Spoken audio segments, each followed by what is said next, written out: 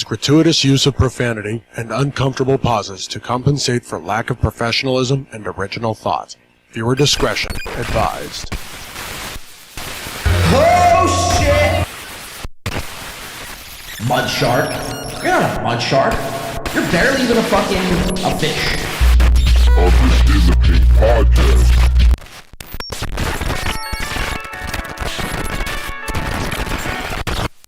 This is fucked up.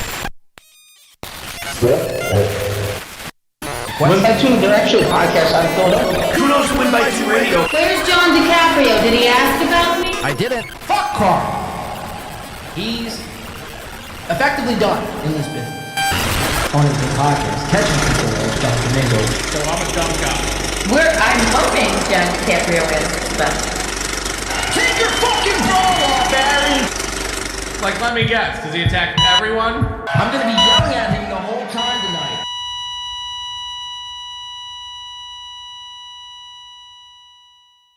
Your show sucks!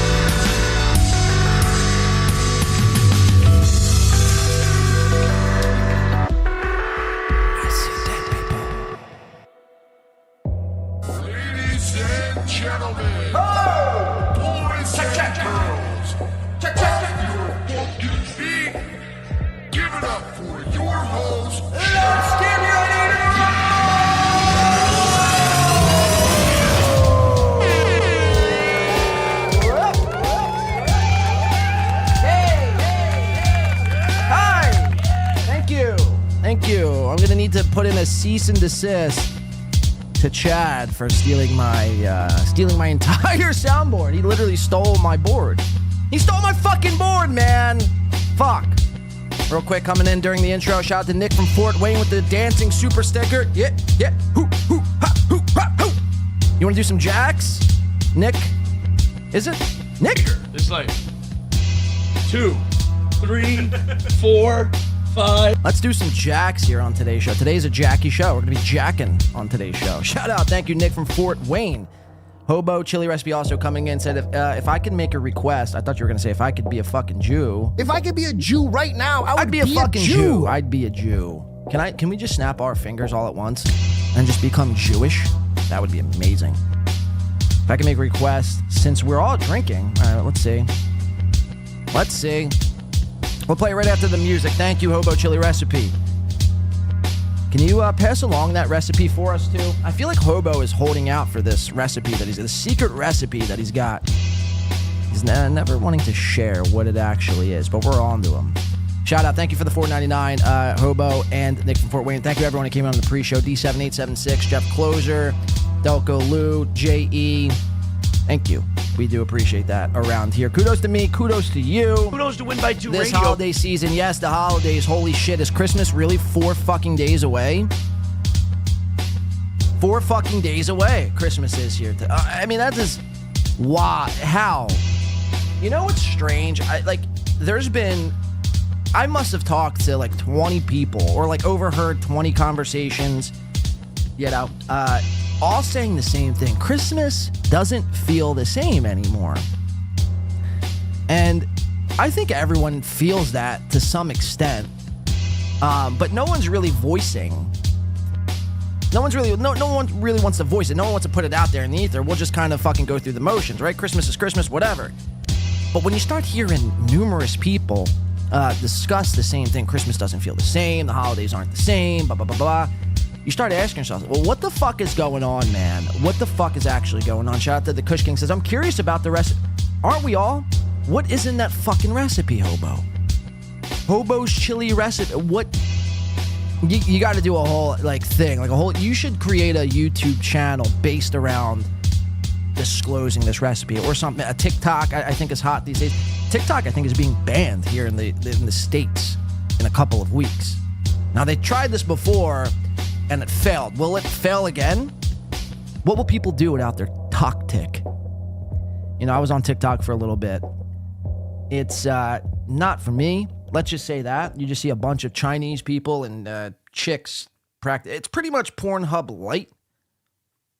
Chicks naked doing twerks, like all across your feed.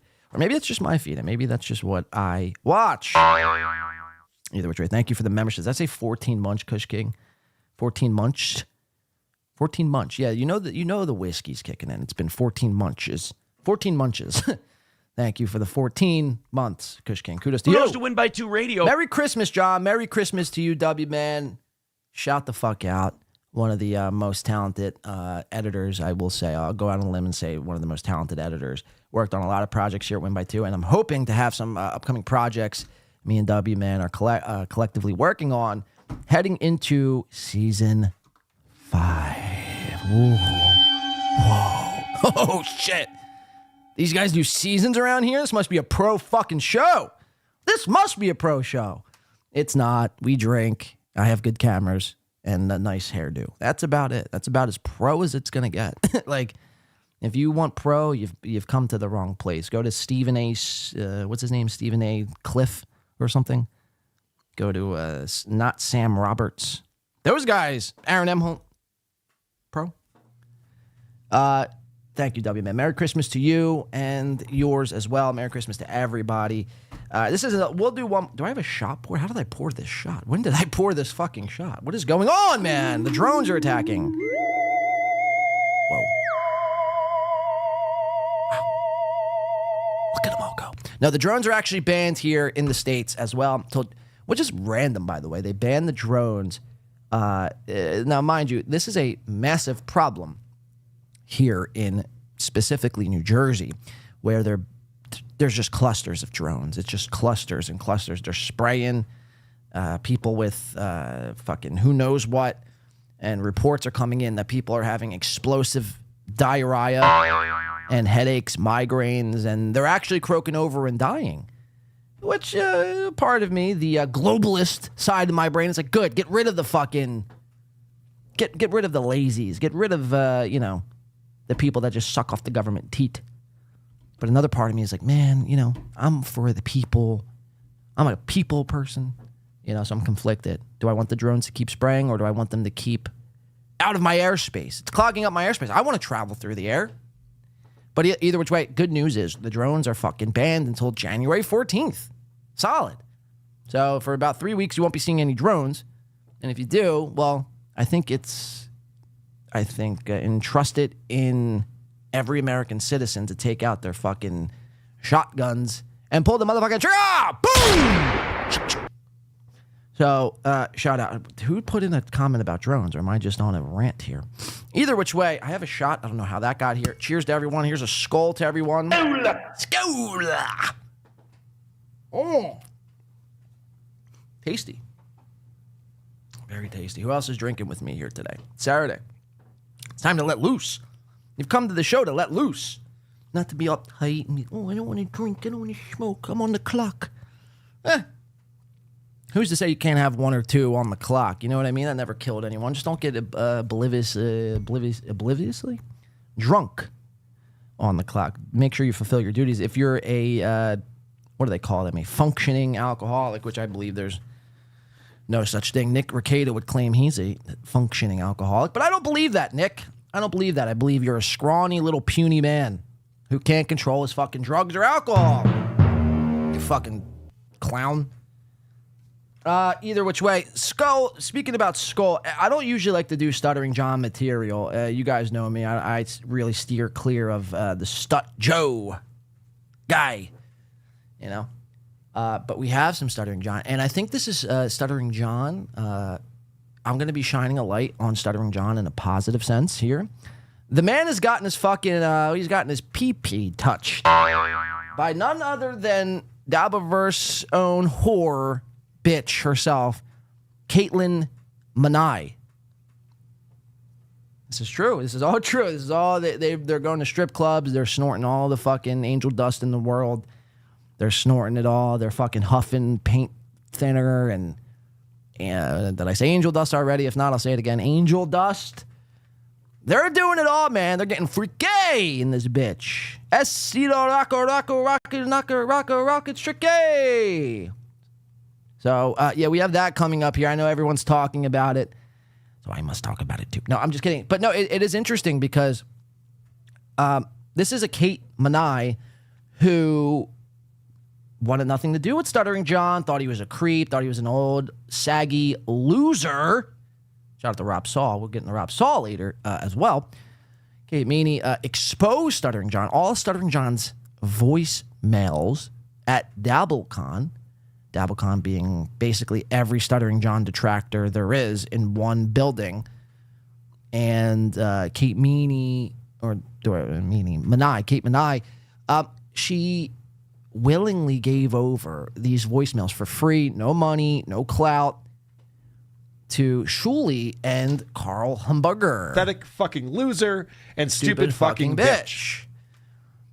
Free of charge. Free of charge. And all simultaneously, around the same time, Kate Meany was doing, Meany was doing one of the things that you see a lot of these people do. Ray Devito, a.k.a. Ray Davinsky, a.k.a. the man who wasn't in English Finglish. Steel Tilt Morning Show does this a lot. Geno Bisconte. You guys know Geno, right? Geno's a swell guy. You know, Geno's a bitch. Still a bitch last time I checked, actually. We'll get into Geno later as well, too. But Kate Meany did the thing where everyone else, I'm not in the dabbleverse. I want to leave the internet. Imagine wanting to leave the internet. What are you, some type of fucking broken brained fucking chimp? Like, imagine, like, really... Whoop. Big Papa Pete coming in to subscribe. That threw me for a loop. Imagine being so broken in your fucking brain that you think the best option for you and your family is to leave the internet. Like, for real. It's just like these people, you know, they swear they're above it, but they can't resist. They must watch everything about them. And to that, I'd say this: you got what's coming to you, bitch. You got what's coming to you. And in this sense, the money-grubbing whore herself, the clout goblin, gobbling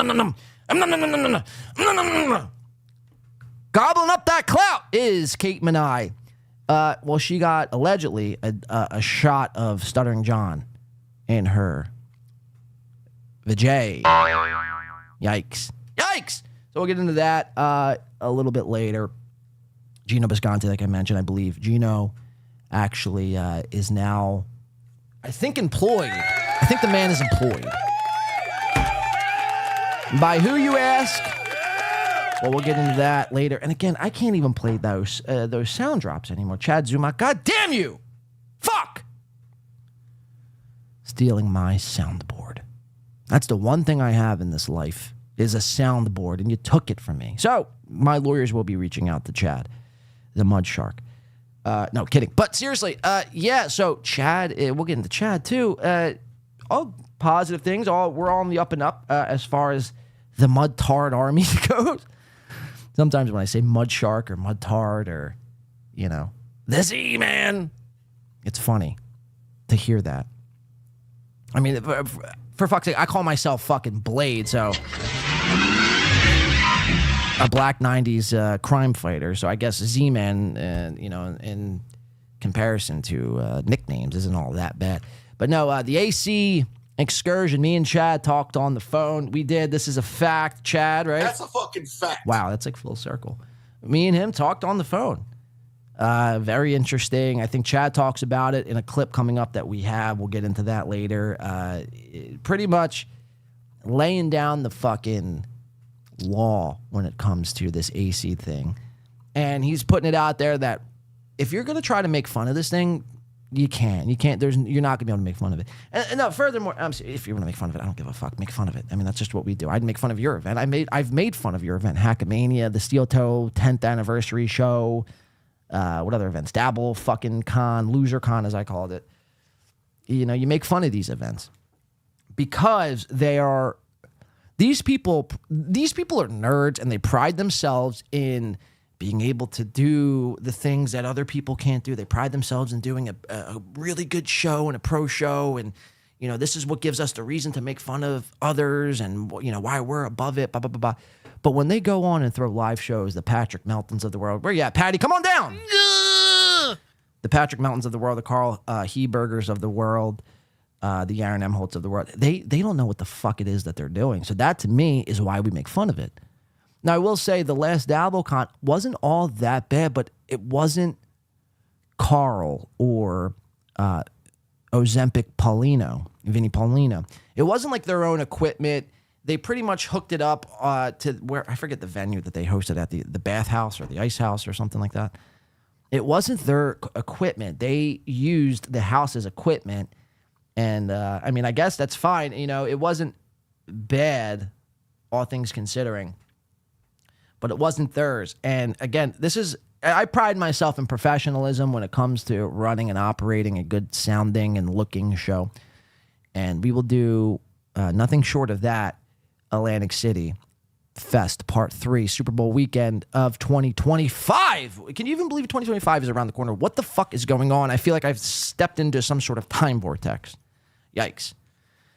So we're going to get into all that. Geno Bisconte, like I mentioned, possibly employed. There's just so much to get into today. I always fear that I never have enough to put on a show.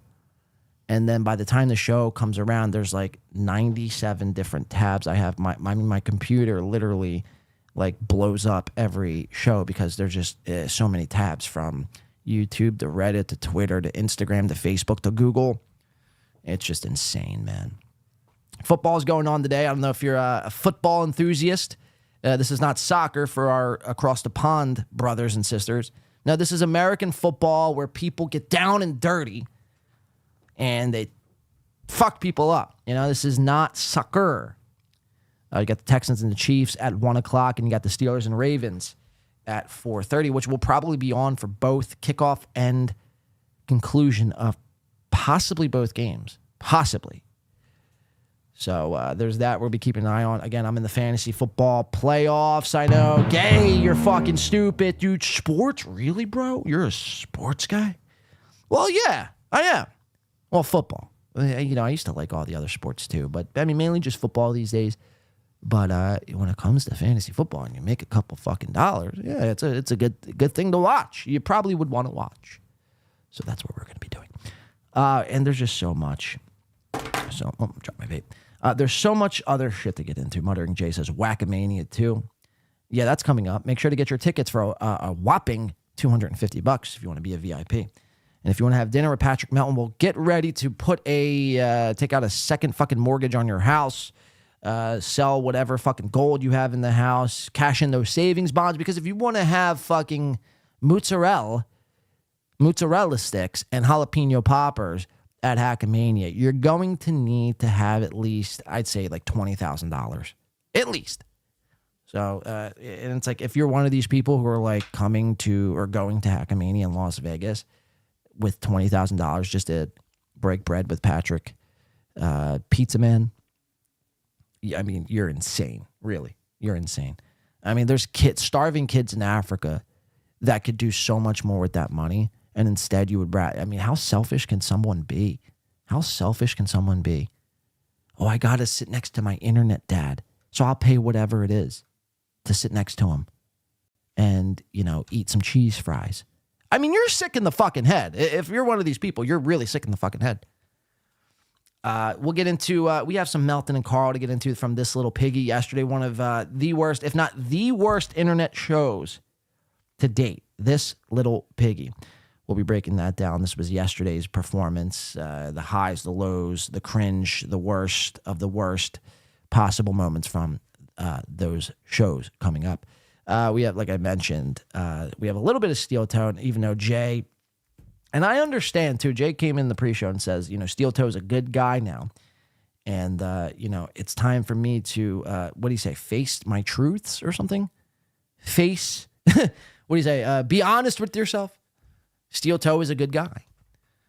And again, I don't know if it's, I wouldn't say Steel Toe is a good guy. He's probably one of the worst people as far as life goes.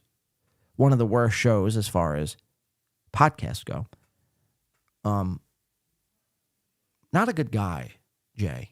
He's definitely not a good guy. But I will, like I said, I will say the people who make fun of him, the Moody's, like it's where the fuck. So all of a sudden, Patrick Melton's tech nerd guy, Muhammad Moody, which Muhammad, by the way, last time I checked, is a terrorist name.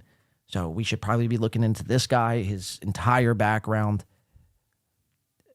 I mean, what if Moody decides one day he's had enough and, does some wild shit, does a whole 9/11 style operation because he's had enough? You never trust a man whose name is Muhammad. Seriously, that's just common knowledge. You just don't trust a man whose name is Muhammad. And if your name is Muhammad here today in the chat, well, guess what? We don't trust you. That's a fucking fact. So we should probably be doing full exposés on Muhammad Moody.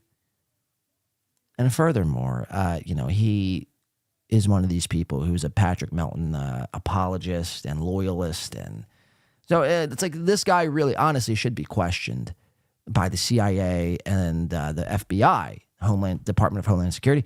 He should really be questioned. Like, he shouldn't be able to just boot up a broadcast and be able to broadcast here in the States. Like, you should have to pass some sort of test, to do this in the first place. But furthermore, if your name is Muhammad, you probably need to undergo some sort of background check of sorts. I don't know. Just seems sketchy to me, man. Just seems fucking sketchy. So we'll get into This Little Piggy. We got the nerd Carl. We got the fat Melton. We got the alleged terrorist Muhammad. And we have the puppet Tukey, who to be honest, I'm not a Tukey.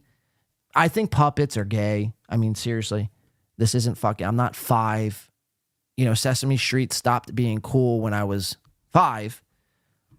But B Dabbler as a whole, the B Dabbler brand, I've never... It's whatever to me, man. B Dabbler's the least of my concerns as far as the other 3 go. But the only point of contention I have with B Dabbler is like, why do you feel the need to be accepted by those people? It baffles me a little bit. But we'll get into that later coming up here. There's a Kumi update. Kumi and Bob Levy. I'm just scrolling through all my tabs. Oh, Joey C. That's pretty much. He's in my fucking thumbnail, man. Joey. Joey's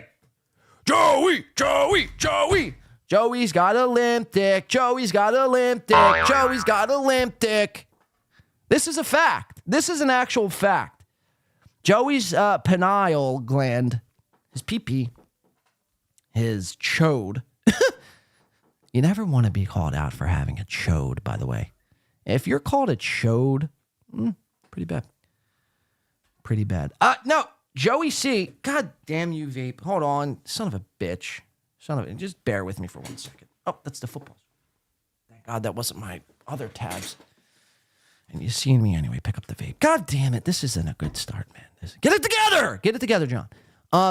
Joey C's got a limp dick. He's been going to the doctors. I can't wait to cover this. This will be the last thing we do here today. So this will probably be an hour 6. So you're going to want to stick around if you want to hear about Joey C's limp pee-pee. His non-working, non-existent penis. He might as well just chop the thing off. I caught one of the clips, I think, courtesy of My Lost Interest coming in, who clipped this out. And I heard one of the clips, him and this guy, Lou the guy, this fucking animalistic beast of a man, this overly, pleasantly plumped character who's got like 17 missing teeth. Now, mind you, I think the human body only has, 29 teeth or 28 teeth or something like that, 36 teeth. This guy's missing half of his fucking teeth. I mean, it really is strange. But this Lou and Joe, they were collaborating on the Joey C network or whatever the fuck it is. And they were discussing how Joey C,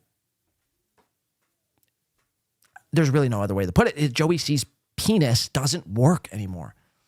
And that got me thinking. And, fellas, if you're over the age of 55, I mean, does that not scare the shit out of you? Does that not really fucking put a little scared down your fucking... a shiver down your fucking spine? What, one day we're all going to wake up Joey C. with our cocks not cocking?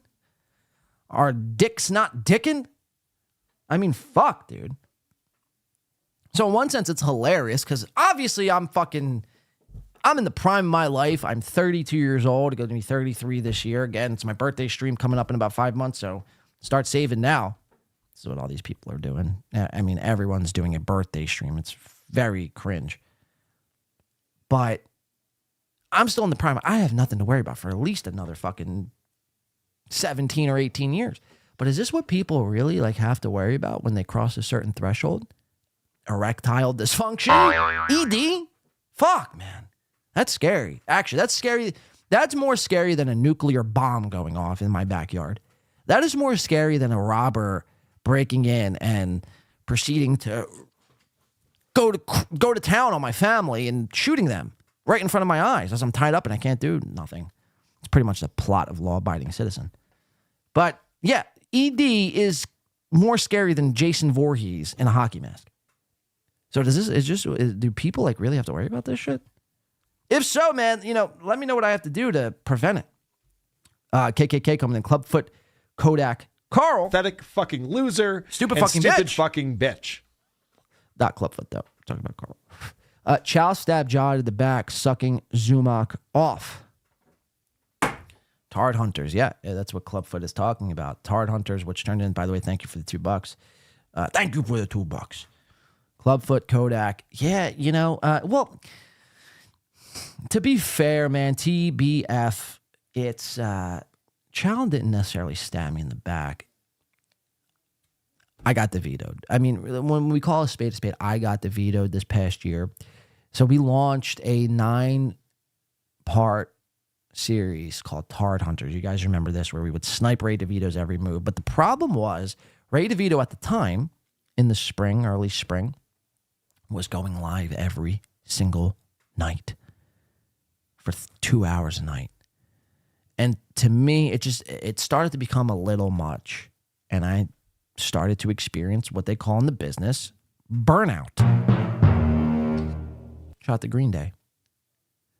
I couldn't do it anymore, man. I couldn't do it.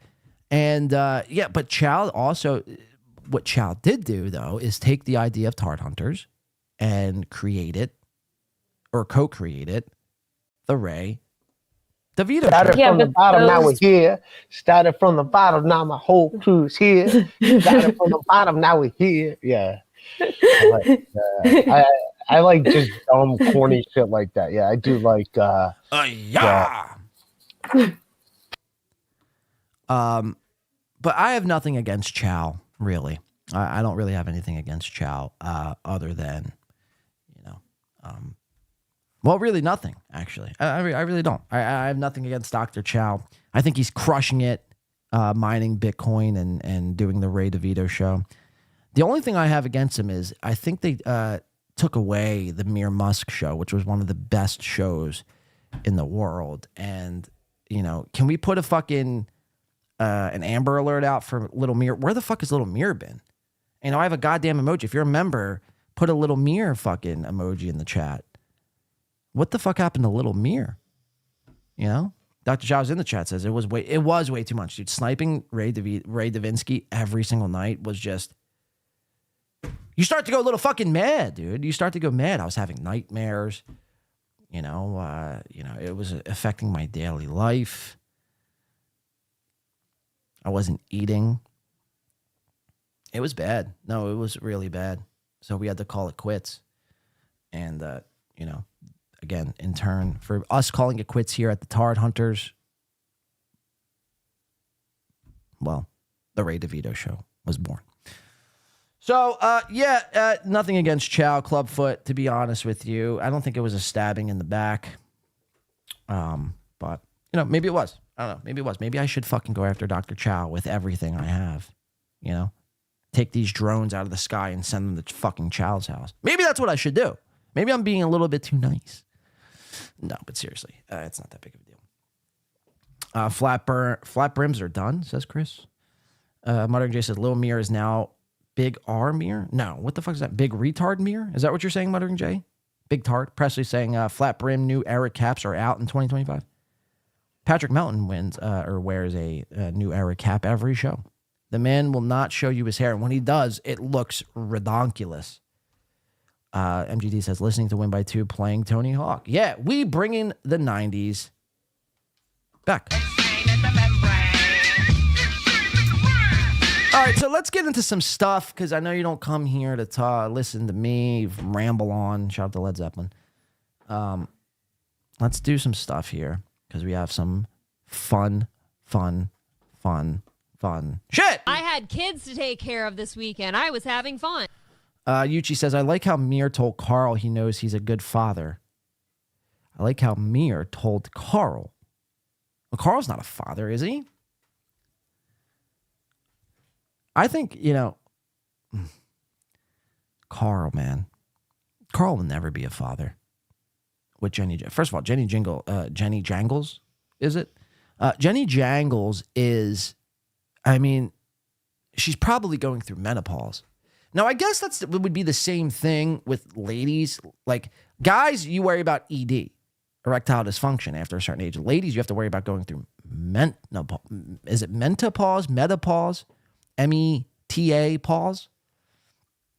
It just sounds, strenuous, You just fall apart. After, like, the ripe age of, like, 40, I think things just start falling the fuck apart. That sucks. So you basically have 40 years on this earth to, be in your prime, essentially. And then after 40, it's like you start losing your cock, you start sweating if you're a chick, and it just a whole not. This is not a biology class. What are we talking about here? The reason why I bring that up is because Joey C. I just think it's funny. When like potatoes get that black nasty rot big spot. Rot spot on them. I just think it's hilarious that Joey C is admitting this on lives. And I think it's fucking hysterical that the man can't fucking please his woman.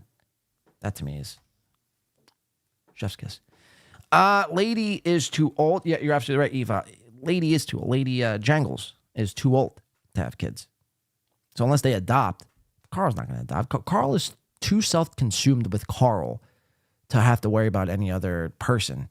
Carl does like 19 shows a week. Who are these socials? Who are these broadcasts? Who are these podcasts? This little piggy, fucking point, dabble point. Again, and this, I was thinking about this today in the shower. The thoughts I have in the shower, by the way, you don't want to be in my head while I'm in the shower, but the thoughts of Carl, and a lot of these people are just so overexposed. They're doing way too many fucking shows. Again, it's like one or two shows is enough. 2 shows is plenty. There's no reason why we need to be doing 19 shows a week. It's just cut and dry as that. And this is something I've always talked about. It's like, why are these people, and it's really nothing different than their previous shows. It's basically the same show, just with a different title. That's it. But yet Carl is too self-consumed with Carl to focus on having, offspring, little nerds. And nor should he, by the way. Again, like I always talk about here, where you should have to pass some sort of test, like you do everything else, to be able to boot up a live stream and talk to an audience and collect super chats or likes or whatever it is. You should also have to pass a test to have children. Because how is it that like retards, the Meltons, the Carls, who else? Michael Ray Bowers. I mean, you insert retard here. How is it that they're just able to reproduce with no pushback, with nothing? That to me, Joey C, I mean, that's crazy, man. That's fucking mind-blowing when you really think about it. The world doesn't need little Joey C's running around or little Michael Ray Bowers running. I mean, come on, what are we doing? But I guess, this is America, the land of the free, the opportunity, whatever. We should really be a 2-child state like China. Real quick update. All right, the fucking Chiefs game's already in the second quarter. It's 10-7. 10-7 Texans. They're up 3. Damn, 7 minutes ago in the second. Let's see what's happening here. What are some of the stats here? So I'm playing against Nico Collins, and he's already got 5 for 45. So in a PPR league, that's 5 for the catches and 2 for the yardage. It's a point every 20 yards. Dalton Schultz has a 10-yard touchdown from C.J. Stroud. C.J. Stroud also does have a pick. C.J. Stroud not doing too bad, although C.J. Stroud has sucked balls this entire year. I thought C.J. Stroud was going to be a top 5 quarterback, and it turns out he's probably one of the worst. 12 for 17, 114, and a touch and a pick. We go over to the Chiefs. Patrick Mahomes is 7 for 9 for 58. He has a rushing touchdown, 2 carries, 27 yards, and a touch. Hollywood Brown. I like how that's his actual name now. Hollywood Brown. Hollywood Brown, 2 catches, 32. DeAndre Hopkins, 2 for 14. Xavier Worthy, 2 for 11. I'm also playing against Xavier Worthy, who has 2 for 11. So that's about 9 points I've lost. So, yeah, we'll keep you updated on the Chiefs-Texans score. All right, so let's get into some shit. What do you say? You don't come here for football. But, I got to monitor this. I want to start off because I want to take another shot here. Let's start off. We have an Alex Stein rap song. You guys know this guy, Alex Stein. Alex Stein, for people who don't know, is a guy, and I say the term guy loosely. He's a guy who basically does political talk. He goes up to random people on the streets and, puts a camera in their face and is like, tell me why you're a liberal, or tell me why, your fucking views suck. Essentially, he's like a troll for politics. So we're going to watch him rap coming up here. Also, too, simultaneously, I forgot about this. Alex Stein is super invested into the dabbleverse. Loves the dabbleverse. Has been on MLC a bunch of times. Has been on Steel Toe a bunch of times. Another win for the toe. And Alex Stein, again, he loves this shit. He loves the drama. We're going to listen to a clip coming up of Alex Stein telling people how the dabbleverse is, or the hackverse or the shitverse or whatever we're calling it these days, is toxic. You shouldn't be in it. He worries about people that are in it, their mental health. And it's just like, I have questions for that, man. So how can you say that? And I don't necessarily disagree, but how can you say that about the hackverse all simultaneously while you're going around and your group of people is like politics, which are, I'd say, worse than the hackverse. So check it out. This is Alex Stein's rap song about Nick Rekieta. Primetime 99, Pimp on a Blimp, the Rekieta rap. This is a freestyle. This is what Alex Stein likes to do every fucking show. So he's on the Blaze TV, Glenn Beck's Blaze TV. And before he signs off, he does a Pimp on a Blimp rap freestyle. And they usually suck. So I'd expect nothing less from this rap coming up here. Let's check it out. This is Alex, if I could be a Jew, Stein. If I could be a Jew right now, I would be a Jew. Doing a little rap here. Let's check it out. Alex! I'm going to take another shot to this. On a blimp! Welcome into the show. Let's do it. Alex! Albert M316! $100! You're a pimp! With that money out in 316! Not throwing pics, not like that Prescott! And your hamstring won't up! And you're not calling the cop! And you like to drink soda pop cause you are up! And you don't need a clout cause you got that gun. You protect your son, right or wrong. You're like King Kong, Albert M316. And you know what it's like to be green cause you got all that money, 99 more dollars. Will make me holler, I'm the pimp. Eating shrimp. all day long. Albert in 316. First round. Brad Pitt. But you know, Albert don't quit. Money in the bank. This is chump change. And he's got lots of range. Steph Curry can't shoot it like Albert. And you know, he's wearing Talbot Robber. Suited and booted. And you know, Nick Recatus stays zooted. Aaron M. They still tell. His wife was a freaky hoe. April spread those legs. Then she cooked those some eggs. Nick Recatus high on the bow. Look, now we know 28 grams up in your house. And you're trading your freaking spouse with another DJ who might be gay. Steel toe, boots all day in your face, Nick Recatus. And I will see you later. I mean, this is just so fucking bad. It's so bad. Nick Recatus, and he likes to suck my chafa, and April likes to spread her legs. She also likes to shave her legs. Right? That rhymes. Legs and legs. Hey, Ox, give it up, man. You're not a fucking rapper. You're not Ludacris. You're not Busta Rhymes. This sucks. My entire audience right now is launching tomatoes at your face. If we were at a live venue right now, you'd be getting pelted with tomatoes. You fuck. Nick Recatus. He likes... Well, what rhymes with Recatus? Nothing. Steel toe and his hoe. It's like... Sick raps, dude. Sick fucking raps. Oh, John, you don't get it. He's freestyling. He shouldn't be freestyling then. If this is the extent of his freestyling, he shouldn't be freestyling. Now, mind you, this is the same guy, Alex Steinbergman. Alex Steinbergman. Alex Steinbergman is like a guy who wants to expose the deep state. I've talked about this before, but he wants to expose the government and expose the deep state and highlight and shine a light on all their fucking deep, dark secrets.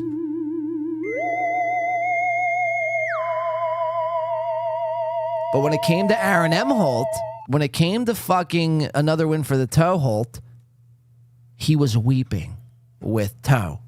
He was consulting with Toe, hugging him live on his show. Literally crying. This man was in fucking tears with Steel Toe. I never seen anything like it. You want to expose George Soros and fucking Klaus Schwab, but you let Steel Toe fucking run game on you? You make me sick, Steinbergman. You will get that probation in court, no lubrication. They going to make you take a deal. Doing cocaine with your kid ain't chill. And I think that is a rumor. But you're acting like a goofy boomer. Oh, gosh, you're doing too much. White. On your live stream, revenge porn from your enemy. Look at Geno Bisconte. Looking at Kayla's breast. He's like, what? Kayla's breast. Sick rhyme. Bisconte. Looking at Kayla's breast. He's like, what's this? In my text, Steel Toe was trying to be funny. Did it on the show. Oh, felony ain't funny when you get that charge and they take your mug shot. So this is right now what's happening is this is a classic case of running out of steam. Like he's literally now just saying words over top of music. Shout out to the Kush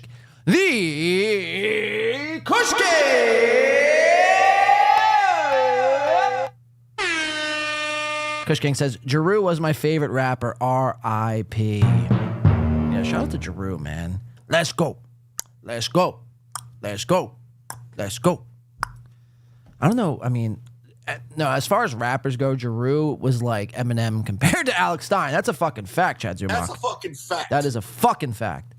All right, let's watch. Alex Stein, I mean, barely holding on. Kush, thank you so much for the $4.99, man. I do appreciate that. Merry Christmas to you and yours, Kush. You get that charge and they take your mug shot. Gonna wish you could smoke some pot, but you're going to piss really hot, Nick Recatus. Stay off it, dog. Oof. Okay. Nick, what a weak. Talk about a weak finish. Nick Rekieta, stay off it, dog. That was the last line. Here, let's listen to that. Just that last line one more time. This is a man who has run out of rhyme schemes in his head. But you're going to piss really hot, Nick Rekieta. Stay off it, dog. Stay off. Why does Alex Stein have like resting constipation face? You know, does anyone pick that vibe up? This man just looks he looks like he's in a constant state of constipation. Like he's just always got to fucking let one out. Yikes. Nick Rekieta, stay off it, dog. Sweet messaging, dude. I mean, sick rap, bro. Sick rap. Oh, you rap, bro? Oh, you rap, bro? Oh, dude, sick rap. Sick rap. Sick rap. Sick. Oh, you a rapper? Sick rap. Sick rap. Sick rap. Sick fucking rap, dude. Sick rap. You're like Eminem. You're pretty much like Eminem now. So that's Alex Stein. Presley says, lock him up. Alex Stein's also going to comment on the Hackverse. He's going to call it garbage, toxic, a terrible place. Now, meanwhile, you have to remember this guy is mixing it up in the world of politics. So I don't know how you can call the Hackverse toxic, garbage, terrible place. All the meanwhile, you're trying to infiltrate politics. We're going to watch. Let's hear him out here. Look at that. Deitois used to watch this show. I think she's gone on strike as of recent, but whatever. We're not going to cry over spilled Deitois. Deitois comes in with a super chat, says, stay out of the Hackverse. It's garbage. Well, let's listen to Alex Stein's rebut.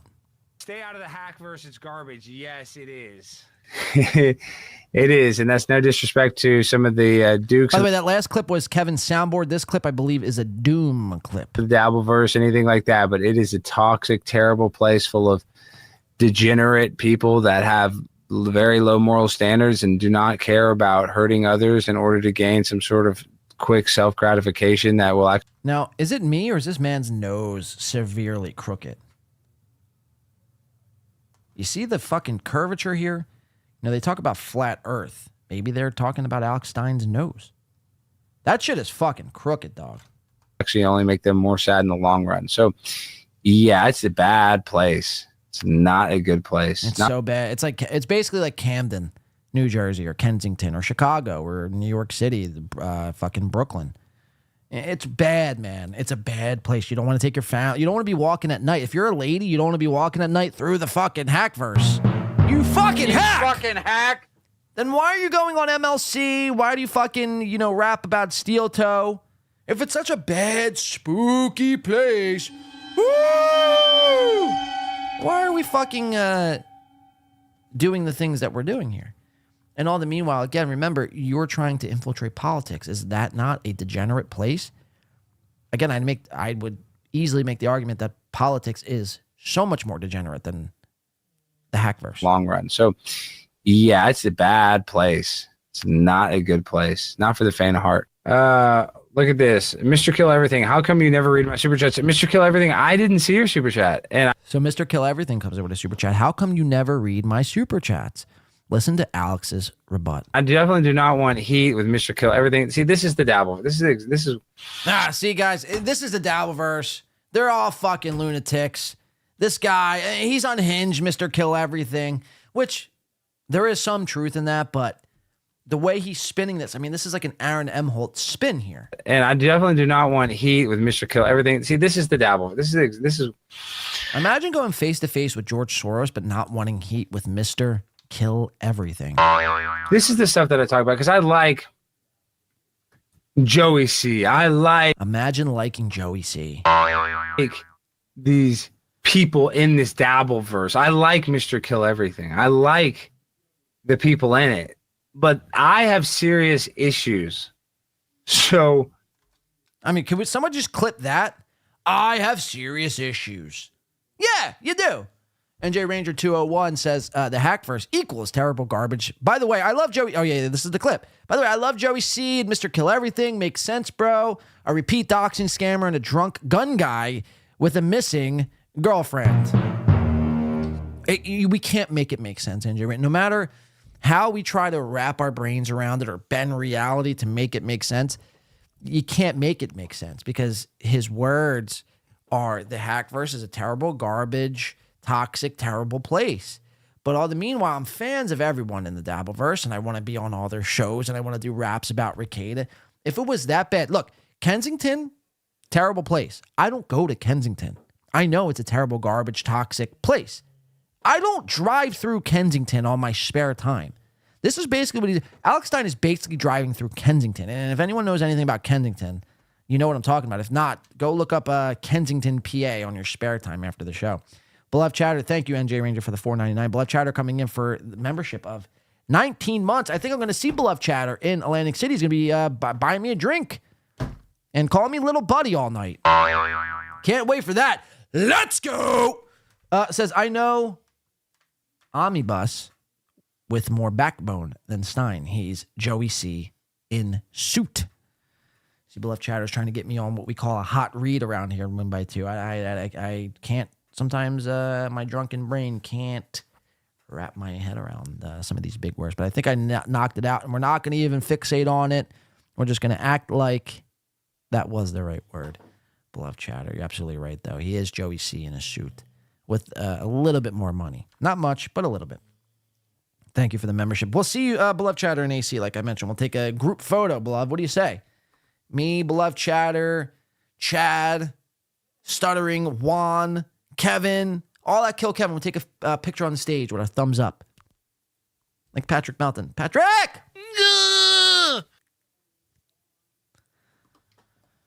By the way, Beloved, I drank Miller Lights or any sort of whiskey. Thank you.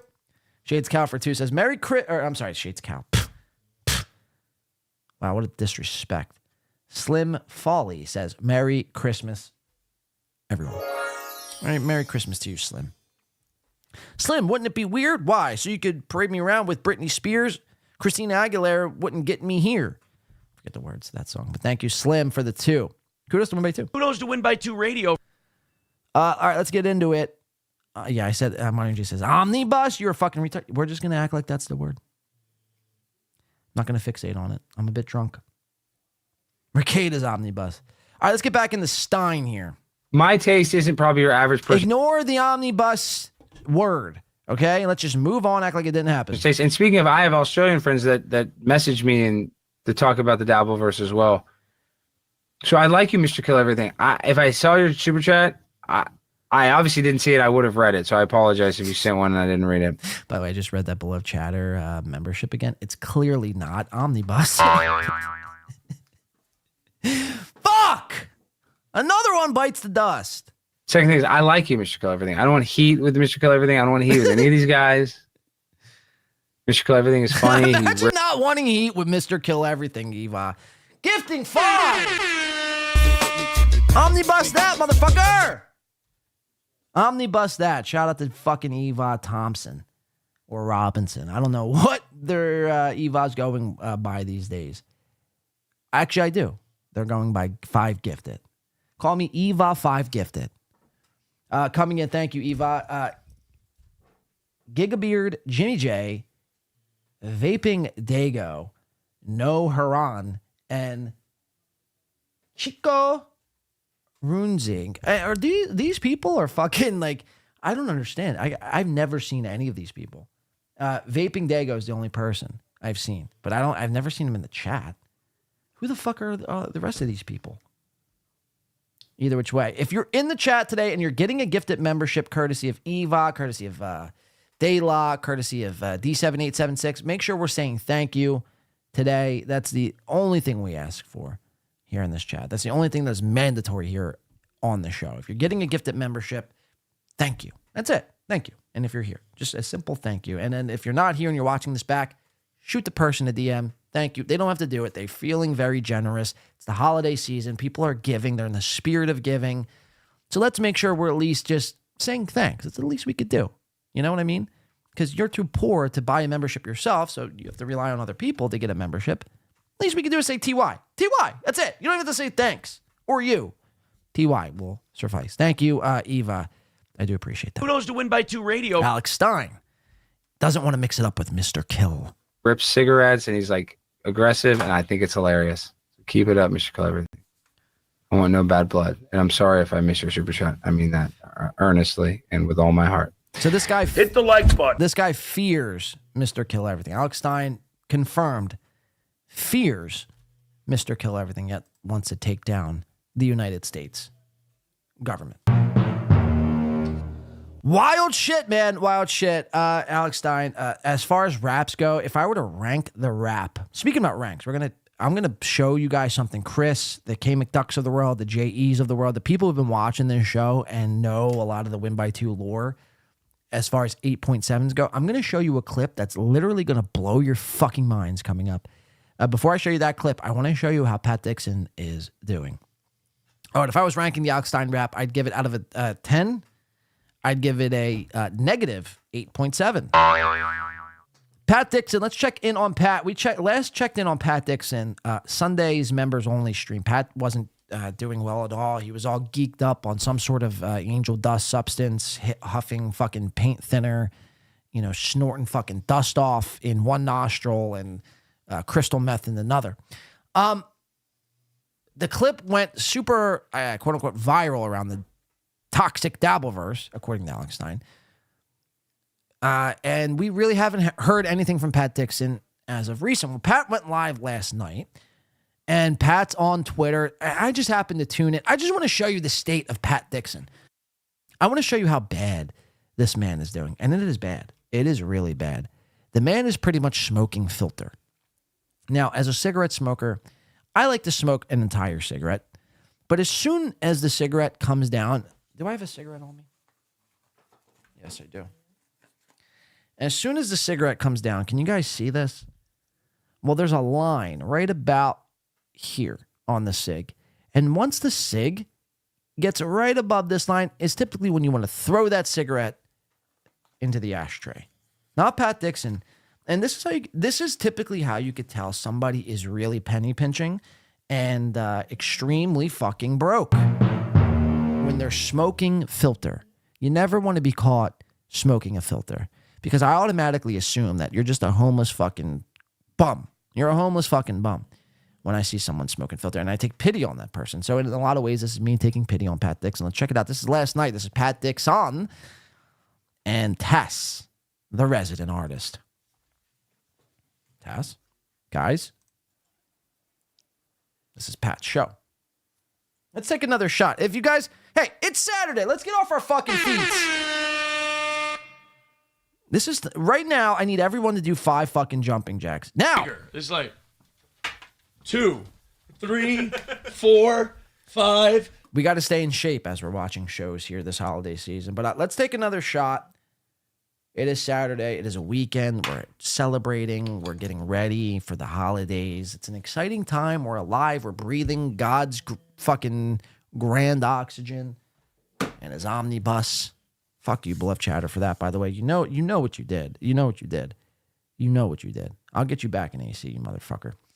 Cheers to everyone. Here's a skull to everyone out there. Hopefully everyone's having a great Saturday, a great weekend.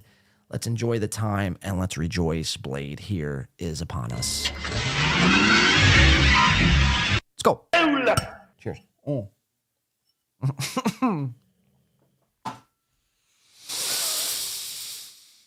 Okay. Pat Dixon. Noga says, yo, Johnny! Where's Johnny at? Here, I'll give you a Johnny real quick. You want a Johnny? I'll give you a Johnny. I don't get to fucking sleep. Johnny! All right, let's watch. Patricia Dixon. Yo, hi. Welcome to the... Okay, so here's this Tess chick right here, looking all types of nerdy. I don't know much about Tess. The only thing I know about Tess is she's basically like Moody. She's what Moody is to Patrick Melton, and that is a Patrick Dixon apologist, and loves Pat Dixon. Would love nothing more than to suck the seed out of Dixon. Actually, I don't know if that to be true, but I mean, I can only imagine, right? One's imagination can only run rampant here. So here's what's this chick's name? Tess. So she's here in the top corner. She's dancing. Let's watch. Here, let's go back and let's watch Tess. So she's also doing jumping jacks of her own.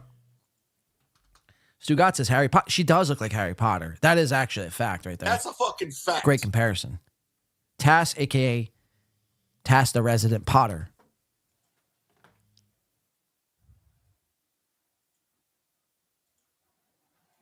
Yo, hi. Welcome to the...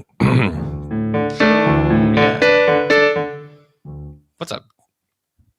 Tass, the resident artist, here tonight. How's it going? I figure I'm going to just play some songs, you know.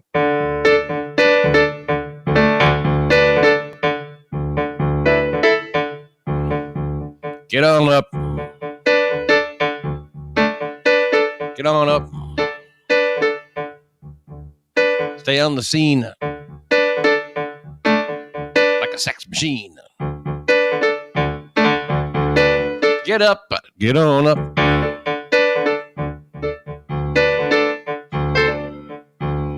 So he's doing that song, get on up, burn out, and get on. I mean, talk about the most low energy. Like, at least Alex Stein had energy when he was doing a freestyle. Pat Dixon is void of any energy whatsoever. Get on up. Get on up. Get on up. I mean, this. I want to go to sleep after watching this. Get up. Get on up. Get on up.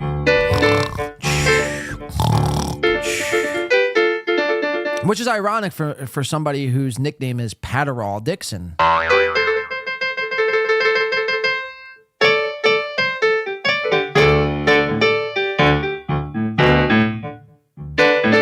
Never played that before. Never played that. Tass is just bouncing back and forth. Watch this bitch. Never played that before. Never played that. Yeah. Yeah. Yeah. Are you okay? Are you okay, bouncer? Never played that before. Never played that. Wow. Can you? Are you talking tonight or what? Are you talking tonight? I can feel it. Can she talk tonight? Oh, Lord. Can you hear me? Yes, I can. Nice. Cool. Nice. Is the sound okay? Or? Yeah. Sounds fine. Okay, good. Sounds good. perfect. Yeah. So, boy, all the big news is Kate Meany. Oh, yeah, Kate Meany. Very interesting. Kate Meany. She apparently hooked up with John or something. I don't know. Jay says, where did he find her? On the side of the road. Meany. Meany. Kate Meany. Did you guys rehearse this before the show? Sick bit. Meany. Meany. Just let's say Kate Meany's name as weird as we can. Minner. Meany.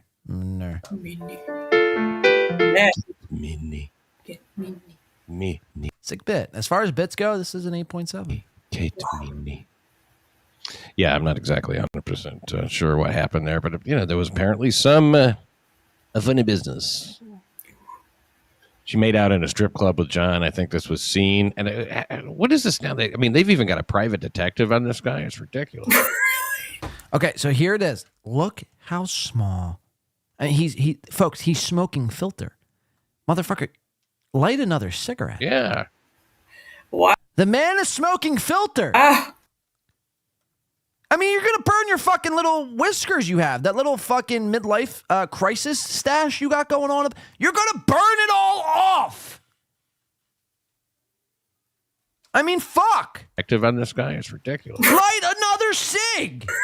As a cigarette smoker, this is infuriating. Like, I see, like, very poor, unfortunate people smoking filters. Yeah. Wow. Look at this. Look at this. Look at this. He's making Mersh mouth noises here. Wow. He's like sucking a fucking corn pipe.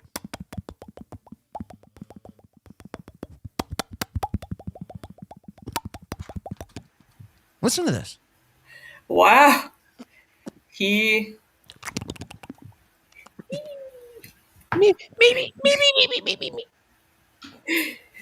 He is so popular.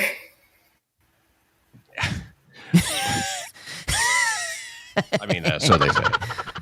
So they say. Sick fucking, sick bit, guys. Sick bit. I mean, so they say. So they say. She is very, very popular. I mean, really. As far as takes go, guys, that might be the take of 2024. It's the take of 2024. I'm laying down the law now. That is the take of 2024. Did you not hear the fucking insight and the fucking, what do they call it? The intellectualness that these two are displaying? Listen to it again. Unclog your ears. Pay fucking attention. These people are really fucking breaking down the Kate Meany thing and Stuttering John boning to the likes of which I've never seen. I mean, this is really some just insanity right here. I wish I was this smart.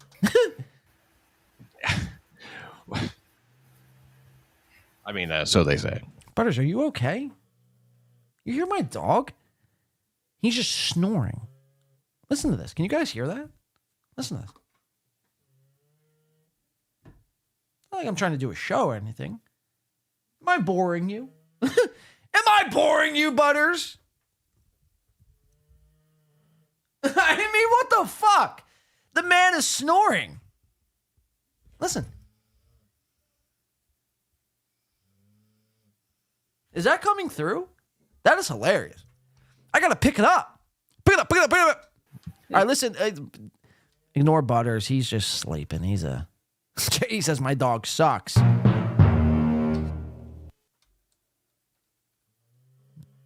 I mean, I can't right now. He is so popular.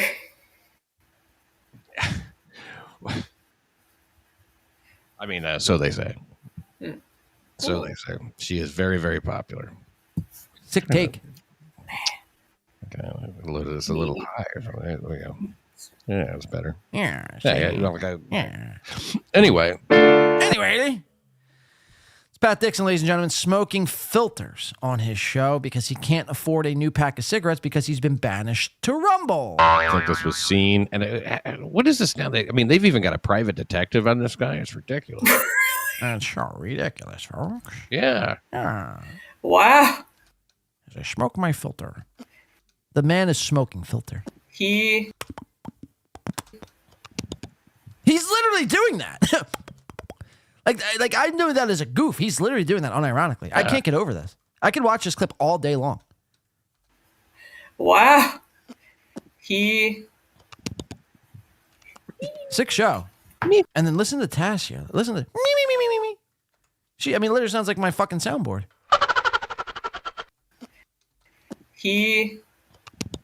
Watch. That's a classic mimic. When somebody has nothing, they mimic. They mimic the other person. We see it time and time again. That's very funny stuff from Pat and Tass. Really fucking killing it oh, fuck! God! I just exited out of my Earl Skakel clip. Guys, you want to... The Win by 2 lorers, the people who know Win by 2 lore, guys, you want to lose your fucking skull? You want to lose your fucking minds here? Check this clip out. I have a clip of Earl Skakel that's going to really fucking rock your socks here. Check this out. If I could find it, I just exited out like a fucking tard, like a Pat Dixon. God damn it, now I got to find it. Son of a motherfucking fuck. All right, here it is. I got it. All right, relax. Fear no more. Guys, check this out. Right, so that's Pat Dixon from one fucking... Okay, shut up, Earl. Shut up. Check this out. Now, Earl watches this show. Earl is probably upon us right now. Earl is watching right now as we speak. Earl, come on, dude. This is almost too on the nose. I haven't watched Earl Skakel in about 6 months. To be fair, to be honest, full transparency. I haven't watched Earl Skakel in about 6 months. I happened to turn this clip on last night. Let me see what Earl Skakel is up to. And this is what he's up to. Looking very bloated, very nerdy and bloated. And the clip reads, you guys can't see because it's behind my camera here, but it says a self-tape masterclass by Earl Skakel. # acting. Hashtag Hollywood. Hollywood. Are you guys ready to have your minds blown? Watch this. All right, guys. Production is lacking at Burger World. So he's doing a bit, right? He's doing a bit. He's talking to, I mean, I don't know who the fuck he's talking to. Jay says, Earl will be here when there's more girls in the chat. Hey, where the pussy? That's Earl's famous line. He comes in the chat. Hey, guys, any pussy around here? Earl Skakel is protected by the Secret Service. Earl's a Hmong.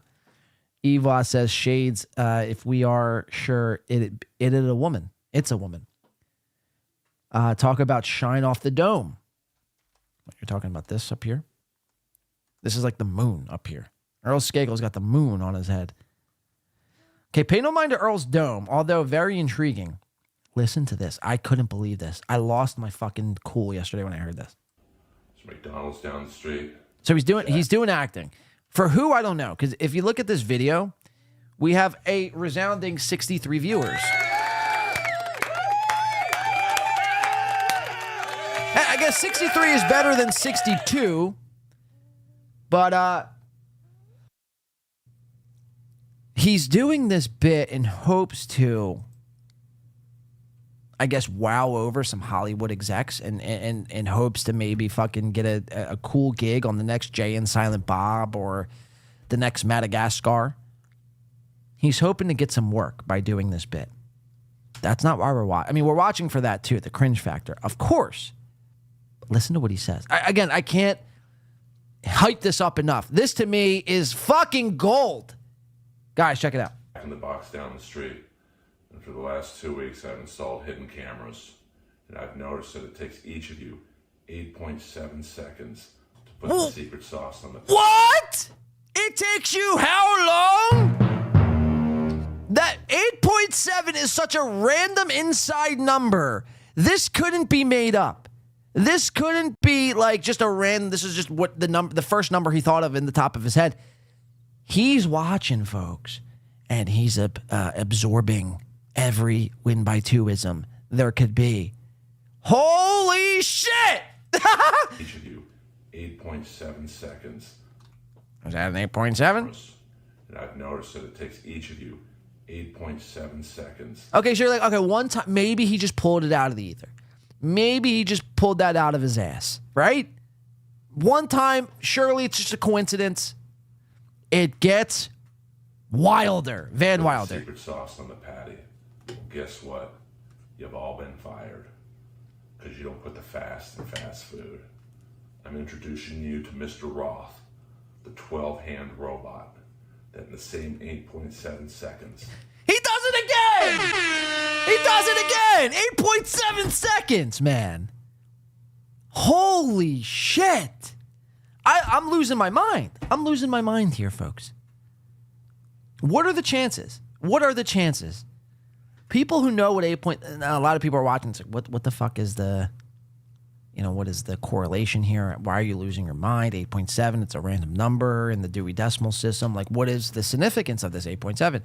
You're just going to have to go back and watch. Or maybe one of our mods will explain this to you in the chat. But tell me this is fucking not incredible. And robot that in the same 8.7 seconds can make 12 patties with the secret sauce on it. So fill out those resumes. You're all fired. Look, this is Earl acting. Shh. Keep it down. He's acting, folks. I don't care if you look at me like I'm an a-hole. I got one concern, and that concern is beating McDonald's and Burger King. And Burger World just ain't cutting it with you guys as the work staff. Wow. Okay, Earl, 8.7 Skakel. Confirmed, a two-nation guy. He's a two-nation guy. He really is. He loves the two-nation. Shout out to fucking Earl Skakel holding it down for the underground. Earl Skakel, you're going to need to plug Win by Two somehow. The next show, the next video acting thing you do, you're going to need to plug a little Win by Two. That's amazing. Earl, Muticrow says Earl has a hog. And Joey C's hog doesn't work. Very funny. It's like first full circle. Let's see. Remarkable. NJ Range says it's about an 8.7. NJ. I'd give Earl saying 8.7 and 8.7. So you have to really know the win by 2 lore to really understand that bit. To me, I thought that was fucking, that's a direct. He's talking to me. He's talking to me when he's saying 8 point. That is such a random number to pull out of your 8. You could say 8.8, 8.6, 8.2, 8.4, 9.7, 2.7, 7.6, 5.9. You land on 8.7 2 times. You're a win by 2 guy. Who knows the win by 2 radio? Shout out to win by 2. And shout out to Earl Skakel. And 2 Nation guy. All right, let's get into Mr. Raymond Davinsky. He's not in a good way here. He's not in a good way. If we could just call a spade. Let's get into some Mr. Raymond Devito here. He's a Guido. He's a pedo. Ray DeVito. He wears a Speedo. That Ray DeVito. DeVito. His chin is kinda neato. He's Ray DeVito. He is a Guido. He's not a pedo. His name is Ray DeVito. Okay, let's check this out. So Ray DeVito, we'll go to the big screen for this clip here. It reads, Ray DeVito talks about his experience with threesomes and explains why they are not fun. Listen to this. This is incredible here. Check this shit out. Mr. Rapey, Mr. There are drones over New Jersey trying to figure out how the fuck a guy like Shmuel. So Ray always does this. When he feels awkward, he never finishes the chat and he laughs awkwardly. The comment, the super chat from Mr. Rapey, Mr. Ray reads, there are drones over New Jersey trying to figure out how the fuck a guy like Shmuel Buckman had a threesome. Listen to Ray's response here. This is insane. Ray. Shmuel. I didn't notice this either, but Ray DeVito's getting fat. Oh. Wait, we gotta go back 100. How the fuck a guy like Shmuel. Ray is actually getting fat. Look at these these extra skins here. Ray. You're my man. You're getting fucking fat. You're getting fat, dude. And you go to the gym. How is it that you go to the gym and you look like this? My man, you got 1, 2, 3. You got like 4 chins, dog. You got 4 chins. Ray, cool it on the fucking McDoubles, the Big Macs, the Chick-fil-A, the Burger Kings. It's pretty bad when Chad Zumach is in better shape than Ray DeVito. Ray DeVito, ladies and gentlemen, I'm here to confirm, look at this. I mean, 1, 2, 3. The man's got 4 chins. He makes Patrick Melton look thin. Let's listen. Ray DeVito.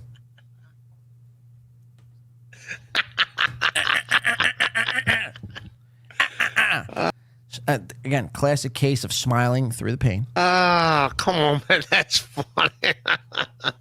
Yeah, I don't know. I don't know what I've been told. If Shmuel wants to come on, if he's here, he's welcome to come on.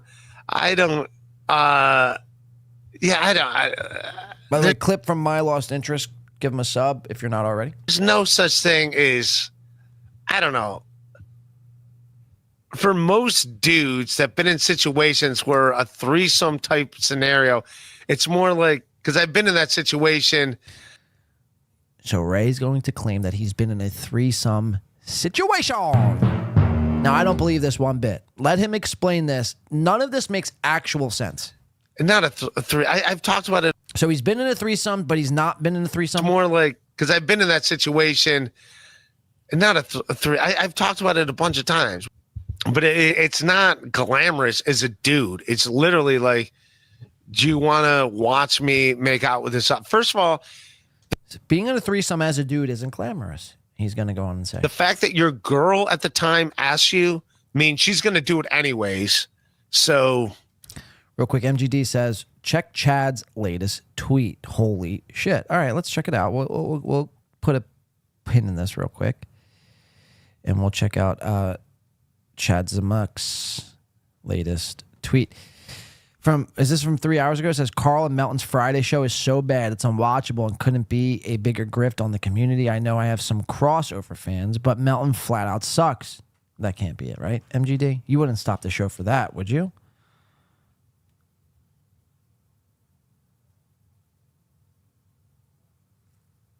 Ricky Henderson is dead? Is this the tweet?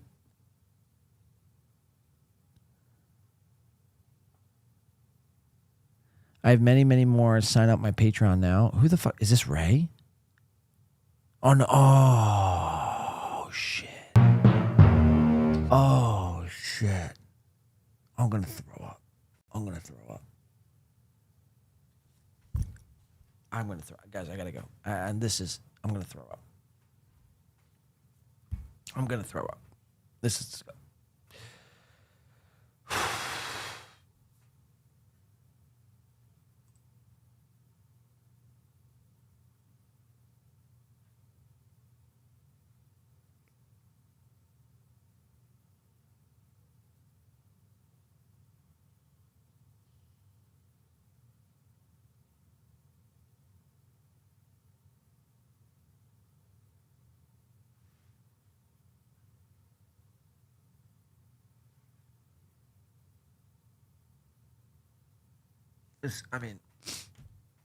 This is bad.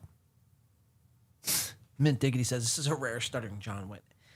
No, actually, this is a win for the toe. Another win for the toe. This is, what we're looking at right now is a picture of Kate Meany and the Stuttering... I can't even say it. I can't even muster up the strength to say it. Kate Meany and Stuttering John making out. They're kissing. Swapping spit. This is a 24-year-old woman, girl. I mean, she's not a woman. I mean, let's call a spade a spade. She's not a woman. She's a fucking immature fucking little girl making out with Stuttering John, who's about 63. Holy fucking balls. I'm serious. I don't know, MG, you really just threw a wrench into the show. I don't know how to move on from this. Can I even go back to Ray DeVito's threesomes? Joey's. Why is, in an odd way, today's show is based around like a lot of sexual innuendos. Stuttering John's makeout sessions and making white sessions. Ray DeVito's threesome stories. Joey C's non-working penis. What is this show turned into? What have I done? How has this happened to me? How am I in this position where I'm commenting on people's makeout sessions and threesome extravaganzas?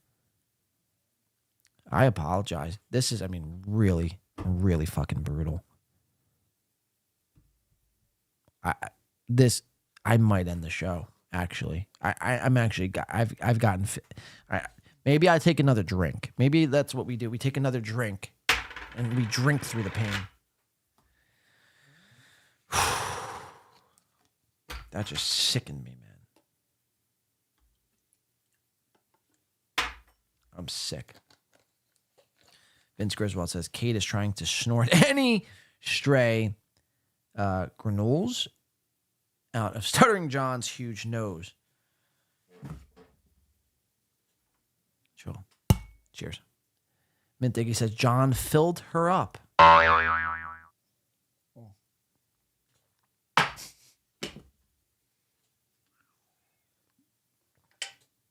This is insane.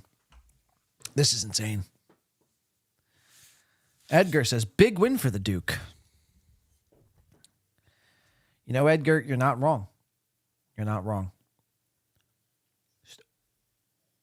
Stuttering John, you have to think about this, man. Stuttering John was all up in Kate Meany's guts. Getting it on, blowing a fucking load. And Kate Meany, a 24-year-old, 25-year-old.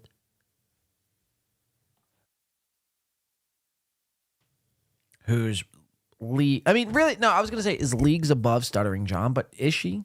She's not. She's a fucking crusty fucking whore.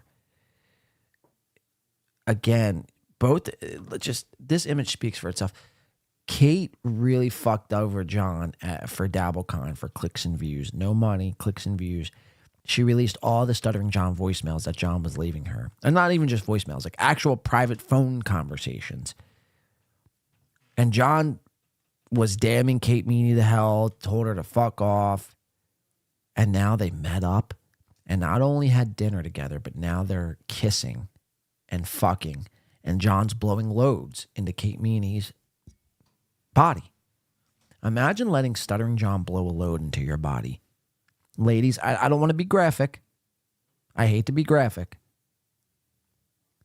I don't intend to be a shock jock here. But imagine allowing Stuttering John not only to kiss you and swap spit with Stuttering John, but imagine allowing him to blow a load into your guts. Now, most logical, rational thinking individuals would be like, no. That'll never happen. Not Kate Meany. Again, talk about... This has been a very fun show. Very fun show, very fun week. Not Kate Meany. Kate Meany will literally do anything for clicks and views. She will literally do anything so people will talk about her. She will go to the... literally go to the edge of insanity to where she's letting Stuttering John fill her up with sperm. She's filled up with sperm, folks, of Stuttering John's seed. Much like Aaron M. Holt sucked the seed out of Nick Rekieta, Stuttering John and Kate Meany. Kate Meany has sucked the seed out of Stuttering John. She sucked his dick. She jerked him off. She let him penetrate him. And when he was right there, right at the edge of completion, she said, just do it. Just do it. Like Nike, just do it. Just do it. I'm on birth control. You don't have to worry. We're not going to have kids. Now imagine, talk about a fucking plot twist. Imagine this bitch getting pregnant with Stuttering John's kid. Holy fuck, MGD. You sandbagging son of a bitch. I don't know how to move on from this. Can you even talk about Ray Devito? Can you even talk about Steel Toe and Geno Bisconte?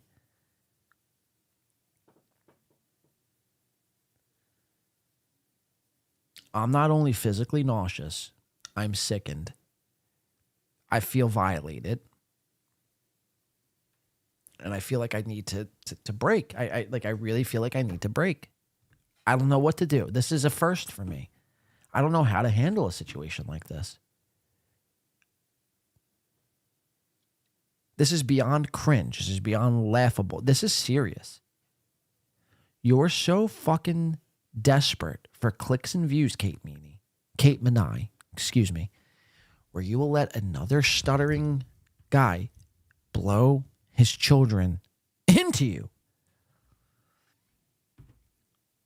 Where do you go from here? There's no how to for podcasters, podcasting handbook 101, where it's like, okay, you receive information about a stuttering guy who used to be on Howard Stern, who allegedly has terrible breath and, just all of the worst attributes attached to him. You let this man fill you up with a cream pie. Yeah, I feel like a lot like Ray DeVito looks right now. This is, if I could somehow bring my emotions to light and really pinpoint and draw how I feel right now, this is how it would look. This is how I feel right now. Sad, depressed, sickened.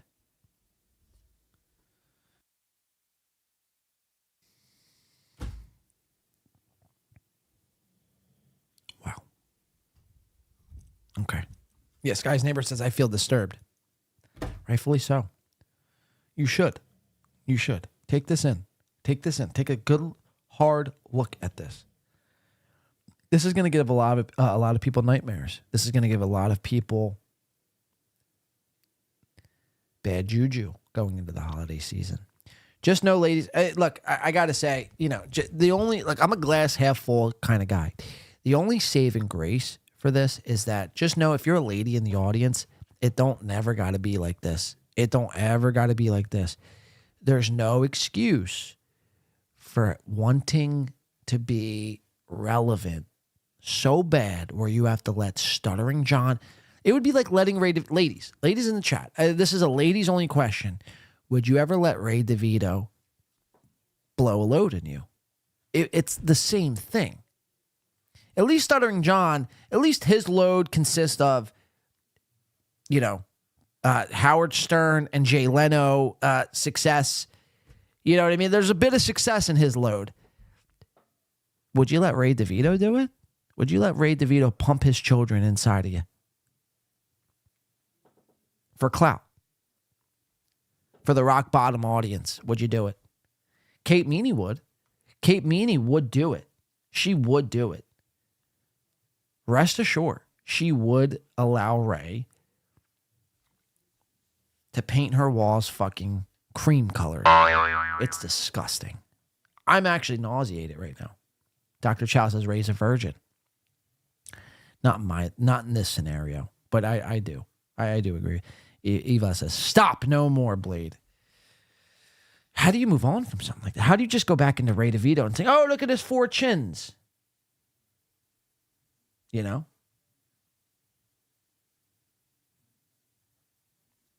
Cream pie in the brown eyes, says Maury. Jesus Christ, Maury. You would accept a cream pie in the brown eye from Ray? Fuck, man. Fuck. We're going to try to get back into Ray. MGD. See me after class, MGD. See me after class. Because that was uncalled for. That was really uncalled for.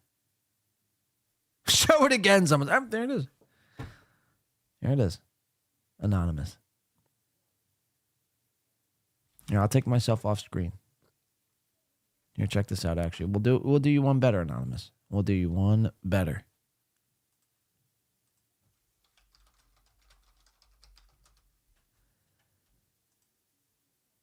This is for Anonymous.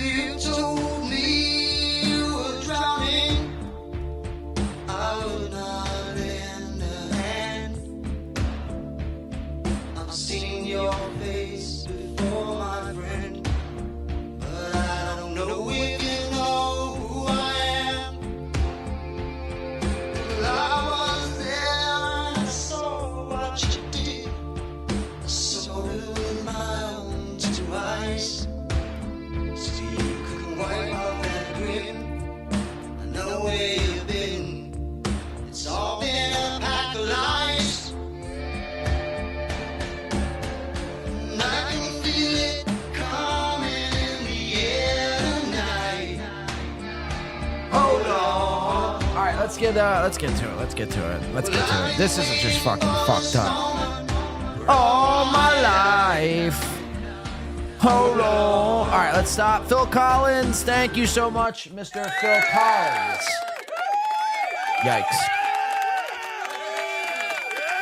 Meany, get yourself some help. Let's get back into Ray Devito talking about threesomes. I know, this is, really disgusting stuff here today, ladies and gentlemen. But let's watch. We have to break it down. And this is... The fuck was that? Did my head just explode? She's just giving you a heads up. So you might as well be like, yeah, okay, whatever. Like, yeah. But it's not fun as a dude. You're literally just watching girls make out with each other. Ray says, talking about a threesome experience. And Ray goes, it's not fun as a dude. You're just watching girls make out with each other. Now, remember, at the beginning of the year, I've came to the conclusion that Ray DeVito might be a closeted homosexual.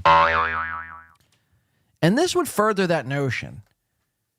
I don't care who you are. I don't care if you're married or if you're in a relationship or what have you. If watching chicks make out, there's never really a dull moment. I'm not saying you have to act on that moment, but it's not. You're not going to be like, ew, ew, ew, ew, ew, that's sick. Girls making out? Ew, disgusting. That's Ray. Ray sees two chicks making out and he fucking runs for the hills. But it's not fun as a dude. You're literally just watching girls make out with each other. And I guess, like, you could touch your lady, but you could touch your lady. Can't touch the other one. Like, or if you're Stuttering John, you could just blow a load in the Kate Meany. When Big J did my pocket, we went through, like, you're like, all right, I don't want to be like... You're literally like, I think Big J was saying it, like, you're literally just setting up the room. Like, all right, I guess I'll light a candle. You ladies want anything to drink? Should I go get you a beverage?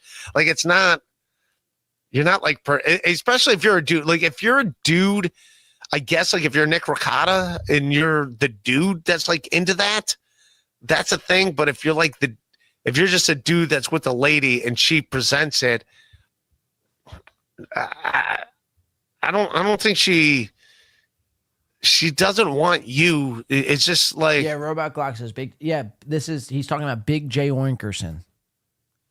Right? You want to watch me make out with another chick, and it's kind of like... It's like, I guess, for the night, and then I'm going to reevaluate where we are tomorrow when this is not happening. But it's like... Yeah, so you kind of just automatically have to say yes, but like, yeah, it's not fun. If you're a normal dude, it's not fun. The whole threesome thing, it's just not. It's just not fun. It's not a three. Like I said, it's not a threesome. It's literally just watching two other people do stuff while you're just like hanging. While you're sitting there hanging in the corner, touching your fucking cock.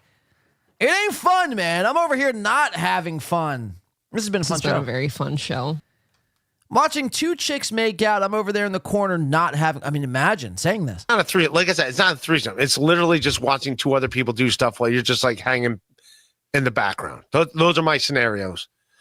So yes, was I technically invited to the threesome? But yeah, you don't do anything. As a dude, you're just sitting there. You're literally just... Yeah, you're doing nothing. You're just sitting there watching them make out with each other and be like... Imagine, Ray. Like, imagine if you're two chicks, like, just getting it on.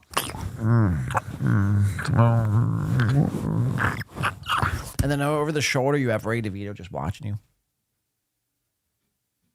Touching himself.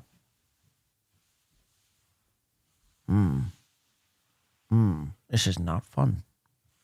I'm not having any fun. No fun. Nope. No fun here. How fucking... what kind of chicks are fucking allowing themselves to hang out with Ray DeVito? I don't know what's worse. Allowing yourself to kiss and get a load blowed into you from Stuttering John? Or allowing Ray DeVito to sit in a corner watching as you make out with another chick? I don't know what's worse. Both, I'd say about equal, but... In a while, like... Eva says, that's why he's still a fucking virgin. You kiss your girlfriend on the neck or something. Like... You kiss so as your girlfriend is like getting it on with another chick, you just creepily go behind her and like give her a peck on the neck? What? Essentially, that's it. It's nothing too great. It's nothing too great. I'm just letting you young guys out there. Oh, thanks. He's letting us. He's giving the advice to the young guys. Young guys, take notes. Noga. Who else? Reels. Dr. Chow, take notes. He's giving us advice here. Us young guys. Too great. So I'm just letting you young guys out there. It's gonna be it. Yeah. Yeah. Don't do a threesome, young guys out there. No. It's not going to be great. You know, all you're going to do is kiss your lady on the neck as she's getting finger blasted by another chick. I mean, what? The way it's presented to you makes it sound like it's going to be fun and exciting. It's not. And, you know, it's like, has Ray ever even been? Has Ray, Dr. Chow, you would know this because you're like the Ray Devito expert. You see what I did there? Has Ray ever even been with a chick? Because it almost seems like he's using this to make it seem like he's been with a chick. But in reality, what if this was with dudes? What if this was with all dudes he's describing? And maybe that's why it wasn't fun. Maybe he saw things that he could never not see again. Maybe this was like an all dude sausage fucking gangbang and Ray was in the corner crying and sulking and jerking off. Maybe, I don't know. I mean, I don't know where I'm going with that, to be honest with you. And my point is, Ray is claiming if you're ever in this scenario, your girlfriend, and another girl, it ain't fun. It's not a fun time. The way it's presented to you makes it sound like it's going to be fun and exciting. It's not. It's not going to be fun. It's not going to be exciting. It's just it. Dr. Chow says, now the story he's telling is an amalgam of things Big J told him and an experience where he saw two chicks making out at a bar. All right, so that's where the clip concludes. Raymond Davinsky. So the threesome stories in the Chronicles continue. Let's go over into Ray last night, where he has Rob Saul on, Nasty Neal, and Liam, the troll. Let's check this out. We're going to get into some fighting here. This is courtesy, again, My Lost Interest. The clip reads, I want to like you, Ray, but you're fucking dumb. Are you dumb, stupid, or dumb, huh? I really can't get this Stuttering John and Kate Meany image out of my fucking head. Fuck you, MGD, for that. Fuck you. Fuck you for that. All right, let's watch. All right. I don't say Ray. All right. I don't say Ray. I don't think Ray's on yet, but says going live at 11, punks. I don't know punks. See you there, punks. Rob looks so bad. Why does Rob look like a little fucking pig? There we go. Yeah, it's upcoming, so it's not live yet. All right. Oh, there it goes. Oh yeah, we got some lights. We got the city going on. All right. Hell yeah, sweet commentary. In the city. We have lights, we have cities, we have bridges, we have a sky. We have well, it's all about that's all I see. Yeah. Oh, we have some singing from Rob. Going on. All right. In the city, yeah. Oh, pretty cool, Rob. It's good fucking notes there. Rock Bottom Podcast. Oh, here he comes. Hey, what's up, buddy? Hey, what's up? Are we live? No, we're about to go live. Ready to do this? Huh? Ready to? Who's this Nasty Neal? This is my co-host from my show. I invited him on as well. What Am I gonna get ambushed? What the? No, you're not gonna get him. But Neil's a nice guy. I mean, Neil is like the nicest guy on the planet. He's like, Neil. All right. He's like he's like my total opposite. He's Bizarro, Rob. Okay. Let's go live, and then we'll bring him on. Okay. Once we're live. Nasty. Yeah, he hosts a horror podcast, but the guy's like the sweetest guy. This come from Rob Saul. Yeah, I mean, he's really bizarre. He's bizarre. He's bizarre. All right, let's get into it. All right, let's go. He's ready to veto. Let's get ready to go live.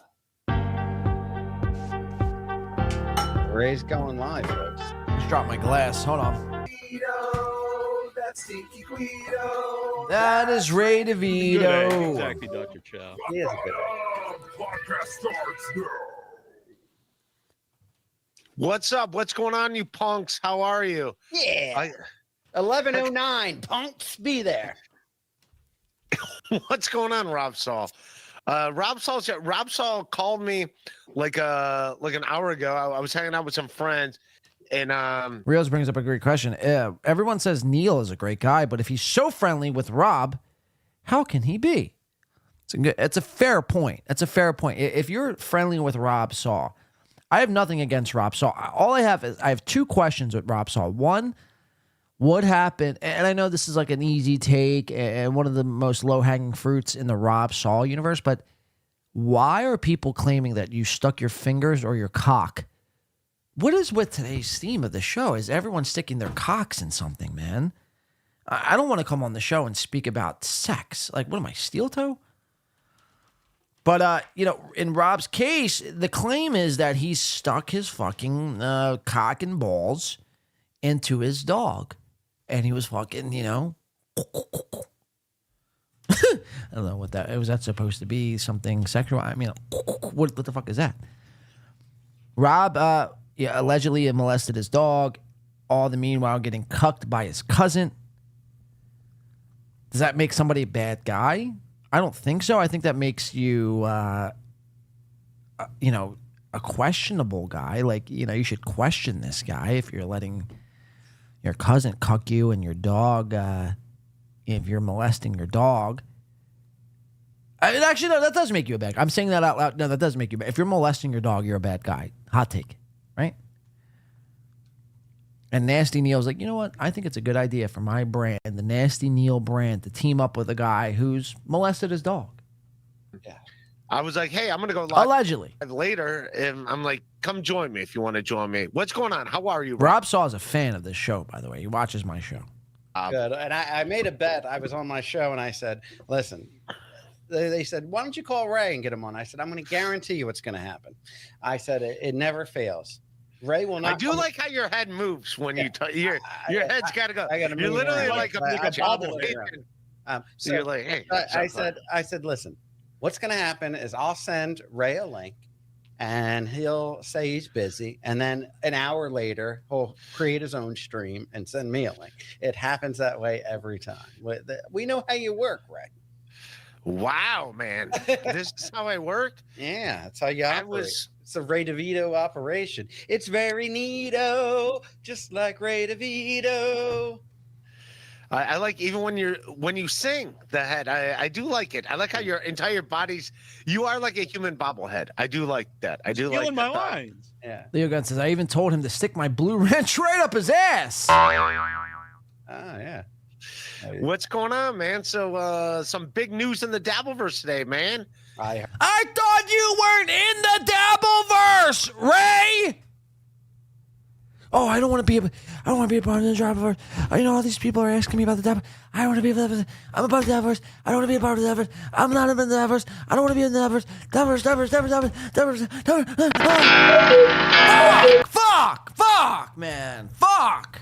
I never seen more people not want to be a part of something, all while bringing the something that they never want to be a part of up so many fucking times, man. Fuck. You don't want to be a part of the Dabbleverse? Here's Dabbleverse talk. First 3 minutes of the show. What's going on, man? So some big news in the Dabbleverse today, man. I heard, yes. I heard. Kate and John are an official item. Oh, that pains Ray. Ray's so butthurt. Ray thought he could have Kate Meany all to himself. Look at him. I heard, yes. Kate and John are an official item. Kate and John sitting in a tree. CUMMING. First comes loads, then comes children, then comes retards out the babies. Kitchen? I mean, I wasn't prepared to do a freestyle there, but you catch my drift. Kate, Meany, and Stuttering John are having retarded babies. Imagine the IQ of that child. It would probably be it would probably be less than Ray DeVito's IQ. I'd say 26. Are they an item? I don't know. They're an item. I want it to be an item. I want to go to the wedding. I want to go to the wedding, he says. Do you want to be in the corner while Stuttering John and Kate Meany are getting it on, and you want to be there like kissing her neck, as you just described in that threesome video? I'm wishing them well. Dr. Chow was saying in my chat room that he talked to Kate Meany hours ago, and she's denying and saying this is all fake. I have no. Yeah, I'm not really allowed to talk about that. I have people that like I'm not allowed to mention that specific person you just mentioned. Yeah, why I'm not allowed to mention Dr. Chow. Hear that, Chow? Not allowed to mention that specific person you just mentioned. Yeah, why are you like trying to be this villain guy? What's his villain shit all? Baby Nate J. Melendez. I'm not trying to be a villain. They just all hate me, so I go with it. Why not? No, you kind of create the friction. How do I create the friction? You do. You talk shit about everybody. I talk shit about the people that talk shit about me. No, Bob Levy. You went after Bob Levy, and Bob Levy was a friend of yours. Bob Levy was a friend until he got wrapped up with Shuley, and I said that Shuley was going to turn his back on him like he did before, and Shuley did, and I ended up being right. All right, you know, I like you, but if it comes between you and Levy, I'm Team Levy. You know this. I've known that guy for a year. I don't need you on that. I don't need you on this team. You think I'm worried about being backed up against? No, I like Levy myself. Listen, if Levy had to choose between Team Rob Saul, Chow, if you're available, call in. Call in. I want to break down. I want to do a Tard Hunters. On Team Ray Devito, he's choosing Team Rob Saul. Yeah, I guess. I don't know him in the capacity. Chow says, I did talk to Meany. What Rob said had nothing to do with me. Know him, apparently, but why do you... Yeah, you like seek out fucking. No, I don't fights. seek out stuff. I'm nice. You to people. seek out fights. No, people come after. You are a fighter. No. You're not a lover. You're a fighter. No, it's quite the opposite, Ray. I get it. You're a little dense in the head, and you're kind of slow. See, now you're coming at me. I'm going to give you the benefit of the doubt because you're a little slow. But no, the Cleveland nice slow. To everybody. But I agree. By the way, Rob, I have no problem. People think that I'm supposed to be this punching bag, and then when I fight back, they're like, "Oh, Rob's nasty. He's mean." It's like, yeah, I don't just do it. I don't block me on Facebook. Now he's blocking me here. I thought Neil's supposed to be nasty. So he's not. Why is he not called Nice Neil? Why would he be called Nasty Neil? He does horror movies, like he's Nasty Neil. Like in the he does he interviews a lot of celebrities in the horror movie world. He said you blocked him on Facebook. He said you were asking help with your IMDb page, and he said I do that, and he said you read it and you blocked them for offering to help you with your IMDb page. I do need help with the IMDb page, and he's the guy that does it because he has an IMDb page, and he said he reached out to help you, and you just read it and blocked him for some reason. Imagine these idiots giving any sort of a shit about their IMDb page. Guys, Ray, Nasty Neal, Rob, I think Rob might know this, even though he allegedly molests dogs. IMDb pages, no one gives a shit about an IMDb. No one gives a fuck about IMDb. I've never once watched something or saw somebody and I was like, I wonder what's on their IMDb. No one gives a fuck. Only Ray DeVito would give a shit about something like an IMDb. No, I would say email me. I don't like. I don't really use Facebook, so nobody should contact me via Facebook. If you do Facebook fan page. I didn't block them through my Facebook fan page. We were Facebook friends. You know, I don't know that. He said he was Facebook friends with you. I will say this, like dabbleverse stuff. Like, yeah, I stopped posting on my regular Facebook for obvious reasons.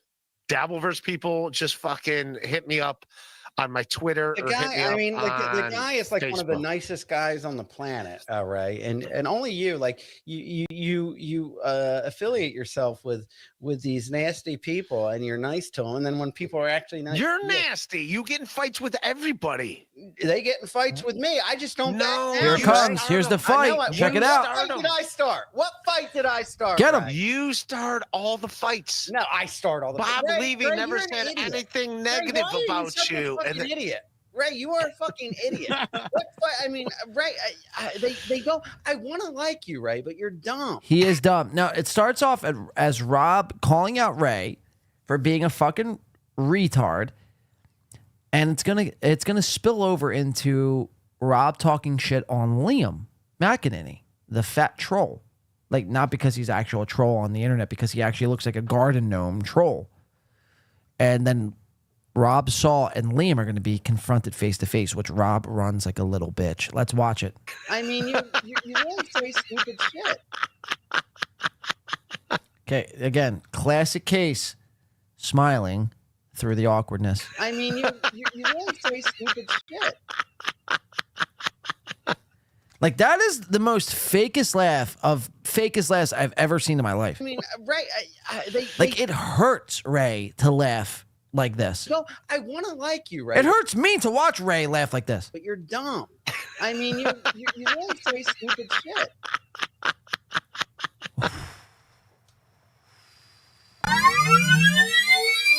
Oof. Cringe. Ray Devito gets the cringe of today's episode.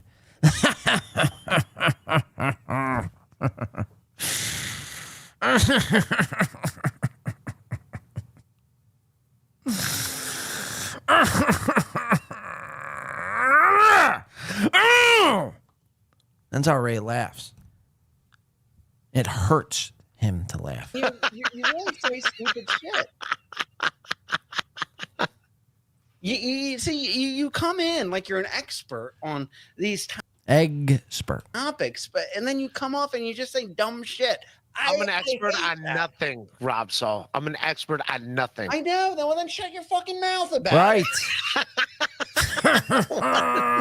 Holy shit. You're very hostile towards me, and you have two guitars in the background, two nice guitars. Yeah, I'd like to smash them over your fucking. Ray's so stupid he thinks these are real guitars. Holy shit.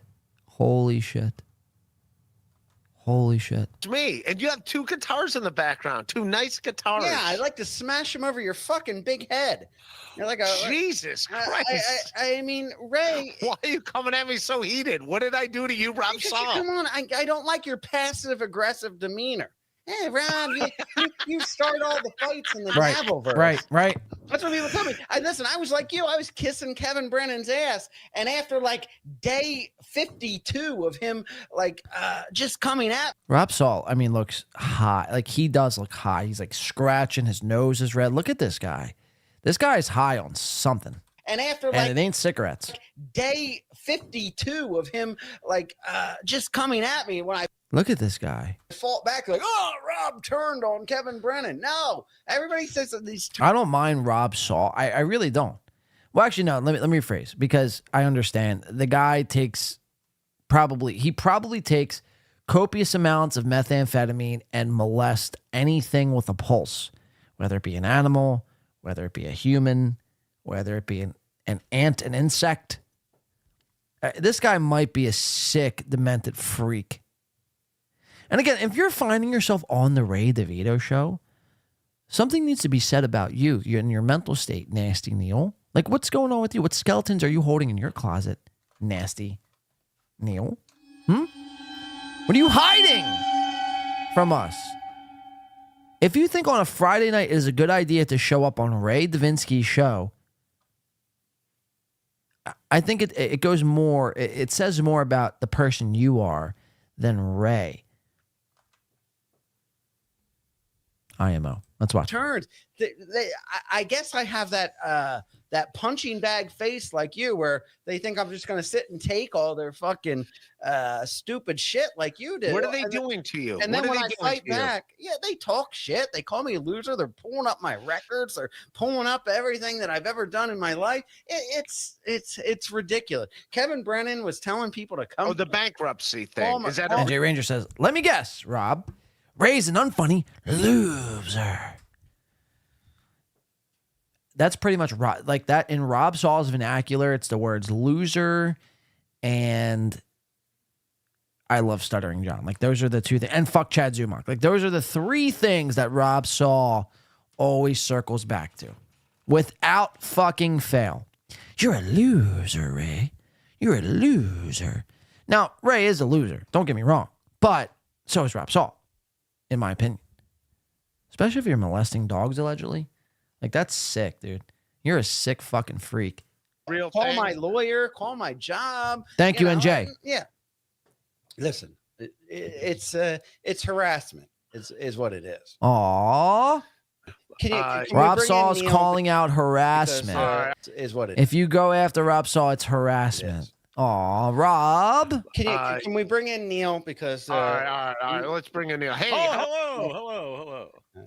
This guy, it's like, did you like trip and fall into the North Pole? Like there's Christmas ornaments and wrapping paper and pictures of Rudolph the Red-Nosed Reindeer, and you got a Frosty the Snowman hat. Win by 2 is watching. Win by 2 is watching, Nasty Neal. This kind of looks like Quadfather's brother in a weird way. I mean, what is this guy's story? Why are you on Ray Davinsky's show? Do you think this is going to bring you clout? For fuck's sake. Festive. Yeah. He's with the Yeah, holiday exactly. season. And you're all worried. All these bad things are going to happen. It's a carrot on my head. It's nothing. It is. I just automatically I feel more mellow, right? See, I told that's what I was Ray telling you in the can private infuriate chat. me I'll this be much. here, and Rob will come down. And, Yeah, you're infuriating me, Ray. I think everything infuriates you. No, You infuriate me. You have a very little. Rob's getting mad. Volatile. Yeah, he's very volatile. Yeah, that's why I'm here. I'm trying to. Yeah. ease the tension. Are you like little? Like, you know what? Maybe because he doesn't have that dog to like calm him down. Like he's got. Yeah, that I need my stress emotional release. support. Dog Yeah. jerk. Oh, right. See, that's what I don't like about you, right? You're You stole fucking passive mine, Ray. I aggressive. actually said- You're a passive aggressive piece of shit. It's just a joke. You seem nice for you got the name Nasty. Yeah, actually, my co-host Annabelle, she doesn't like the name Nasty Neal because she says I'm not nasty. I should use Sweet Rob Neal. is nasty. It should be Nasty Rob. Yeah, I think Rotten. Sick joke, Ray. Sick. That was a comedian, by the way. Ray is a comedian. He picked up a pen for this one. Listen to this. I'm not nasty. I should use Sweet Rob Neal. is nasty. It should be Nasty Rob. Yeah, Rob is nasty. It should be Nasty Rob. Neal because she says I'm not nasty. Watch the light bulb go off in his head. You sweet Rob Neal. is nasty. It should be Nasty Rob. Yeah, Should it? Should it be Nasty Rob? Big Rotten Rob. Rotten Rob. Rob. Yes. Neal, don't. He don't suggested start Sweet going Neal, but Team Sweet Ray Neal doesn't DeVito. work on a whole. Shout out to Nice Podcast Super says, this Nasty Neal guy looks like a real problem. I agree. Nice Podcast. Seriously, I'm willing to dedicate all my resources, all the money I own, and everything. I'm willing to dedicate into opening up a full-fledged. We should really get this to Nasty Neal. Win by 2 is going to open up a full-on investigation into everything you do, Nasty Neal. Mark my fucking words. We will find out everything from you. Your secrets aren't safe. Your secrets are not safe. I hope to God for your sake, Nasty Neal, you are typing on Signal and encrypted messaging apps and you weren't sharing pictures of yourself fucking jerking off or some weird wild shit you probably send to internet chicks. Hey, look at my bush. This type of guy who like sends chicks pictures of his bush. This is the type of guy who's showing up in a Frosty the Snowman hat, is probably showing chicks on the internet unwarranted. By the way, the chicks aren't asking for this. Look at my bush. Don't I got a nice stalk at the end of it? You're sick, Nasty Neal. You're fucking disgusting, bro. And we will get to the bottom of it. Nasty Neal. I mean, imagine naming yourself Nasty Neal, by the way. And then showing up like this. Thank you, MPS. Mike Shitty Internet Provider says Nasty Neal is in the chat, aka without our head. Send link. I see in this chat right now. Send Neal. They're saying Neal's in the Neal's in the chat. Is he here? We'll send him the link. Neal, we're getting to the bottom of this, Neal. Where you at, Neal? Where you at, Neal? Speak up, bitch. Would you be willing to go live with this guy right now? DM me on Twitter. I'll send you the link right now, Neil. I'll send you the link right now. Your time has come. Your time has come, Neil. DM me on Twitter. John W. Wait, what is my Twitter link? Hold on. I don't know my own goddamn Twitter link. WB2 Radio, John Di Caprio. DM me. Follow me. DM me right now. Right now. We will bring you on this show. Real says, nothing wrong with a little bush. Fair enough. Send me the link. Send me the link. Or I got to send you the link. I don't have a link, actually. I don't do StreamYard. But we will figure out a way to get Nasty Neal on this show. Now, Neil. The time is now. I just said it. He says, what's my Twitter handle? Wait, what is my Twitter handle? WB2 Radio. W as in win. B as in boy. 2 as in the number 2. Radio. Let's see. Does Nasty Neal send us? Oh, there he is. Look at that. He's followed us, folks. He's followed us. Uh-oh, we're getting to his secrets. Neil, we're getting to all your secrets here. We'll follow him back. Now, the problem is I actually don't have a link. So let me think how I could do this. On the spot. Let's see. Nasty Neal, if that's your name. What can we do? What do you have? Do you have Skype? Are you a Skype guy? Nasty?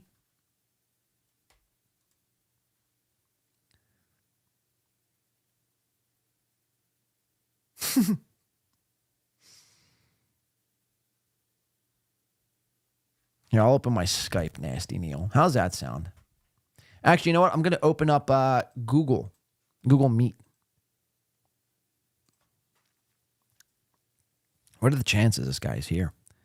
Wearing a Frosty the Snowman hat, looking all types of festive. New meeting, start an instant meeting. Here we go. We're going to start an instant meeting for Nasty Neal. And I'll send them the link. We'll see if he joins. We'll see if the motherfucker joins. Saul cast 5. Rob Saul is watching. Win by 2 says, hey there. That's funny. Told you, Rob Saul is a huge fan of this show. Loves this show. All right, notifications. Let's go to it. Okay, we're going to send Nasty Neal the link right now, even though I don't do links. Oh, we're sending. Nasty Neal, come on down. Your time is now. We're going to expose you in live time. Let's see. I could just picture somebody watching the show, watching me watch them,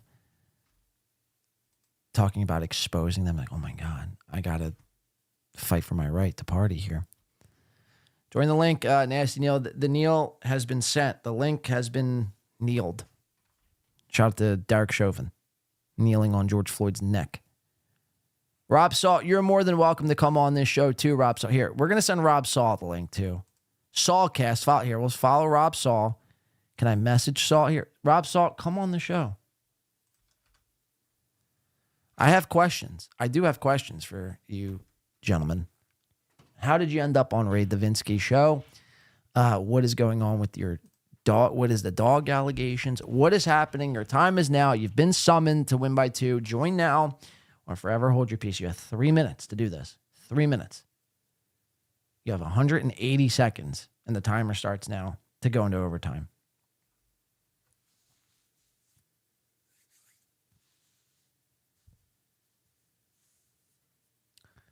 We're waiting. We are waiting. Are they in? No. This is what we're looking at right now. This is me.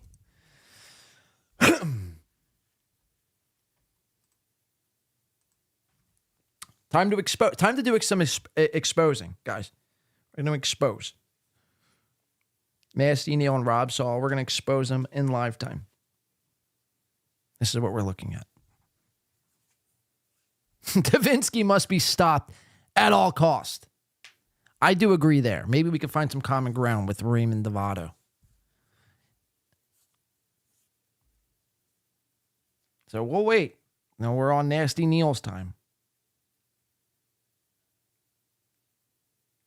And Rob Saul, an alleged dog fucker.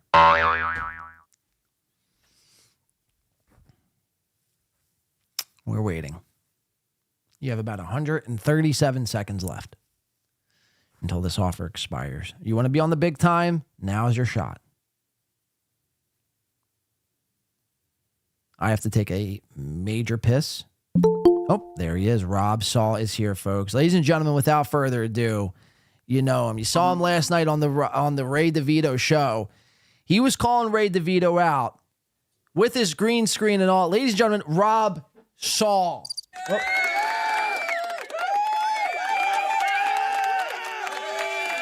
Rob. Hi. What's going on, man? Not much. Somebody just, they said, Win by 2 radio's talking about you. So I went on. Listen, don't be telling people that I stick my dick in dogs. That is a very false statement. Rob, where does this come from, Rob? Where does this come from? You want to, I've told this story a million times, but I'll give Let's tell it again. You haven't turned it on Win by 2. Wait, Yes. hold on. 1 second. Okay, sorry about that. Let's put you on the big screen. Rob Saul, ladies and gentlemen, live on the show. Okay, where does this story come from, you fucking dog? I did the BS show with Bob Levy when he was working with Shuley, and we just happened to tell a story. I had a Yorkie that was humping things. I had him fixed. He was humping things, and I went and took him to the vet because it got stuck out. He had like a hard-on for like 2-3 hours, and I looked it up, and it said they have to go to the vet immediately. So the vet used a lube on him and got it back in. And she handed me the lube when she was done. She said, if it happens again, you just got to put this on and get it back in.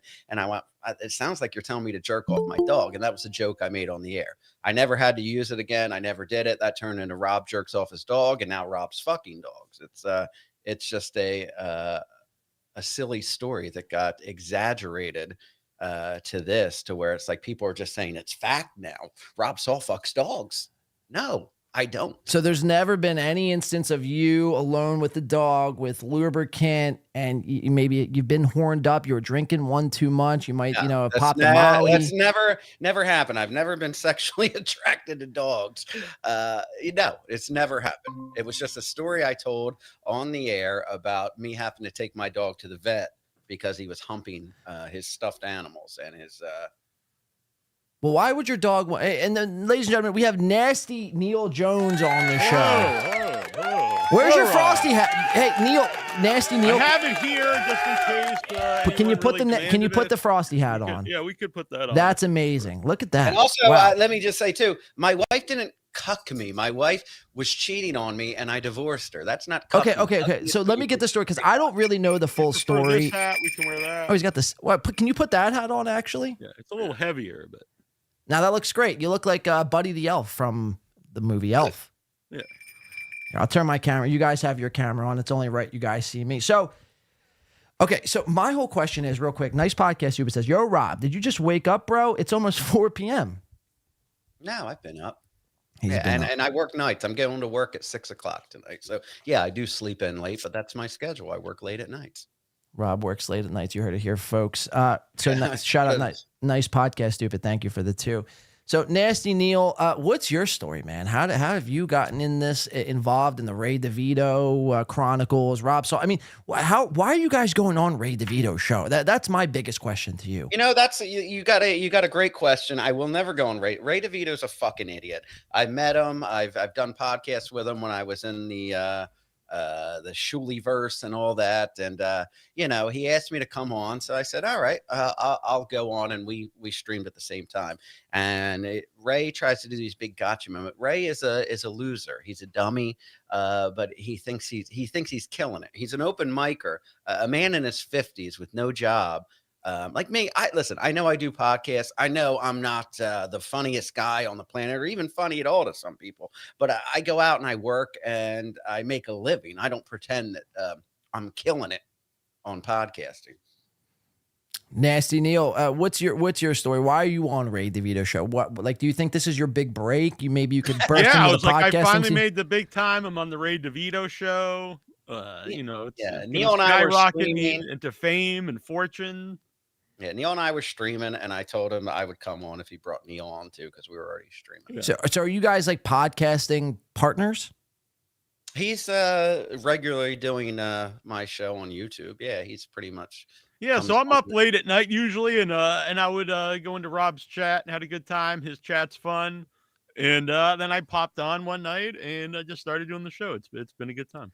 So Neil, what's your whole thoughts on the Rob humping his dog, humping the stuffed animals? I mean, what's your thoughts on this whole thing? I mean, to me, it's about nuts. his dogs humping stuffed animals. I mean, to me, it's nuts. Rob, I know people are saying that Dogs hump things. I mean, it happens. It's I not, get. I know. I trust me. I get that. But I mean, the weird part of it is that he gets stuck. His thing gets stuck out, and that's the weird part. The red stuff. I probably right? just wouldn't have told anyone that, probably, Rob. But yeah, yeah, that's what most people say. I should have kept that story to myself. Yeah. But Pat Dixon and that fucking fat loser Chub Hub were doing a show called Dog Fuckers, and their whole show was going in the news and talking about people fucking dogs. I happen to think, to be honest with you, Rob, I actually think Pat Dixon probably maybe not has fuck dogs, but is definitely maybe into dog or some sort of animal porn. I mean, the way this man talks about humping animals or watching, it's alarming, and I haven't really heard the that. show was alarming, and I said I don't have any dog fucking stories. I said I do have a weird story about my dog that I had to take him to the vet, and the vet had to. This lube was him up. a podcast called the Dog Fuckers. Yes, that was their podcast, not mine. And they Yeah. just both happened to be on my show, and they were talking about this show. I said, "Oh, I don't have any dog fucking stories, but I do have a weird story about my dog having to take him to the vet and have the veterinarian lube him up." And lube him up. That turned into Rob Fucks Dogs now, which is an odd turn. But it only happened. You when could I see turned how on people Shirley. got to that conclusion, right? You could see how people came to the conclusion of, your that I dog. fuck dogs because my dog humps things, and I took him to the vet. Well, it's not like I was like, "Hey, I saw my dog's thing was out, and I decided let me try to fix it." Well, no, I took him to the vet. The vet's giving you advice on how to lube up your dog if it continues to happen. I mean, and then people could just only speculate what's Rob doing on his own time. Well, maybe the dog is having a problem, and maybe Rob needs to get in there to do a thing or two. Should have better things to do with their life than to speculate on false things. Just because Well, that's what we like to do. You know what I mean? Like, that's what people like to do. They like to speculate. I know Steel Toe likes to call it fan fiction, but it's fun, man. It's a fun thing to do. And I would just, if I were you, Rob, I would lean into the whole. I would agree. I mean, lean into the dog fucking. Listen, I work with a lot of animal rescue organizations. I'm not going to. You work with a lot of into- animals? I'm not gonna. I've been out of the country helping save animals. Holy dogs, shit. elephants, things like that. That's like my passion. I rescue animals and help. Oh, with it. really? I donate my time and my money to that. So Oh, sweet. me leaning into sexually abusing dogs, it's just not going to happen. It's not my thing. Where have you been? Where have you been helping, quote unquote, helping animals? Helping it. Well, I went out to Thailand on an elephant rescue Holy sanctuary. shit. Okay. Yeah, I know. I'm listening. Thailand. I know. No, again, I I'm wasn't listening. out with the lady boys already. No, I was on a sanctuary. It was mainly like a lot of UK people Mhm. and Americans. And what we did is we just volunteered our time to make food for these were elephants that were being abused in circuses, and they were kind of like Molested? Retired. No, they weren't molested. They were Okay, just thank God. being physically abused, and they live out the rest of their life on the sanctuary. We just make sure they have a comfortable life, food, shelter, things like To that. be fair, if you're molesting elephants, you probably have something to brag about. Oh yeah, I Well, mean, that's Maybe not. It depends who you talk to, I guess. Yeah. So Neil Jones, I want to get off the Rob. I mean, Rob, we'll get back into the whole animal thing in a second. That's okay. I find it think fascinating. we covered it. Well, do you have any? Like real quick, Neil? Before we get into you, I do want to. I want to break down who is Neil Jones. How did you end up here on my show right now? But Rob, do you have any video or pictures of you like saving the elephants or the I have pictures of me out on the elephant sanctuary. You got to send those to me, man. I got to see them. I mean, for my own peace of mind. I have me scooping elephant shit with a big shovel. I mean, it's. I'd love to see it. I'd love to see it sometime. All right. Well, I'll make sure to get that to you, John. So Neil, Nasty Neil, can I call you Mr. Jones? Sure. Great song by Counting Crows, by the way. So how did you end up? So Quoted you're me very often. How do you find Rob? What are you doing on YouTube? Scrolling past, you see the Saul show. And what? So You're I just first saw Rob actually on MLC with Kevin Brennan. So you're a Kevin Brennan MLC fan. Yeah. So Okay. I'm not. I was never like. I'm not a huge like dabbleverse guy. That's what they all say, Neil. That's what they all say. That's what they all say. Yeah, I would just listen to different things. I found MLC somehow, and I started watching clips, and then I started watching the show.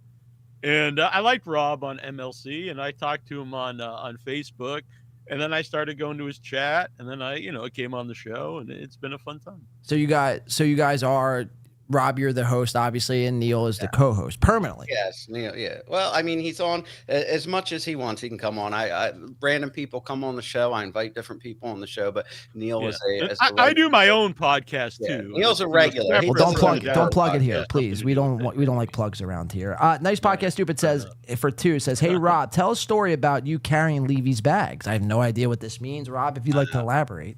Oh, well, there was one time when I went out with Bob and Gina, and Bob was saying his back hurt, and he had bags full of T-shirts, and he says, and I'm like, and then he was going to make Gina carry it, and I was like, and he was being a big whiny bitch. So I was like, I'll just take the bag, and I was carrying the bag, and I'm like, this was before I had back surgery, so I'm like, oh, this is hurt, and then Bob waits like 30 minutes of me like trying to carry this bag, and it's heavy as shit, and he goes, it's got wheels on it, and he laughs about it.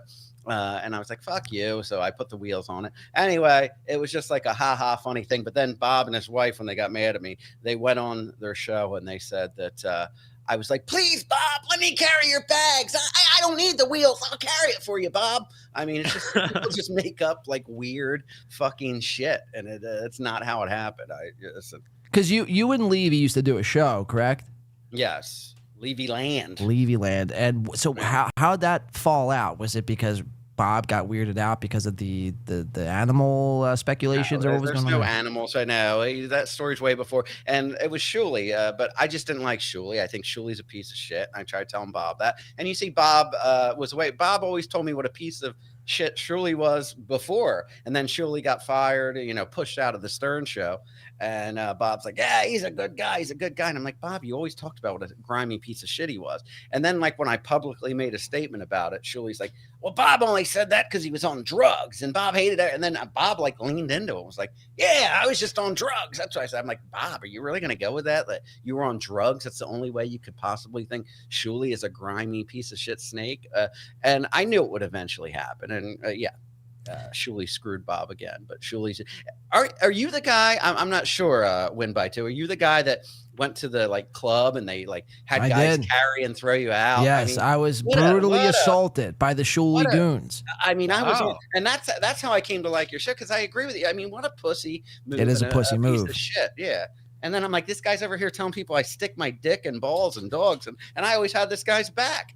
But well, I'm just going with what's out there on the Reddits and Kiwi Farms and the FBI are telling me. You know what I mean? I have sources very close inside and around the FBI, CIA. The FBI is not on a. I'm not. Well, on you'd be surprised. F Pyramid's coming in for 2. Says, "Hey Rob, you owe Neil 50% of your show super chat." Neil, what do you think about that, Neil? Do you think Rob owes you? I'm fine. I just do the show for fun. That's what they all say. If he starts really bringing in the big cash, then maybe we can talk. So Rob, what happened? Like, I know you were doing shows like consistently every night. You were on point, and you would, a lot of your show was based around, calling out Chad or calling out Shuli. By the way, you do have. Is there any way we could see a Shuli impression? I see you do it on Stuttering John. Could we see the Shuli impression here today? I think that would be great for everyone. Right, I'll do it. Maybe I'll change my mind. I always have it handy. You're normally pro or con. Holy shit, he really does. Anti-Semitic Shuli. He really does. Wait, if I could be a Jew right now, I would Rob be a Saul. Jew. Okay, Rob, take it away. The floor is yours. Win by 2. He came to the club and I watched guys carry him out. I was taking videos. Wow, Rob. So yeah, that actually happened. So Shuli got word that I was going to be at the club filming them, and he didn't want the footage to get out because they knew their comedy sucked, Rob. So yeah, get the fuck out of here, guy. You're not going to be in our show filming us. And then he acts all tough. He's always tough guy, Shuli, and then he does the poses where he's like. Yeah, right. Well, Yeah, so Rob, that's tough guy, Shuley. well, actually, what do they call you, Julie? Yeah, Uncle Julie. Uncle yeah. Julie. I knew I heard that name once or two. What do you make about the whole producer ESO thing? Uncle I mean, Julie? I He just think takes it it's- off. He takes off. Why did Yeah. you take it off? That was Oh yeah. Oh, you were asking me as Shuley? I thought you were asking me. yeah, as it's Uncle Rob Saul. Julie. Oh, okay. You Well, support- Uncle Julie? I'll answer. I'm just kidding. You can take it off. You can take it off. You can take it. Well, yeah, that was his buddy, and they were playing video. They were hanging out in children's chats, playing video games. I mean, it's a weird fucking thing, and it's a weird look. Very And then weird. And then he's, all of a sudden, listen, Bob used to come over here at my house before Shuley sent him studio equipment. He would come here and do that Uncle Rico, or not Uncle Rico. He did Miserable Men here. And I would have headphones on and I would hear the meetings. And it was like, he worshiped this ESO guy. This was his best. And then he's like, I barely knew the guy. I just met, no, they met on Twitch. Yeah, I mean, this guy, he just worshipped this guy. There's clips online of him like, yeah, he named it. He's a genius. He named the Uncle Rico show. He's a genius.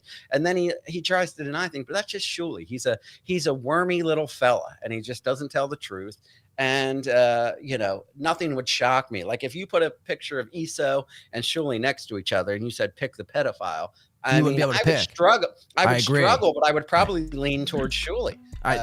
I do That would be agree. a good dabbleverse game show. Pick the pedo. Pick the pedo. I do like that. You guys should start that on your own show. On your show. Nice podcast. Super says, hey, Rob, can you do your Chad Zumach impression? Oh, you got a Chad impression too? I don't. I mean, I did. I don't know. I put on a hat one time, did like a fat face, doing him talking about me, but I don't really have a good Chad Zumach impression. No. Neil, what's your take on Chad Zumach? This guy, the Mud Shark, you're aware of Chad Zumach, right? Yeah. So what's your take? I mean, this is a guy, Chad, who was really down in the dumps, really hitting the bottle hard every night. And then in 2024, he's got he's definitely done better for himself in Right. the last few months. He's gotten in better shape. He's getting a lot of the super chats. Yeah, I mean, if you ask him, he's breaking all the news. So, Rob, I sense some sort of you're not too keen on Chad Zumach. What's your thoughts on Chad? I mean, Chad is just, the guy, he talks himself up and yeah, he is doing better than he used to do, but he's constantly down on other people. And he acts like he's so successful because he clings on the balls of people more successful for it. Like he goes after Stuttering John laughed at my dead brother. Well, so did Kevin, but apparently if the price is right, it doesn't matter if they laugh at your dead brother. Fair point. And he's just always claiming, and he's like, I've been in comedy 30 years. And then why aren't you selling tickets? Like nobody's ever bought a ticket with Chad Zumach's name on it. People only see Chad Zumach by accident. It's Well, that might change. That might all change this Super Bowl weekend. Are you gentlemen going to go to Atlantic City this Super Bowl weekend? I'm producing the show. Atlantic City. I live in Atlantic City and I work in Oh, Atlantic no shit. City. Yeah, I'm right outside the city myself, man. So, yeah, I'm going to be producing the AC Fest Extravaganza Part 3. I'm not sure if you guys are aware, but this is a big thing. I did not know that. Oh, yeah. Well, you work with Chad and Kevin? I don't work with, I work with myself. And, but no, this was it's a whole thing, man. I'm not going to. It's a whole to do, huh? It's a whole thing. But no, I'm in nonetheless- Massachusetts, so I'm not too far away. Oh, yeah, that's an easy drive or train or bus down, whatever you like to take. Real quick, Mutograph says, Rob, do your Kiki. Oh, you have a Kiki's mom impression? Oh, Michelene. Yeah, I imagined what Michelene was, and then I met her, and she's nothing There's like a I budding met. love affair between the two. Yeah, I'm not no sure if you're shit. aware of this. Yeah, Yeah. but I lot of chemistry used to do an impression. I used to think that I said Michelene seems like one of those moms that would like hang out with Kiki and all her friends. Like, I'll buy you a beer, hon. Just make sure you save some for Michelene. I'm the cool one. Whoa, that was as far as impressions go. Hell yeah, man. Yeah, just save one for old Michelene. Yeah, hell yeah. That's probably your best impression. I'd say Michelene, and then everything else is underneath. That's fucking brilliant, It's dude. Michelene and then every other impression. Right. You should lead with that every show. So, okay, so I need to know more about you guys. Neil, what's with is this all real background, by the way? Yeah, this is not a green screen. Wow. This is a background. So it's a couple bookshelves, and then I put some silly Nice. stuff up there. Yeah, And, I was thinking that must be change it real up for because I couldn't different put like a background on this. Yeah, I was gonna say, Rob, what's going on with your background? Is that real green cloth? Yes, it's just green. It's a Sweet. green. It is. cloth, That and, is the yeah. green screen. Hell yeah, man. That's the AI screen that he's using on the green screen. Yeah. So if I'm hearing you guys correctly, not fans of Shuley, Bob. Not I have really. nothing against Shuley. I'm not necessarily a fan, but I try not to trash anyone who's never done anything to me. I really just hate Shuley a lot. Kevin Brennan turned on. I always loved doing Kevin's show, but he really like turned on me when I started doing Stutter and John's show. But my real problem has only been Shuley. Even with Bob, I said I wish I would have held out, like just trashing Bob, but I was just so annoyed with Shuley, and I've always worked with Bob, and it just annoyed me. I'm like, you're going with this grimy like scumbag who is a grimy scumbag. Do you know if Bob? Could you confirm if Bob's on pills or not? I don't know if he used to be. I don't know if he still is. Yeah. Right. Now, are you? So a lot of people speculate that you're also on. That's another. Well, yeah, I had back surgery, and when I was doing Levy Land, and I went to rehab to get off the pills. I've been off the pills for over a year, but were you taking the oxys? Yeah, I was taking oxys because I could barely walk. I told this story on air. I used to have my neighbor used to have to come over and help me like put on my pants. I was in so much pain. Holy shit, for real? Yeah, and I just. Damn. My neighbor doesn't have to do that, by the way. Yeah, and she'd have to take out the. I couldn't. I'm working. I mean, if I bent down when I was bartending to get a beer, 3 other bartenders would have to lift me back up. I was just holy shit. Why were you working if you couldn't even pick yourself back up? That's insane, man. Well, because then you lose your job. It was a union job, so it's at the bar. Yeah, so you get points for every shift you miss, and then if you point out, you get terminated. So I was just waiting on this surgery. So I got the surgery. Right after I had the surgery, I went to rehab to get off the pills, and that was that. So you're sober. I was never taking pills for fun. But you drink, right? Yeah. You drink? Yeah, I drink. I'm a bartender. I mean, of course. You're a bartender. So you're not like you're what they call California sober. Yeah, well, yeah, that's California sober. I think is when you quit Smoking drinking and you only do weed. But, I'm sober off pills. I mean, but I never did pills to like have fun. It wasn't like I'm gonna party, pop me some pills. I actually did it because I was prescribed them for pain. So there's the dog speculation. Well, the animals, I should say, and the pills. I mean, that's Neil. Where do you stand with this? Are you involved? I stand with what? Are you into pills, drugs? I mean, what's your story, man? I'm interested. I'm basically straight edge. Besides caffeine, straight edge. Yeah. So if March will be 5 years since I had alcohol, and wow, so you're sober. Yes. Fuck yeah, for sober, man. Shout out to Bill W. That's amazing. Sorry, it's I know there's a big crowd in the I like it. I appreciate it. I think we need more of it. I need to know more about Neil Jones, man. You fascinate me. I saw you on the screen at Ray Devito show. I mean, I still don't really have a definitive answer as to why and how both of you.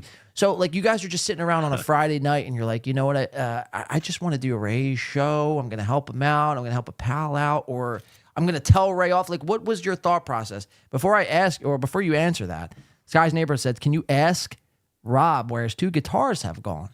Oh, yeah, I know. They were part of the green screen background. Yeah. I smashed them over Fat Liam's head. I don't know. One over Liam, one over Ray DeVito. No, I mean, I really can't. I mean, Ray DeVito, I don't know why I keep giving him chances. It's like, I'm always so dumbfounded by how stupid he is. Wait. So Neil, sorry to cut you off, Rob. Neil, what you got there? Is that a ukulele? Oh, that was a ukulele. I was picking up. What do you got for us, Neil? Here, Neil, now I actually can't play it, but I can't play it. No. He just has it for decades. He just has no, it. Actually, my friend Annabelle and I we went to the Catskills and we went to Woodstock, and I decided it would be a good idea to buy a ukulele while we were there.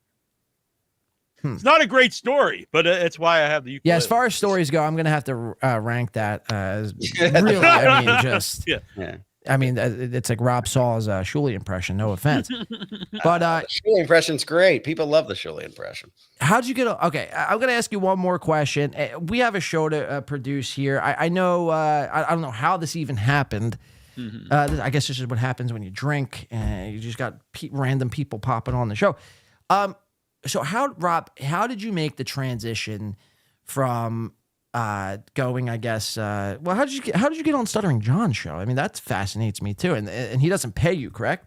No, he doesn't. So he doesn't pay me, but from doing his show, my channel got monetized and I make money now. on my show because I get all the Stuttering John fans, the trolls, the haters, and they come over and shit on pay, you. Yeah, to shit on me. But Right. yeah, I've always I've been podcasting for almost 20 years now. I had podcasts before everybody in the world had a podcast, and that's how I met Bob. I had Jim Florentine on, and he introduced me to Bob. I started podcasting with Bob. That's how I met Kevin through there. Started doing Compound Media, and then my hatred with Shuley. Somebody was like, "You should have told Stuttering John, you should have this guy Rob on. He really hates Shuley," and that's pretty much how it happened. So somebody said, F Pyramid says in the chat, you know how Ray DeVito's famous line is pick up a pen. F Pyramid's is saying pick up a comb, Rob. I know. I really have to run. I got to get in the shower and get ready for work in a minute. But yeah, I know. I've been bumming around all day. I don't work till 6 o'clock tonight. I'm about to get in the shower soon and kind of clean myself up for work. All right, well, we'll leave you with this, and I do appreciate your guys' time, but this was just sent to me. Look, I had nothing of this prepared. I didn't even know this was going to happen, so let's see. Can you guys, I don't know what you guys can see or what you can't see here on my screen, but if I were to do that, are you guys able to see this? Yes. Okay, so this was just sent to me. I don't know what's happening here. We're just going to play, Rob, just you tell me what's happening. It looks like there's 2 dogs on my lap, and they're wrestling and playing with each other. It might be 3. Oh, there you go. 3 dogs. You have Rob. You do own 3 dogs. Is it true? 4? I have 4. 4 dogs. What kind of dogs? I have one's a Pomeranian Chihuahua, one's a Pomeranian Poodle Chihuahua, one's a full-bred Chihuahua, and then one's a Yorkie. So very 4 very dogs, small 1 dogs. Saul. Yeah. Oh, there you go. Right, as what's it? The 2 girls, 1 cup reference there. Very nice. Very nice. No, very small dog. I'm not a fan of the small dogs, Rob. I happen to think they're basically like cats. John's a size queen. Yes, I am. I am. All right, here. So let's watch. So this was just sent to me, Rob. Let's see what's happening here in this clip. That's my little wrestling story. And relax, boy. Oh, we got Geno Bobina in here. Yeah, the dog. You see what's happening. Look, you see the dog, the Chihuahua, is with the Pomeranian Chihuahua Poodle, and he's licking and biting his head. So they're getting it on. No, they're just like wrestling. Wrestling, right. Well, getting it on wrestling. Yeah, same Yeah. difference. Tomato. Just heard about Stuttering Jay. He all coked up and fucked Kate Meany. I don't know, man of many. Was this last night? Yeah, I think it is. Holy shit. That was I could tell by the way he types that man of many inches plus the CA $2.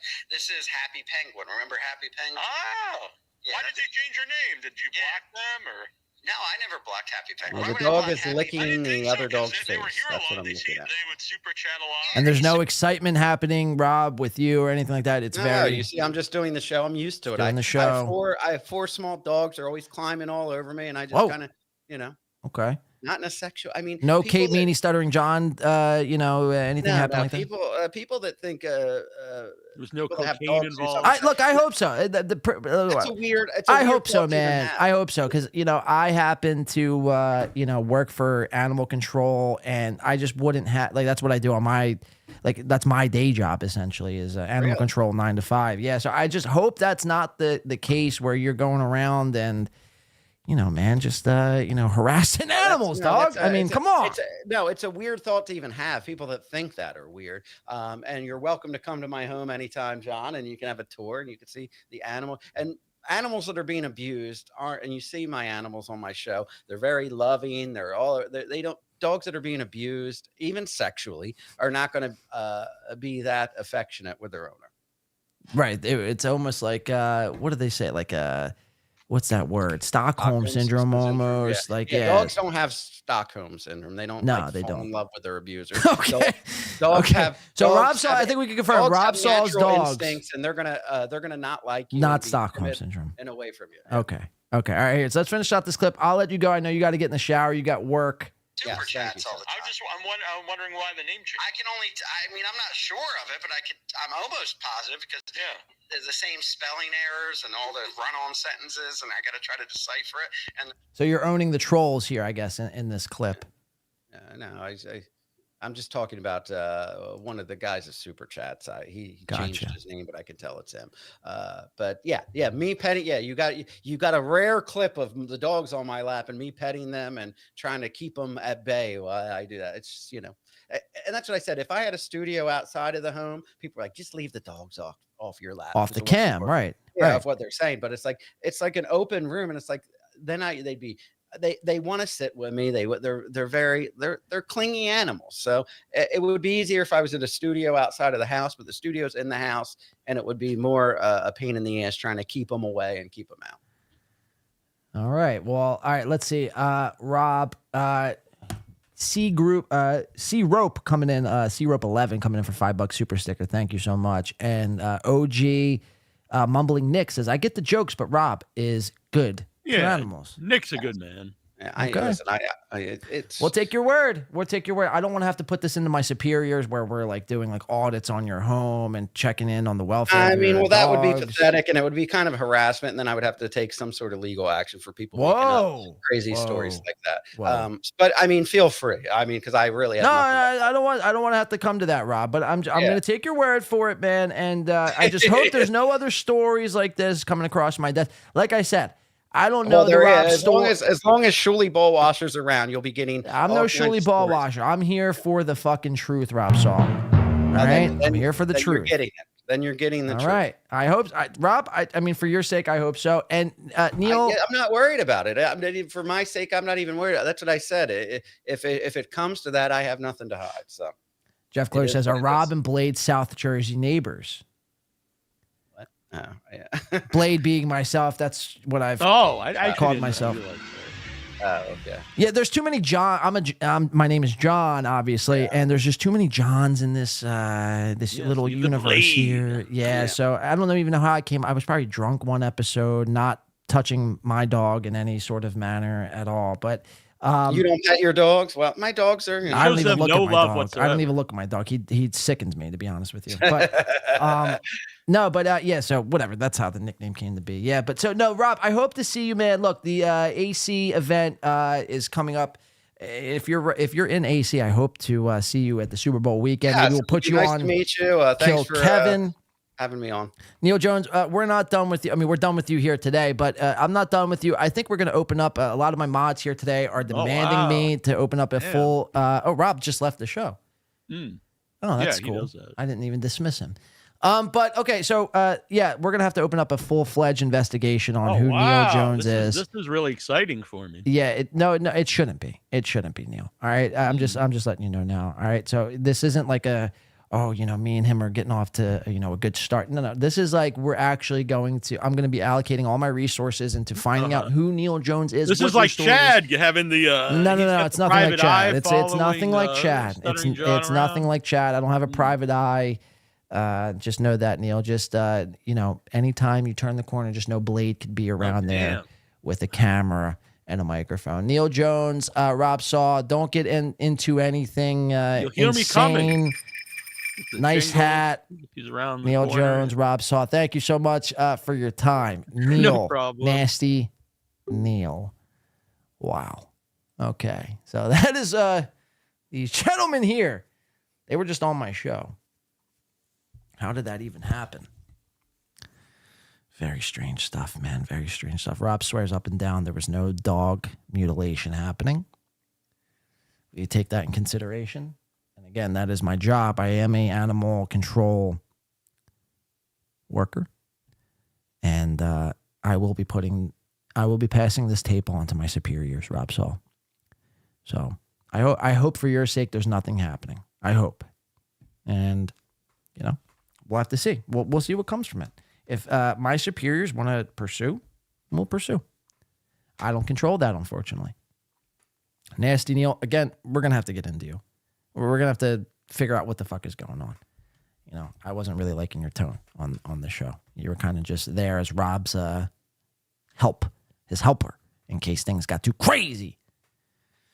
Nasty Neal and Rob Saul on the Ray Devito show. Okay, so I think we pretty much get the gist of this. I want to like you, Ray, but you're dumb. I mean, I do agree with Rob there, but it's like, broken clock is right twice a day. I don't even know where to go from here. I don't even know where to go. Blade does God's job. Jay says, tards. Robot Glock says, to be honest, I didn't believe the dog sexing accusations until Rob came on and talked about it. Now I 169% believe Rob fucks dogs.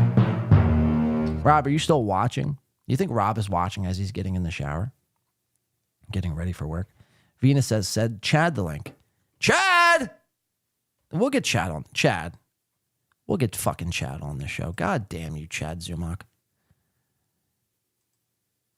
We'll get fucking Chad on the show. You want to get fucking Chad on the show? We'll get Chad on the show. You guys got to tell Chad to fucking check his DMs. Chad! Where's my goddamn Google? Wow. Let's see. We'll do a Google Meet, new meeting, start an instant meeting. All right. Chadwick. Copy link meeting. Instagram. And we'll send him one on Twitter. Reels, I see you, Reels. You're a fucking animal. You're a fucking animal. In a good way. Not a bad way. Not like Lou to God. I'll get to you in 1 second, Reels. Give me 1 second. Let me just send this link to Chad. Because that would break the fucking, the entire dabbleverse.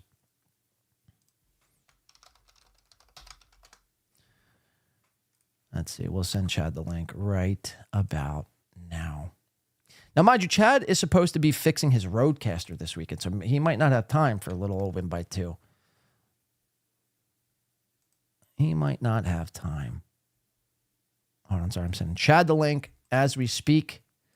All right. It's sent. Twitter and Instagram. We'll see if Chad answers. But before we do, fucking Reels. Out of his fucking mind. Look at this shit, dude. Gifting 20 fucking Win by 2 radio memberships. Shout the fuck out, Reels. Stop, drop, shut them down. Open up shop. Shout out to fucking Reels, man. K Murph coming in. I mean, 20 people coming in. I mean, make sure we're thanking Reels for that. I mean, that is fucking insane. K Murph, Toto Ping Diaz, Buddy Lee, T like the letter, DK, Saith Young, Citizen M. I haven't seen Citizen M in a minute. Marshall Beaupre watches. Wow, Marshall, that's a Geno Bisconte person, by the way. Marshall Beaupre. TJ Blackmore, which I think is Teamster Tim. Jackson Black, Johnny Rockwell, Rachel, Kip Smith, Turak 47, Jack Graham, holy shit, Millie Discord, Spurtopia, shout out, Tommy 7 Names, Danielle Melton. Wow, is that Melton's brother? Q. And we have an update, too. We have a fantasy football update from Italian Stallion. Shout out to motherfucking Reels. Thank you so much, man. And welcome in. Again, if you're in the chat today, you're getting gifted memberships. A simple TY, a simple thank you would go such a long way as we're waiting. The Mud Shark does have the link. The Mud Shark does have the link. So we'll see if Chad responds to the link. Again, thank you, Reels, for the 20 fucking gifted memberships. That's insane. Memberships dropping faster than the Twin fucking Towers. You goddamn right. You goddamn right, Los Federales. You know when, like, potatoes get that black, nasty, big rot spot on them? Thank you for the $2. It's the California 2, by the way. Let's see. And who else is becoming a new member? Oh, yeah, that's Melton's brother. Citizen M, why you here to not? Is Citizen M here? I feel like I haven't seen Citizen M in so long. Real says, oops, holidays. Happy holidays, guys. Thank you. Happy holidays to you, Reels. And happy holidays to everyone else. Look, we're trying to get to the bottom whether or not... I'm not totally convinced that Rob Saul doesn't have his way with animals. That outing didn't convince me one way or the other that Rob Saul doesn't. But we're going to have to take him at his word.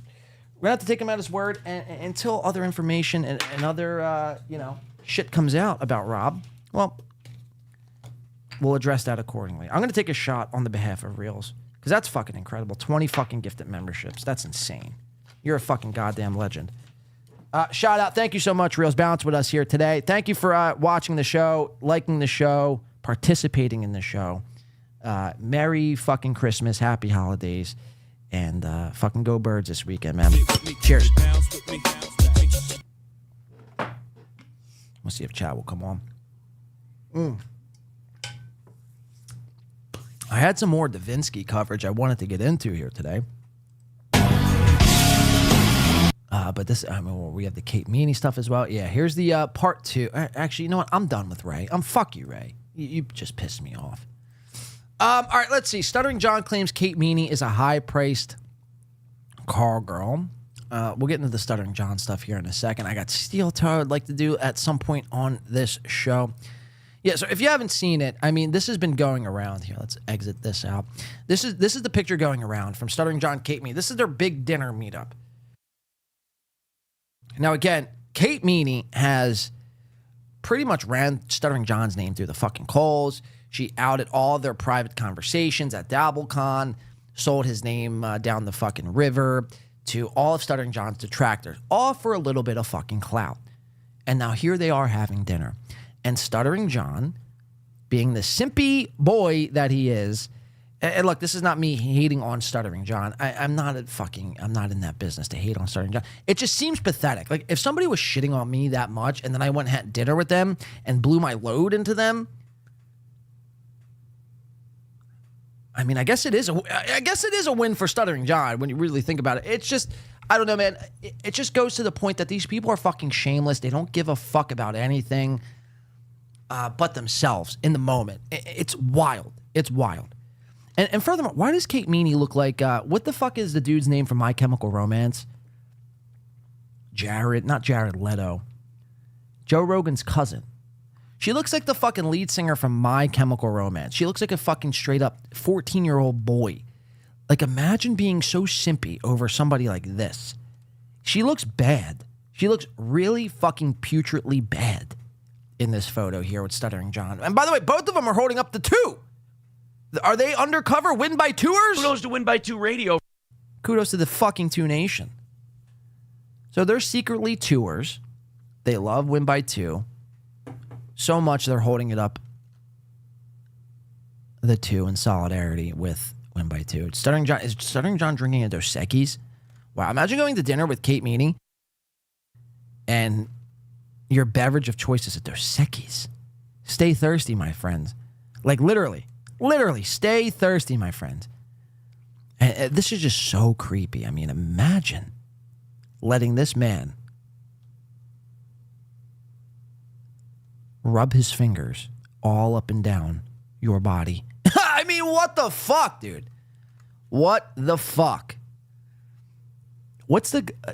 Gerard Way. Thank you, T. Jefferson. Gerard Way. That is the lead singer of My Chemical... Tell me she doesn't look like fucking Gerard Way. When I was a young boy, my father took me into the city. Watch, we'll pull up a picture of Gerard Way right now.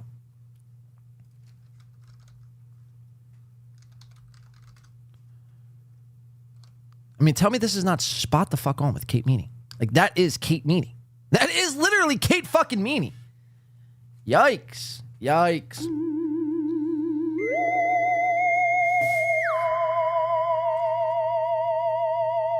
Where's it at? Where the fuck did it go? Yep. Kate Meany. Gerard Way. They're the same fucking person. They're the same fucking person. Crop 11 says, My Chemical Romance first albums are great. No, My Chemical Romance, their first couple albums are fucking fantastic. But if you're somebody like Kate Meany, you should not be looking like My Chemical Romance's lead singer, Gerard Way. That's my whole point. All right, so let's go into it. So this was on MLC yesterday. Let's go to the clip. This is courtesy of TM Zumak, a.k.a. TMZ Zumak. He's going to break the news here that Stuttering John and Kate Meany are together, pumping kids into one another. And let's see what is going on here. Stuttering John, Kate Meany, Kevin Brennan, Chad Zumak. Okay, I'm ready. Can you hear me? Yeah. All right. What I'm about to tell you right now is Am I going to lose news. my channel? No. I played this one very close to the vest. Everybody, if you guys are Chris Mack, yes, Gerard Way is Joe Rogan's cousin, by the way. Listening, that is a fact. This is what I'm about to say is 100% true. And I've kept this under wraps, and I'm ready to break some serious shitverse news. You got it. All right, go ahead. Give it to us. Okay. I got this scoop over the Shuley Network. I got this scoop over Carl. Anybody that covers the potato. This is better than what the potato ever did. Okay. Now, there's somebody on my old Patreon. We all know what happened. Sorry, Mr. and Mrs. Patreon. And I got to be real careful because my sources, I keep them close to the vest and I don't tell anybody where I get this information. My source owns a private investigating company. I could say that. And Where'd you meet him or her? Where'd you meet him or her? A fan of your show and my show. In fact, they're on your Patreon, and they don't interact very much on the Twitter or the chat. And they reached out to me because they're watching the Stuttering John. Now, someone just join? Something in the meet needs your attention. All right, hold on. This is the Google Meet. Okay, stay in the call. Is the source possibly Bill from Jersey? Obviously, Bill from Jersey, being the ex-cop, lives sort of in the area. Does Bill from Jersey have his fingers in the Kate Meany Stuttering John PI pie, if you will? So this is Chad's source saying that there was a PI, a hired PI firm that was hired to follow Stuttering John. And this is what happens. John situation pretty closely, and us going back and forth and possibly throwing down. They're located out in New York. And the private detective? The private detective. So the private detective was following John on Thursday, last night, and followed John to a restaurant where he met with Kate Meany. And there was a woman and another guy, and John showed up drunk. He was hammered. And John made a pass at the table with Kate Meany, went to make out for her, and she turned away. So from there, they followed them to another bar, and then they went to a strip club. I think it's called Flash Dancers. Mm-hmm. And know it well. The guy was keeping an eye on them. They both went into the men's bathroom together, and they came out, and they were they obviously did because they did cocaine. Now, that's not shocking, right? Kate Meany is the cocaine princess, the cocaine whore of the dabbleverse. She loves mixing it up. She loves snorting fucking anything up her nose, cocaine preferably.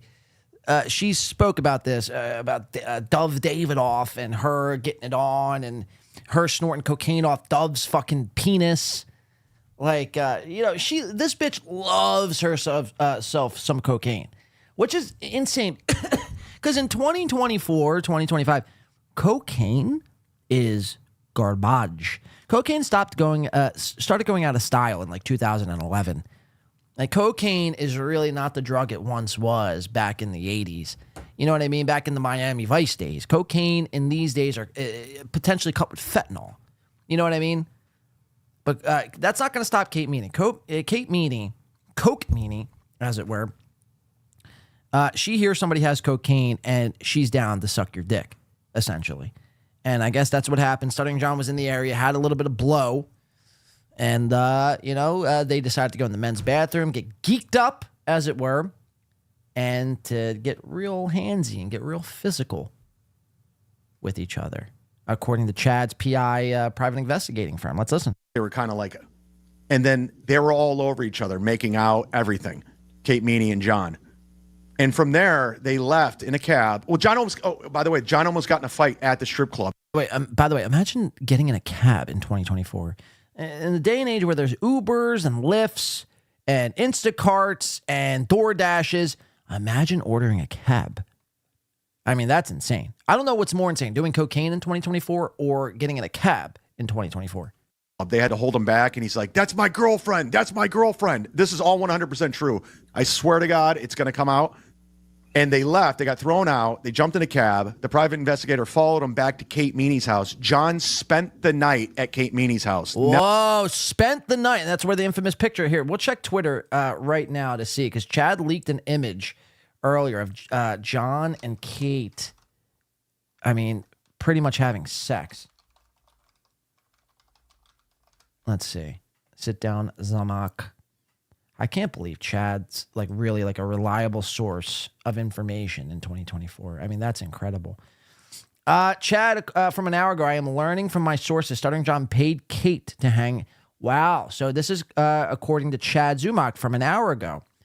I am learning from my sources that Stuttering John paid Kate to hang out with him. So Kate was an escort. According to Chad, Kate was an escort. A prostitute, if you will. Wow. The day where Ricky Henderson dies is the day we're finding out that these two are practically making babies in New York City, all while sniffing fucking dust and, fentanyl-laced cocaine. All right, let's keep watching. This is Chad on MLC via yesterday. Never left the apartment. This is, you heard it here. This all happened. 100% true. He stayed outside the whole night to make sure he never left. Like he left early. Like the private investigator left in the morning because he never came out. I swear to God. Okay, no, I'm not disputing it, but I'm saying, is this a win for the toe? Yes, it is a win for the toe in a weird way. It's a win. TM Zumock. It's a win for me. Why does this guy cover his face? What is he ashamed of? Talking about Clay Dabbler on John's show. You dog. Oh. Fucking hell. You're more drama in the dabbleverse. Just never ending. Well, let's just... This guy's like the Luigi Mangione of the dabbleverse, always hiding his face. What do you have to hide, Clay Dabbler? You're much like fucking what's his face, who we just had on. What the fuck's his name? Neal? Nasty Neal? But Luigi Mangione, aka Clay Dabbler, is no different than fucking Nasty Neal. Say, Clay, that there's one thing that I deliver that nobody else does. Content. Drama. Content. I did it. I deliver. Does this mean he's not quitting New Year's Eve? Yeah, I delivered. Turns. Nobody knows what it's. It is like I impressed myself, Clay. I forced this story. You're the king of content, John. I am. You weren't going to talk about it. You got Pinky over there with Baby Fatso. He's watching my show. Hi, Johnny. Pinky over there with Baby Fatso. They love this. Talking about the same shit. And well, you know what? Go on, sorry. And the Duke is always duking. Always duking. You know, Chad's saying that he hired. There was a private investigator following you around. Oh, really? Good. Yeah, that's what you said. You didn't watch any MLC. I never watched those. Now, my entire time in this universe, if I haven't learned anything, the one thing I've learned to be true throughout all of this, when somebody says look left, you typically want to look right. When somebody's saying that something is happening the way it's supposed to be or the way it's sounding to be, it's typically not the way it's actually going down. So I guess the question becomes, how true is this? Now, look, we do have this picture from Kate and John. It's clear they kissed. It's clear they kissed, right? They made out. They swapped spit. Very disgusting shit.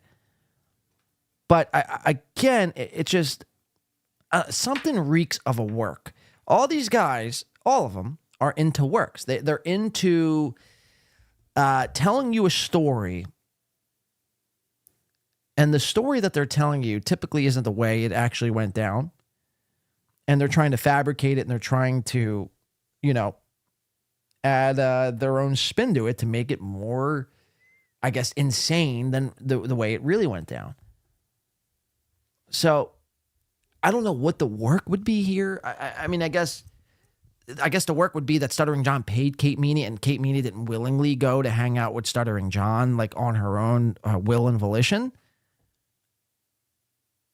And she was a paid, essentially, prostitute. So it is confirmed Kate Meany is not only a coke-whore, but she's also a prostitute now. I think we can confirm that here today. According to TM Zumock, Kate Meany is not only a coke whore, but she is also the Dabbleverse's biggest prostitute. I mean, this good luck trying to get a job anywhere. Good luck trying to get a job anywhere. Good luck trying to have a future anywhere.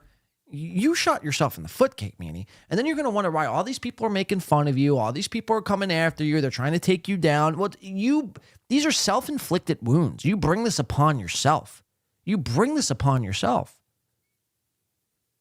getting in bed with Stuttering John and Chad and all these people. You're fucking sick in the head. All for some clout.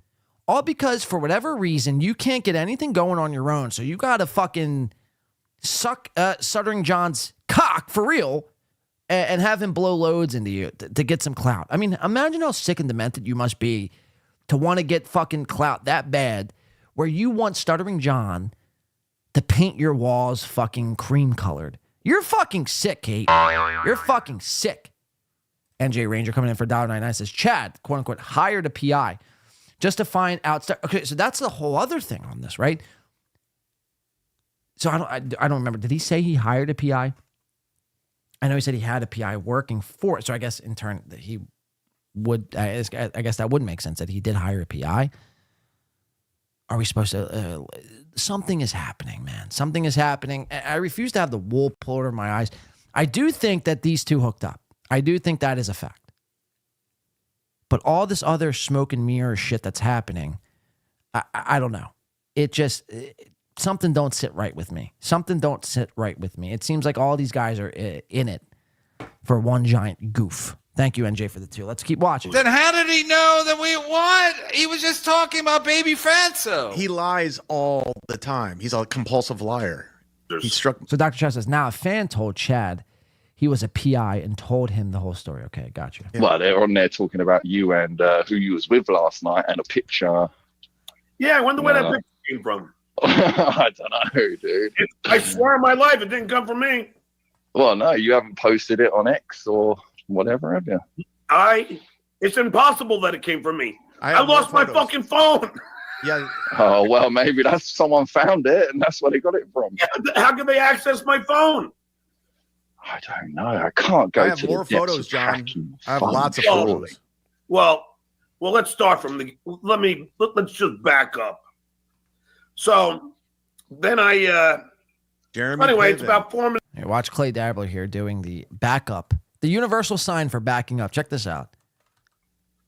So then let's just back up.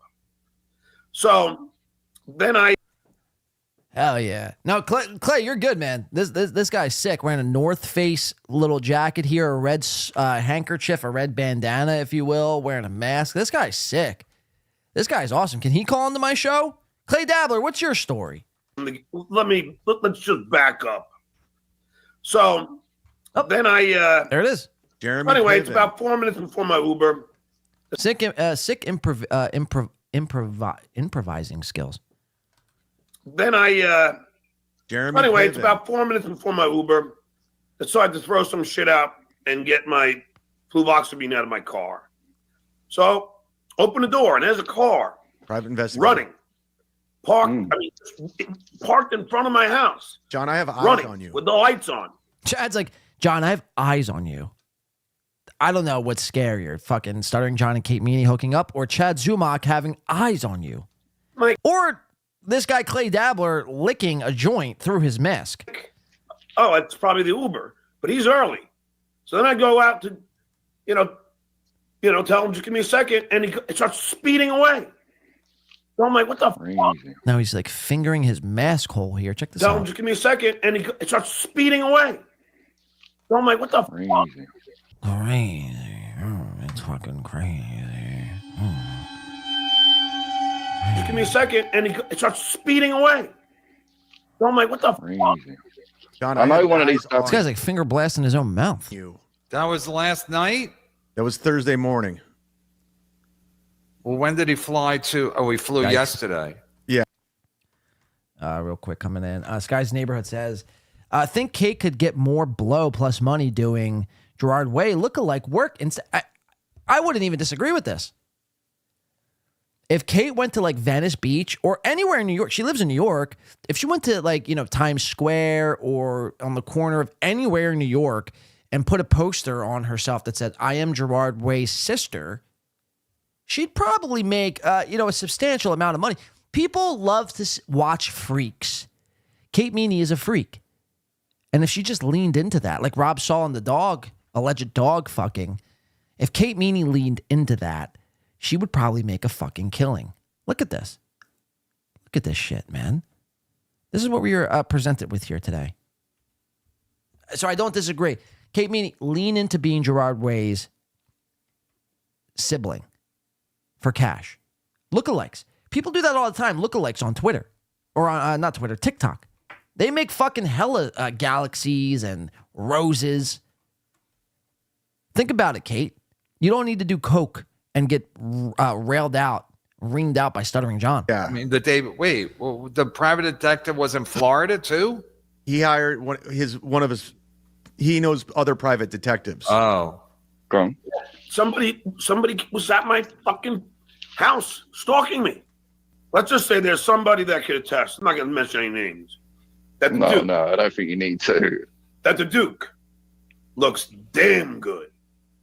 It's pretty much out there, John, to be honest, mate. There's not even really much point in Kate Meany's tiptoeing around it. Let's just say the person asked me to not divulge any information. Yeah, of course. But yeah, that's literally just been pissed up the tree, mate. It's just all over the place now. Yes, I understand that. But anyway. Chad's saying that he had this PI following you, and the PI, you was in a strip club all night, and then you had an argument in the strip club. I guess he watches. Because this can't be clipped already. Everyone's watching.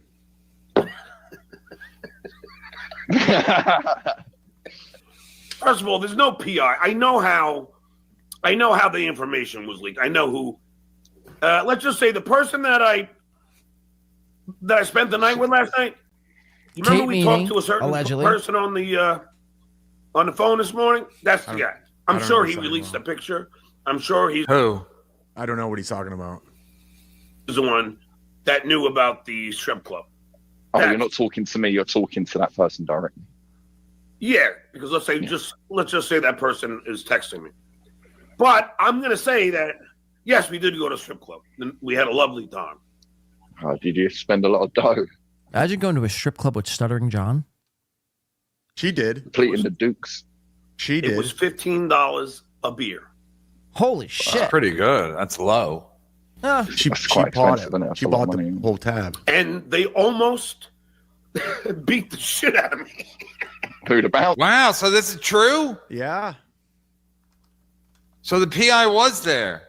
Yeah, I told you. It all checked out. Why?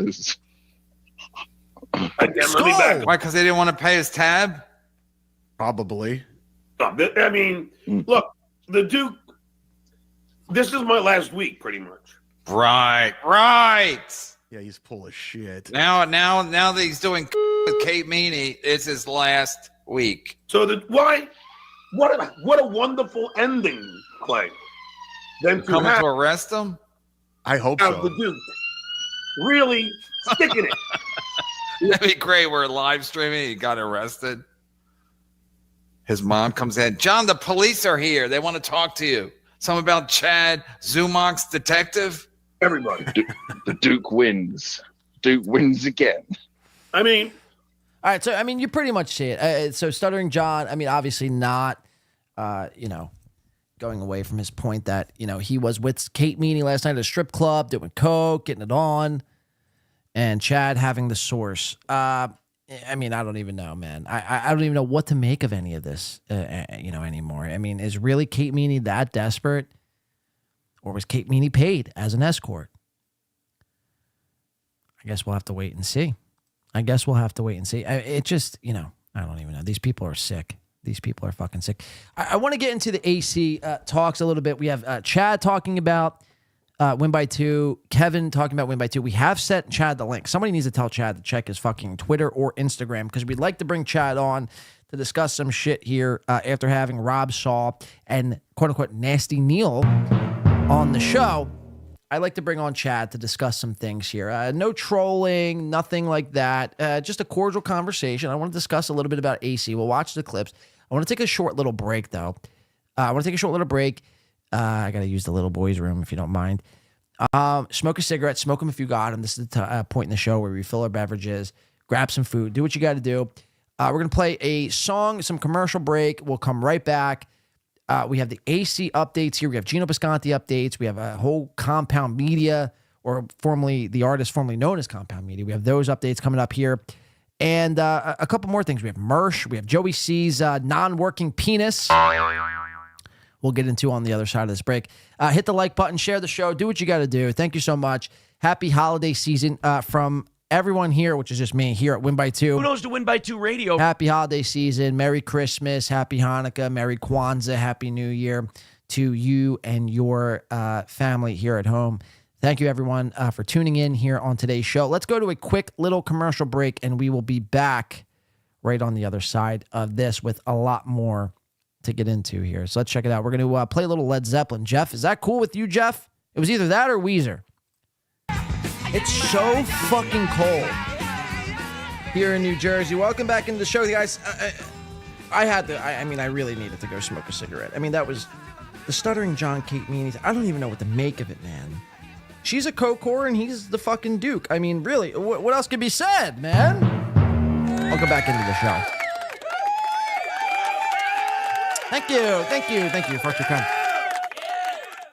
It is so cold in New Jersey. It is ridiculous. Tomorrow's high is supposed to be 27 degrees.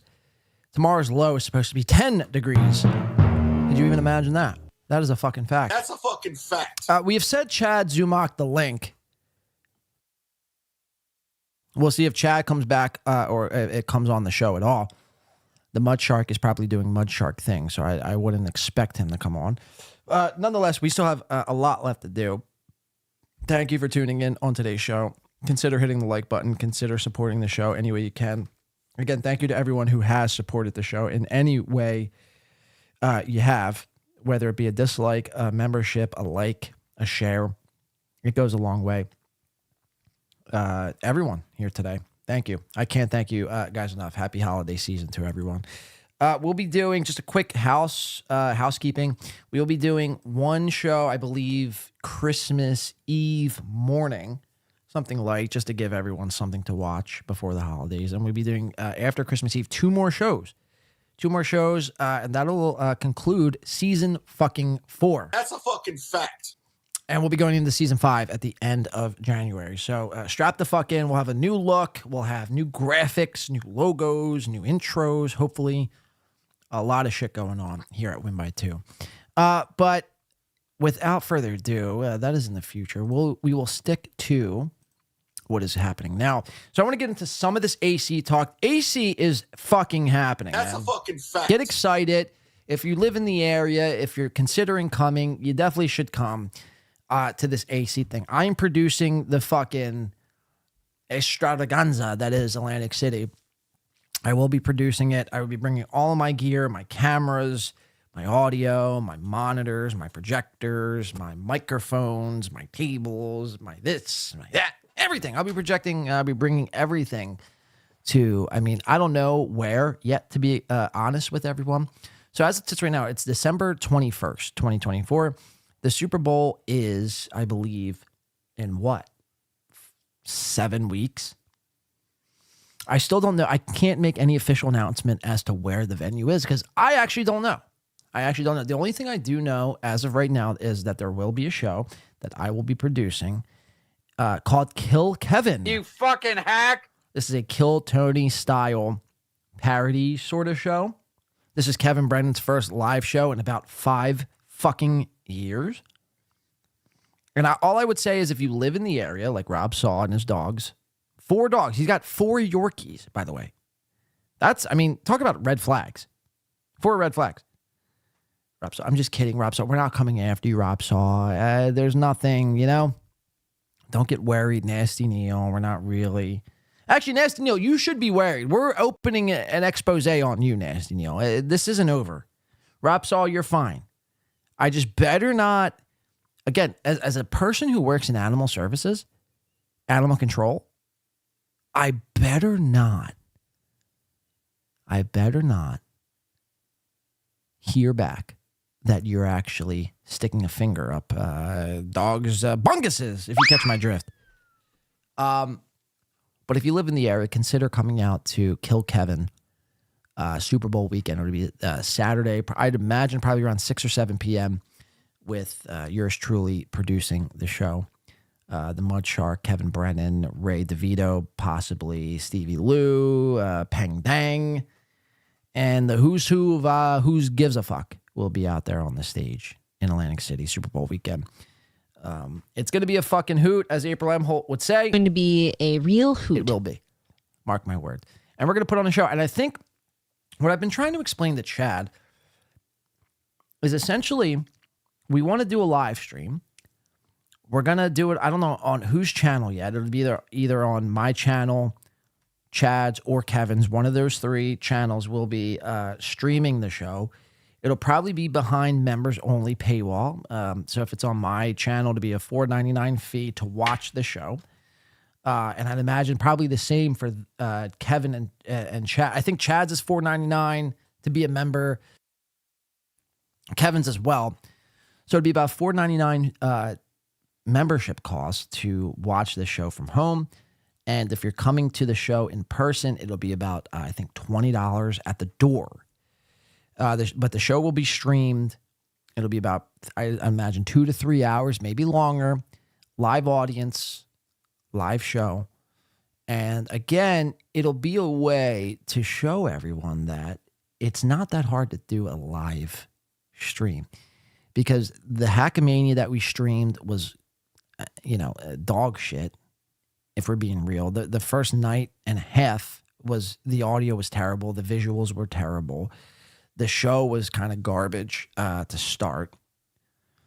All the way up until, the best show, I guess, was Be Dabbling Live after NLO.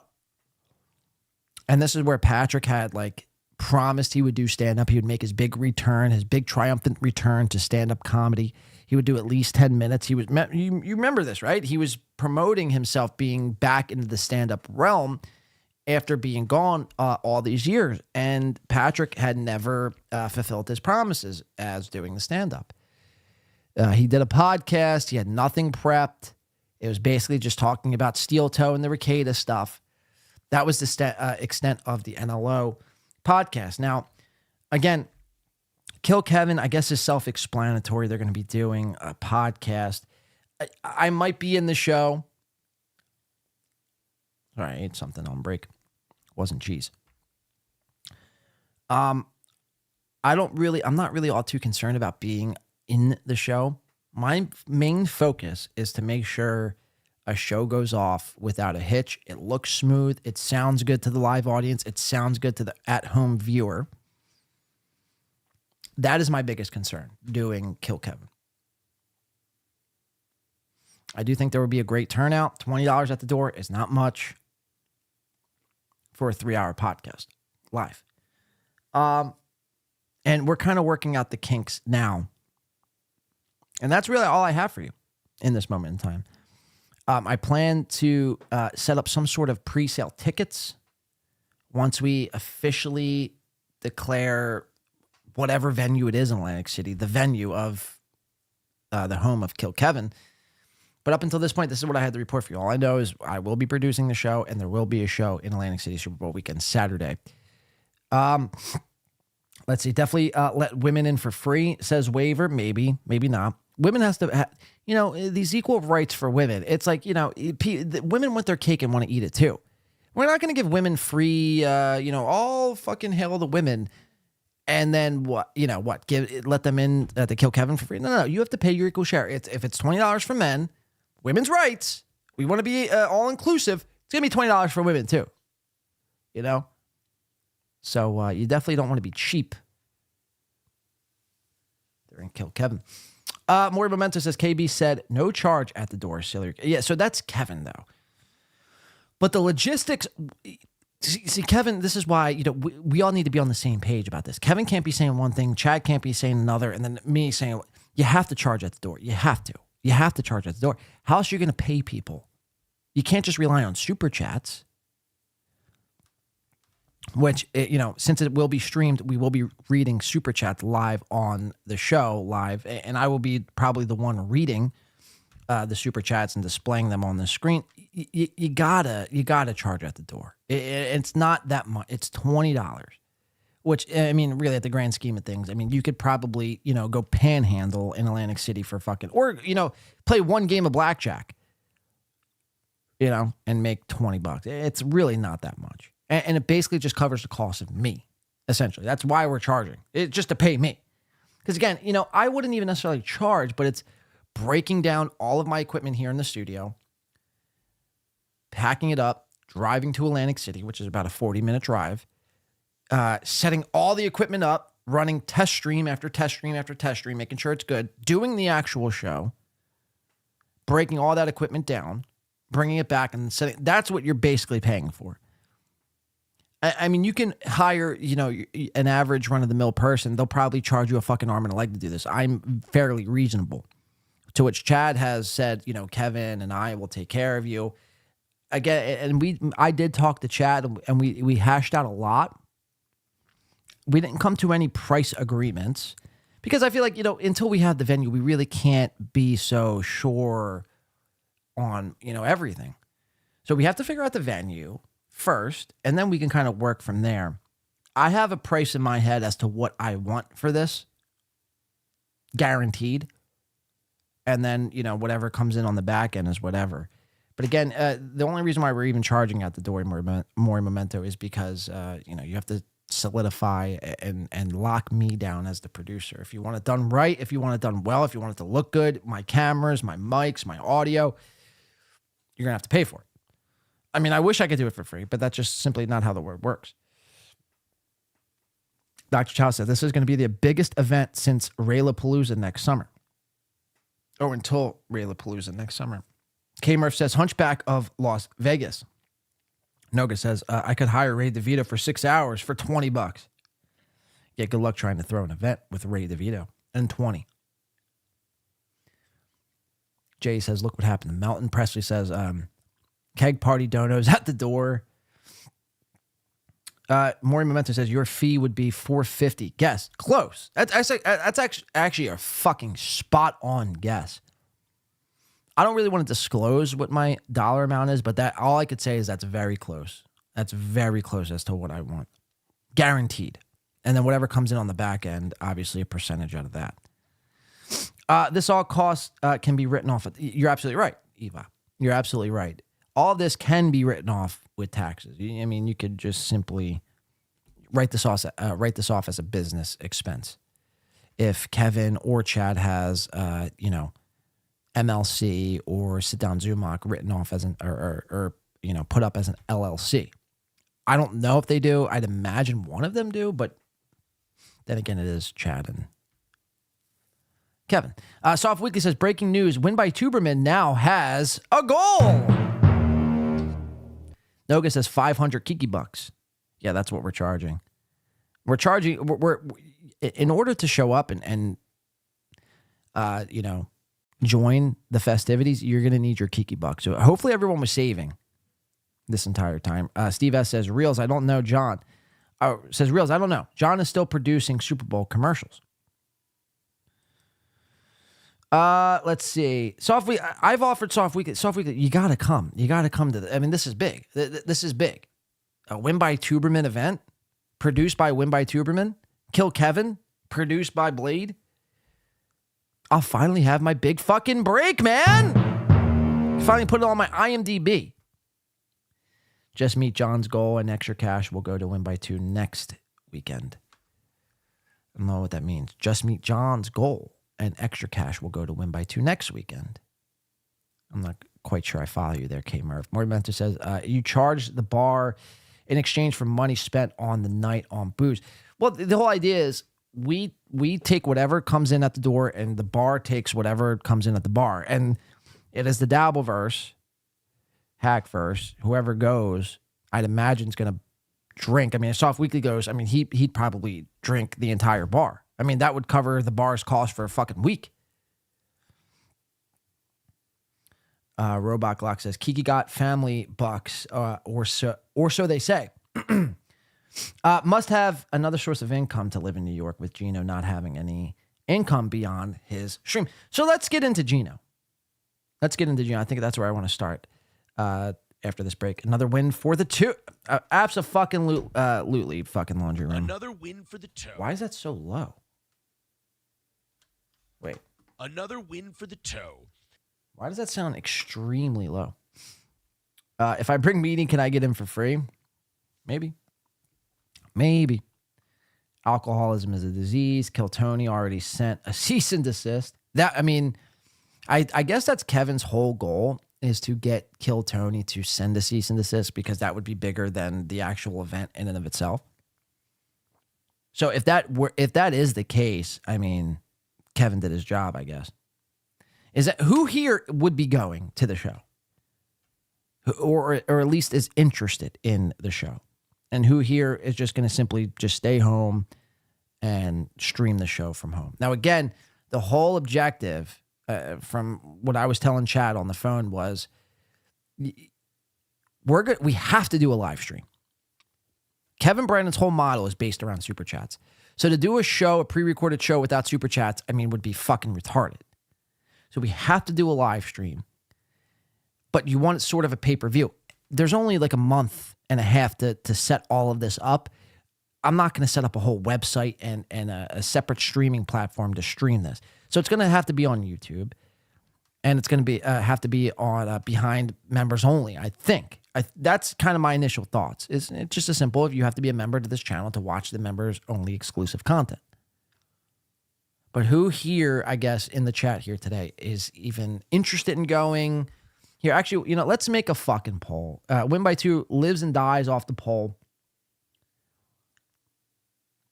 Kiki Ray says, only if I can find a handkerchief like that one guy. Delco Lou says, Delco Lou is win by 2 country. All right, let's make a poll. I just want to gauge where the audience is at here. Let me see. Start a poll.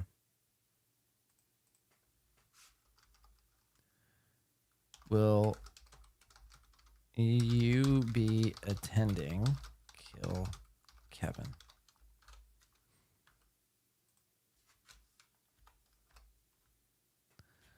Start poll. Let's see where everyone's at. 145 people in here. We have 70 likes. Come on. Come the fuck on. Hit the fucking like button. There's half of the people in here that just pretty much telling me to go fuck myself. Kayla's saying me. So it looks like Kayla is going. Well, here, let's vote via poll. Via poll. And we'll see who is interested or not going into this Atlantic City event here. What's wrong with following the Shuley Network method? Which method is that? Leo Gunn says, Kiki lives with Geno in Harlem apartment, not above a bar. Thank you, Chris. Yeah, please like the show, guys. It's not much. Or dislike it. Whatever, which way you got to do it. Well, if you want to dislike the show, dislike the show. If you want to like it, like it. Dr. Chow says, $19.99 is my ticket cutoff. So we have a 64% already saying no, which would mean 46. Now we have 62% saying no. So it's at 48% saying yes. You should make third choice, quote, Ray sucks. That's edgy humor. I'd have to figure out how to add another option to the poll. Steve S.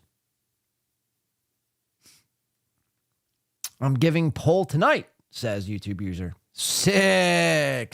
Now that's edgy fucking humor. I'm giving poll tonight. Take a picture, send it to us so we could see. Because if you don't, I don't believe you. All right, let's get into Geno Bisconte.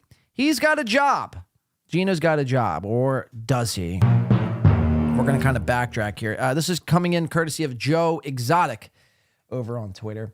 And it pretty much says the same. Breaking fucking news. Geno Bisconte has a gig with VIP Ignite, quote unquote, where he teaches classes for people that want to become comedians. Wow. So let me read that again for people. Breaking news. Geno Bisconte has a gig with VIP Ignite, where he teaches classes for people that want to become comedians. Now, remember, a couple of weeks ago, I had covered here on this show that Geno Bisconte was going out on the streets, and this was clipped by Misery Loves Clips, which shout out to Misery Loves Clips. Or should I get into the fucking AC thing first? God damn it, since we're talking about the AC shit. Maybe I'll get into it after. We're already talking about Geno. Fuck it.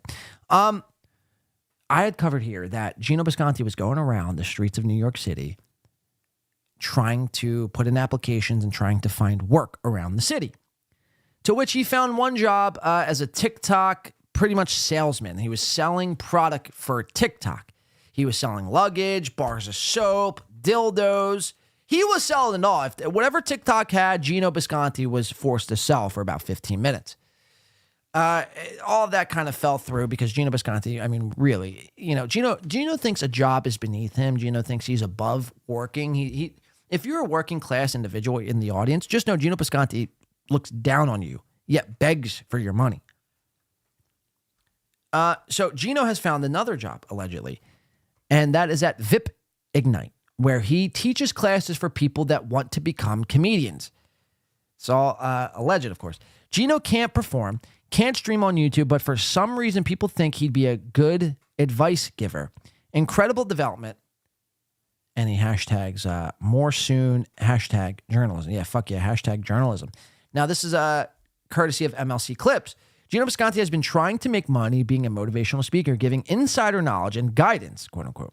They even call him a legend. I wonder if the audience knows they're getting guidance from someone who's been completely unemployable for almost 6 fucking months. And there he is. So VIP Ignite, we're going to check out VIP Ignite here in a second. But this is the post. It has Geno's picture here with his headband, his patented headband at the Stand in New York City. It says, "Are you ready to level up your career? Imagine getting direct access to industry experts and quote-unquote legends." This guy ain't a legend. The only thing he's a legend of is getting kicked off of fucking YouTube. You want to know how to get kicked off of YouTube? Then follow this man off the cliff to Rumble, where dreams go to fucking die. Just ask Pat Dixon as he smokes another fucking Camel Crush filter.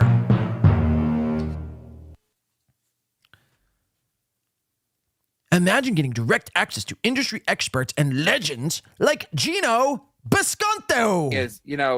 Geno's a bitch. On exclusive weekly and monthly calls. Whether you dream of a big break in modeling, acting, or entertainment, this is your chance to gain insider knowledge and unparalleled guidance. The entertainment industry is tough, but with the right connections, it's yours to conquer. April with the 2 credit cards just going to the big pile of cocaine. Why are they so low today? Imagine saying this. The entertainment industry is tough, but with the right connections, the entertainment industry is yours to conquer. Geno Bisconte doesn't even have a fucking YouTube channel anymore. The only thing you guys are going to conquer is how to be edgy on Rumble. That's a fucking fact. That's a fucking fact. It goes on to say, want in? Join our next open call and see why everyone's talking about VIP Ignite's Inner Circle. This is where careers take flight and dreams come alive. Link in comments to register, and then they hashtag a whole bunch of shit. So there it is, confirmed. Geno is, in fact, working for this company, VIP Ignite, where he's going to be giving advice to up-and-coming entertainers, stand-ups, movie stars, strippers, Kate Meany people. He's pretty much going to be teaching people how to not be Kate Meany and how to really be the next, Drew Barrymore or Holly Berry. Shout out to Sky's Neighborhood for $4.99. Shout the fuck out. Do you think Geno, the Geno Comedy Workshop includes making your own headbands, or is this something you have to provide yourself? Imagine if that's what Geno was giving advice to. It's just one sewing class, and as they're knitting and sewing their fucking headband, their next headband, he's giving advice about how the entertainment industry works, how to be an edgelord shock jock comedian, how to break in through the scenes. Hey, kids, well, if you want to be a little bit more like me and, really have a illustrious career in entertainment in Hollywood, Well, you have to do this, and that. You have to talk shit on Dr. Fauci. You have to suck on Anthony Cumia's nuts. And, when that's all over with, then you have to completely backstab all of your friends, like Steel Toe, talk shit on all of them, and then, go back to them because, well, you've been kicked off of Rumble and you have nothing else. You've been kicked off of YouTube and you have nothing else. All while they're fucking knitting headbands. I mean, how fucking ridiculous. So do I think the workshop includes making your own headbands? Yes, I would say. That is Geno's thing, headbands. Geno won't be known for doing stand-up comedy. Geno won't be known for being an entertainer. Geno won't be known for being the edgy COVID guy. Geno simply will be known for the rest of time as the headband guy. Or the jump rope guy. Am I right, Soft Weekler? Am I right? Without your head, says Mobile Radio, asked my story. I graduated the Geno Bisconte School of Entertainment, which led to being on Ray Devito and Mr. Fucking Kill Everything. Look at that. See, we have a success story in the audience. Hell yes. Shout out to Without Your Head. So, look, maybe I stand corrected. Maybe this whole school of Geno Bisconte's entertainment, whatever the fuck, VIP Ignite, is actually working. Maybe Geno will actually convert people to being low-life fucking schmucks and convert them into being the next Denzel Washington. Black and bald. All right, let's check out. What is VIP Ignite, you might ask? What are they about? Well, we're going to check it out. We're going to show everyone now. This is their trailer video they put on their YouTube channel, VIP Ignite Live. Can anyone be a model? VIP Ignite has you covered. Let's go to the fucking video. Okay, it's on mute. No need to adjust. Let's read the description first. Oh, Earl Skakel's on right now. Look at that. Trying to take my time slot. Goes on to say, have you ever wondered if you could be a model? Find the motivation to achieve your dreams and change your life. Find out how VIP Ignite has helped models, actors, and musicians of all levels create a roadmap to success. What is VIP Ignite? VIP Ignite is a revolutionary way for both aspiring and experienced talent to learn, get advice, and sit down face-to-face or ass-to-face with the entertainment industry's top leading executives, a.k.a. Geno Bisconte. Geno's a bitch. Executives, agents, and managers, casting directors, producers, A&R executives, Grammy Award winners, the theatrical agents, top model agents, Tony winners, and both Emmy and Academy Award winners. Geno Bisconte literally clicks and checks none of those boxes. Now, if you would have put fired from multiple gigs, then maybe he would have checked one of those boxes. But this is VIP Ignite. Look at this chick. I don't know who the fuck she is. I don't know what her story is. I mean, look at this. This looks like the Joker. This looks like Joaquin Phoenix's The Joker. I just want to be a comedian. I want to be an entertainer. I mean, this pretty much looks like the Joker. Heath Ledger's or Joaquin Phoenix's. Either or would suffice. Why so serious? Let's watch. Have you seen the most recent pictures of Scarlett I haven't. Johansson's Black Widow? How No, I have not, actually. Nor do I actually give a fuck. amazing is she? Now, She's speaking not. of amazing, Billy Porter. I mean, what is he going to wear next? Anybody else watch the award shows just to see what he's going to wear on the red carpet? I know I do. Now, Yep. honestly, we're not here to just talk about my favorite celebrities, but seriously, after going through these magazines and just looking at fashion, I thought about you. Now, here's the question of the day. If you wanted to model, do you think everybody looks like this and wears clothing like this? No. Honestly. Real quick, is this the Nasty Neal? Nelson Reed just shout out for the Vemmo real quick. Nelson Reed paid $5 Vemmo. By the way, click the link, the pinned comment at the top if you want to support the show outside of YouTube and not give YouTube those commie bastards your 30%. support via Vemmo, Cashapp, or PayPal. Or Streamlabs, PayPal, Cashapp, Rumble Rants, or anything else. Chuck E. Cheese, coins, Kiki Bucks. We accept them all. At the pinned comment above. Shout out to Nelson Reed for the 5. Thank you for the Venmo. We do appreciate that. Thank you. This is such a small percentage of the industry. Let me tell you what the industry really is. Are you ready? Okay, we have an industry secret. Let's check this out by Heath Ledger. Okay, so like industry. Look at this. Just a normal mom hanging out with kids. These are models. Okay, she's a model. Look at this table. This looks just like my dinner the other night. Oh, whoa! Really? You ate that for dinner? You don't say. Now, here's the question. Okay, I'm dying to know this question. Right? This girl's a model. These kids are models. Why aren't Why aren't I am a model? you? Maybe you're trying, right? So again, if you are interested in getting into modeling, my name is Alicia Kabak and I'm CEO of VIP Ignite. Now we work with people just like you, whether you're brand new or maybe you've been trying to get into the industry for years. Maybe you're not even sure what the industry is or where you fit in. I want to talk to you. By the way, shout out to Noga says for $260.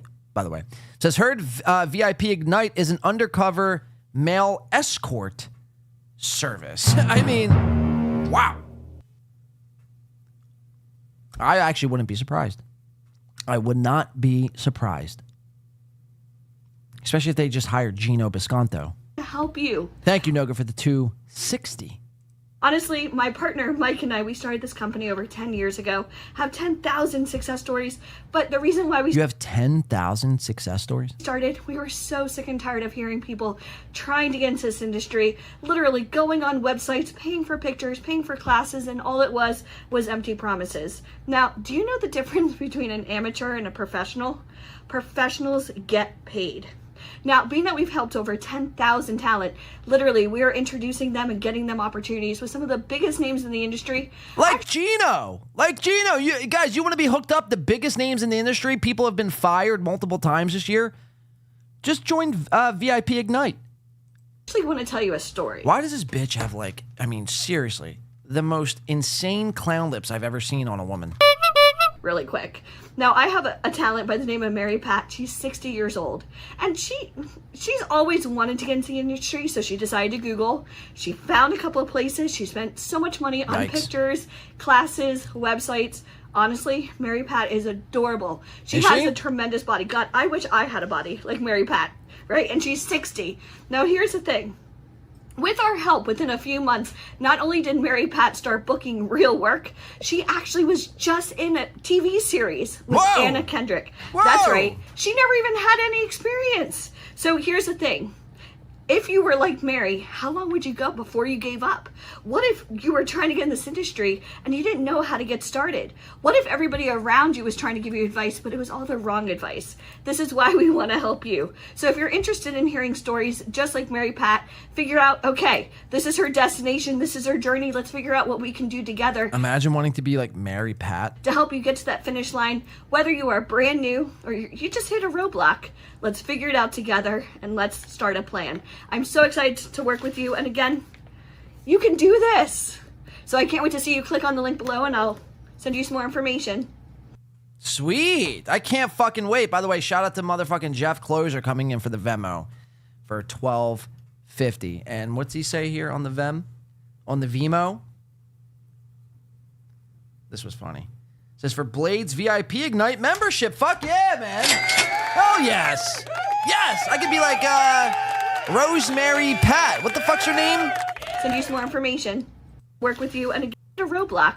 What's her name? Whether you are figure out what we can do, just like Mary Pat. Mary Pat. I can't wait to be like Mary Pat. And thanks to Jeff Closer, I'm going to be like Mary Pat. I can't wait. I can't fucking wait, man. Holy shit. You mean to tell me I'm going to be a fucking star? Yeah, that's probably the appropriate sound drop there. Let's see what else fucking VIP Ignite is offering here. They got videos on videos. Just check them out yourselves. Let's see. We'll go to a short one because I don't have time to watch a full 10-minute VIP Ignite video on how I could be a fucking movie star celeb. Geno Bisconte, though, he's going to be one of these people. Here, check this out. This is VIP Ignite. This is what they're offering here. VIP Ignite. VIP Ignite. This is incredible. Look at this. Look at this fucking cow of a woman. All right, check this out. What are these people saying here? This looks like Joey C. By the way, we're going to get to Joey C and his limp dick coming up. Yeah. Hi, it's Marja here with VIP Ignite in Las Vegas, Nevada. I get This guy looks, by the way, this guy looks so fucking uptight. Like, bro, take a load off, dude. Take a fucking deep breath. It's going to be okay. Noga coming in for 220 says, Google VIP Ignite reviews Reddit. I got you, Noga, right after this. Let's watch this video and we will check it out. Jeff Closer says, Blades in. Yes! Yes! Fuck yes. Can we collab? Little claps? Why is that low? All my drops are low. I don't even want to play my fucking video drops. I'm in. I can't wait. I can't fucking wait. I'm going to be a fucking movie star. Guys, when I come back in season 5, you're going to know that I'm going to be in the next Men in Black 4. I'm going to be a star. Thanks to Jeff Closer. That's amazing. Look at that. Fucking Leo Gunn coming in for 5. 5 WB2 radio membership. Shout the fuck out, Leo Gunn. Thank you so much. What a fucking incredible membership drop there. Thank you. Brooklyn Pasola coming in. Pine Belt Adventures. Justin Holtman Pellel. And Rigoberto Gomez. Look at that. Courtesy of Leo Gunn. Let's make sure we're thanking Leo Gunn. Hey, Leo Gunn, thank you so much, Leo Gunn. What a fucking incredible soldier here at the Two Nation and the Space Wars. Thank you, Leo Gunn. Your service here are appreciated. Again, just helping me fuel my VIP Ignite journey. I can't fucking wait. I'm going to be a movie star thanks to you guys. Thank you. Thank you so much, Leo. And everything is fine says, that woman's face reminds me of the man's face of Slam Piece. Who knows to win by 2 radio? Aaron's, sorry, I thought Chad just joined. Aaron likes to be with masculine women. Probably reminds him of Nick. Are you talking about this chick? I mean, I hope you're not talking about this chick. You think this is what Aaron Emholt is into? He likes the chocolate. You think Aaron Emholt likes chocolate cake? Look at this fucking critter here. Wow. Somebody left the oven on too long, didn't they? Didn't they? I guess VIP Ignite can't fix everything. And what's your story, Jose? What do you got to say for yourself? I mean, again, dude, I mean, seriously, your face looks like it's stuck on stupid. Ooh, imagine shooting a commercial for VIP Ignite. Look no further, Geno Bisconte will be doing this. I can't wait to see what Geno has to say for himself. Thank you, everything is fine. Thank you, Leo Gunn, and thank you to Jeff Closer, Noga, and everyone else. We do appreciate that. I'll be able to keep the lights on this Christmas. Let's watch. Marja here with VIP Ignite Oh, in wow. Las Vegas. Wow, K-Murph. I mean, talk about fucking shooting low. K-Murph says KB's wife. I didn't want to take it there. But K-Murph says, hold my fucking beer. KB's wife at your services. Yikes, man. Yikes. Vegas, Nevada. I get the honor and privilege of sitting here with the Robert Galinsky of Robert Galinsky Coaching. I'm just ecstatic because I got to see the legend at work. Tell us, what have you been doing here with VIP Ignite? Besides marveling at your aura and your work, It makes me blush. and enjoying all of the incredible activities that VIP has offered, I'm here working with students and clients to get them to express more and to be able to be open and improvise a little bit, take with what's given and make it better and not be afraid. For all of those people that have been sitting under a rock and don't know what it is you do or where you come from, can you tell a little bit about yourself? Sure. Rock dwellers. I live in New York City and I coach and write TEDx Talks. I work with C-suite executives and I work with teenagers in jails and prisons. And what I've found is that the principles are all the same. It doesn't really matter what population or demographic we're working with. Love is always love. Creativity is creativity, and trying to be a better person. Doesn't matter if you're struggling in a jail cell or you're struggling in a boardroom. A lot of the principles are pretty straightforward about how to get things done. What kind of things did you... Doesn't matter if you're struggling in a jail cell or in a boardroom. No, I'd say it does. I say it does. One constitutes that you broke the law via a murder or rape or burglary. Burger King? The other constitutes you being in some sort of classroom. No, I'd say both of them are not mutually exclusive. Coach people here for VIP Ignite this weekend. We did a really amazing exercise. I got to check something here. Hold on. One second. Okay, my meeting is empty. No camera found. Sick. All right, let's see. Where are we at? VIP Ignite. Here we go. About chemistry. So we worked on chemistry and how to develop chemistry, how to understand what chemistry is, so that when our clients are on set or trying to get on set, they have a better sense of how to relax and be themselves and see that in other people, and then let that chemistry develop into whatever the next great possible moment. And for all of you that are confused, this is not science. This is a different kind of chemistry. Right. So talk about chemistry like this. Oh, what a nice person. We just clicked. How to... Oh my God, check this out. Right. So talk about chemistry like this. Oh. Talk about chemistry like this. Now, talk about an awkward hug here. This guy, first of all, looks retarded. And he looks like he's got fake teeth. And he's trying to hug this chick, and she wants nothing to do with him. Is this chemistry? This is what you call chemistry. What a nice person. We just clicked. How did that happen? We just clicked. That's the chemistry we're talking about. Yeah? Interactions that you have with people that you're familiar with and strangers, and how to make those interactions as comfortable as possible so you can work on whatever the task is at hand. But this wasn't just a sit-down lecture, was it? No, actually. That was a sit-down fucking Zoom off. That's a fucking fact. Not a lecture at all. It's a exercise workshop where over 30 clients went on a little walkabout, had some instructions, went on a very short walkabout, came back, got some more instructions, and by the end of it, had taken everything that they observed in that walkabout. Sounds like a lot of work to be a fucking star. I just want to be a movie star. I don't want to have to go on walkabouts and, awkwardly force chemistry on people like this. I mean, look at this bitch. She's like, huh? Some more instructions, and by the end of it, had taken everything that they observed in that walkabout and turned it into a... Look at them fucking lips, huh? Look at these fucking chompers. Whew. Yikes. Anyone into chocolate pudding here in the chat? No? Just me? Yikes. Awkward. Award-winning live performance. A series of them. It was really fun. So everybody here that was in attendance, the students of VIP Ignite actually got to put on Shades Cal says, yep. You know I'm fucking with you, Shades Cal. Improv performance with you. Yes, very short performance, but all of the trappings, developing a piece from zero, from conception of what are we going to do, to getting it on its feet, to intellectualizing the ideas, then physicalizing the ideas, and then boom, now you're in front of an audience and you get to perform, which is part of the dream, big part of the dream, is to get up and to perform. Yeah, so it's one thing to work hard to get in front of the camera, it's another thing to actually know what to do when you're there. Right, we cover so much of that. The different experts that are involved, from yourself to someone like Ryan Colby, that touch upon all of the different aspects of entertainment industry, from the acting to the modeling to the singing. We're looking at music, fashion. Of all of the companies in... Hear that, Geno? Music, acting, dancing, ballerinas. Oh my God, imagine if Geno Bisconte turned into a ballerina, because that's where his career took him. Entire world. A podcast. I mean, he's not far off. He's already doing jump rope. So it wouldn't be that far-fetched for him to transition into a ballerina. Why are you choosing to bring such incredible talent to VIP Ignite students? There's a couple of reasons why I bring my talents to VIP. One is the flexibility. I mean, give me a fucking... What talents do you have, bro? What talents do you have?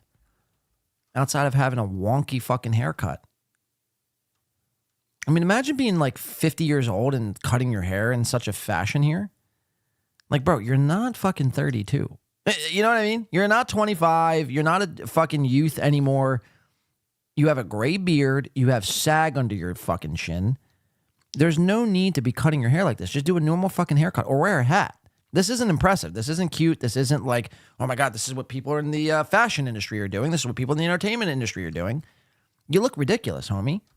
My ideas go. Let my ideas work. The people at VIP, Michael, Janine, and Alicia, allow me the freedom to come in with ideas. Also, we collaborate together. So when Mike tells me, hey, this is... Yeah, you know who else collaborated together? Stuttering John and Kate Meany. And look how that turned out. Kate Meany's probably pregnant now and all hopped up on fucking goofballs and cocaine. That's a fact. That's a fucking fact. Allegedly. The theme of this weekend, or these are the types of clients we have. They need a little more of this, a little more of that. I'm open to that flexibility and to customize the experience. Noga says these are the people that approach kids in the malls and tell them they could be models. Yeah, and then they fucking sign up and then they sell them off into sex slavery. These are the faces of sex traffickers. These people are pretty much...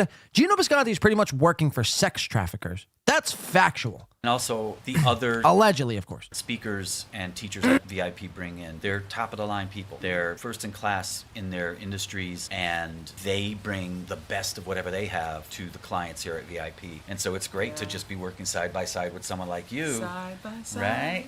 Who's got... Oh, she just did a Ray Devito. Busted out in the song, apropos of nothing. And so it's great to just be working side by side with someone like you. Side by side. Right? Imagine being like, you know what? I want to go and fucking work for this agency. I want to take my talents to fucking VIP Ignite. First of all, your company name sucks. VIP Ignite? Right? Side by side. And so it's great to just be working side by side with someone like you. Side by side. Right? I don't know why that's low. Cringe. Very cringe. This is Geno's, pretty much, these are Geno's fellow employees here. Who's got tons of expertise and even more so passion Yes. to be able to share that with others. Wow. I actually sat through the training that Robert gave us, and it was incredible. I learned so much in such a short amount of time. Took a ton of notes on the feedback and She picked up a fucking pen. interaction section where we got to evaluate what we learned, what we did, and he gave us his insight Now you're stealing Chad Zumach's bits. What did we learn? on how he does it and how we can apply the tools that he taught us to future jobs. I know everyone grew and just loved everything you did, so thank you. Glad. Thank you. And we got a cool certificate. Yeah. Chemistry. Chemistry with VIP. Shout out to chemistry. Hell yeah. Shout out to fucking chemistry. So that is the fine people at VIP Ignite. That's where Geno Bisconte is going to be working. All right, let's keep it on Geno here. We're going to keep it on Geno. Here, let's check him out. This just says hashtag Kamala Harris, hashtag fuck Joe Biden. Again, you know, Geno's never sparing any moment to not be edgy. He always wants to be edgy. This is what VIP Ignite is onboarding here. A monster, edgy, edgelord man like Geno himself. Again, looking very yellow. The jaundice is catching up. He's got veins crackling in his nose. He's got fucking liver spots on his face. He's got gray whiskers hanging down past his mouth. His lips are severely chapped. He's got fucking, just severe bags under his eyes. He's got severe crow's feet. I mean, imagine like being Keanu and be like, yeah, this is my hubby. I want to settle down with this. I mean, bag of fucking bones. I mean, seriously, the guy is more yellow than a yellow Crayola crayon. This is insane. Look at the crow's feet. Look at the fucking crow's feet he's got. Imagine this guy being your guy, telling it how it is about Fauci. Look at this. Look at this shit. Look at it. Look at it. Take a good look in. Absorb it. Feel it in your bones. VIP Ignite's own Geno Bisconte is going to be telling us about Joe Biden and Kamala Harris. Shocker. I know. Political talk from Geno. You never thought you'd see it. Hey, the people on the left that are still sore losers, don't worry. I found out where that And again. Wait, where'd that just go? Why'd I open up a new tab? What the fuck is going on? 20. Okay. What is this thing here? Is that a cut? Or is that a blood vessel that popped? Whew. Geno looking rough. Rough. million went. There's your billboard. There's your billboard. There's the fucking idiots that voted for that fucking dummy. Oh, wait. I just found another $1 million. Look at that. I don't know how she lost. Oh, because we're misogynists. We hate women who are lying cunts. All right. That's what you have to look forward to. Let's see some of these comments here. That's what you have to look forward to if you're signing up for VIP Ignite wanting to work with Geno. Someone says, this guy's right. Geno says, we. Someone says, Soto went to the damn Mets. Nobody cares, kid. Go Birds. Hell yeah, go fucking Birds. I like that comment. Someone says, this guy gets it. Geno says, hee, make those pancakes, my man. Someone says, Bickies. Someone says, you're better than this. Gene Halifa Kamala. Okay, what the fuck is going on with my Google here? Stay in the call. I just want to, whatever. That's Geno anyway. Walking the streets of New York City, not employed in that time. And speaking out against Kamala and Joe Biden for the umpteenth time. Let's stay on Geno because we have a lot more from Geno and the people formerly worked at Compound Media. Now, remember, Geno always wants to let you know that he's so far above the dabbleverse.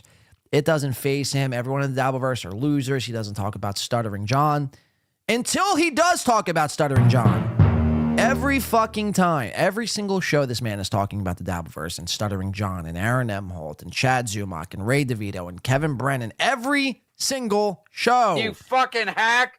And this was his, I guess, most recent show. And he had his buddy Steve Grillo on. My Lost Interest clipping this says, Steve Grillo shares a story about Stut Joe and the time he appeared on the Uncle Rico show. Now, again, Steve Grillo I need people to remember this. Steve Grillo didn't bring up this Stuttering John story. Geno brought up Stuttering John. Steve Grillo just proceeded to tell a story that he had remembered about his pal SJ. Let's give it a listen. Grillo, my man, how are you? Now remember, Geno is above the dabbleverse. Buddy. Now I'm alive, big dumb fat ass. Steve, I was saying before you got here, and that's perfectly timed. I was handling some internal 8th grade girl shit that's in the dabbleverse. Now, are you familiar with the dabbleverse? Because you were tight with the man that started it all. And by the way, what is that? I have no idea what that is. I hate you. I hate that you really don't know what it is. I'm so fucking jealous of you. You look good, by the way, buddy. How's life? Well, thank you. I did something to my back, so I'm a little squirmy. I can't get a position where it doesn't hurt. It's like constantly hurting, so I'm a little squirmy. I apologize. I did not sleep at all last night. Now, what is your relationship? Because you used to be tight with Stut Joe. In fact, can I make the comparison that you both?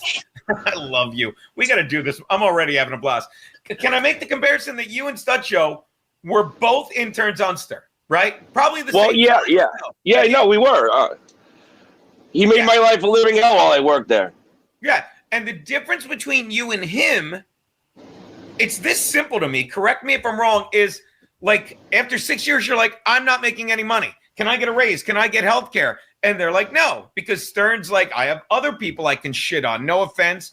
And one of those people he loves shitting on, that loved being shit on, that still to this day thinks he has talent as a result of it, when all he was a professional get shit on guy, was Stuttering John. And he's like, I'll stay. And Stern would always say, Stern didn't even run from it. He basically said I was paying him shit money and he didn't want to leave, so he stayed. Am I wrong?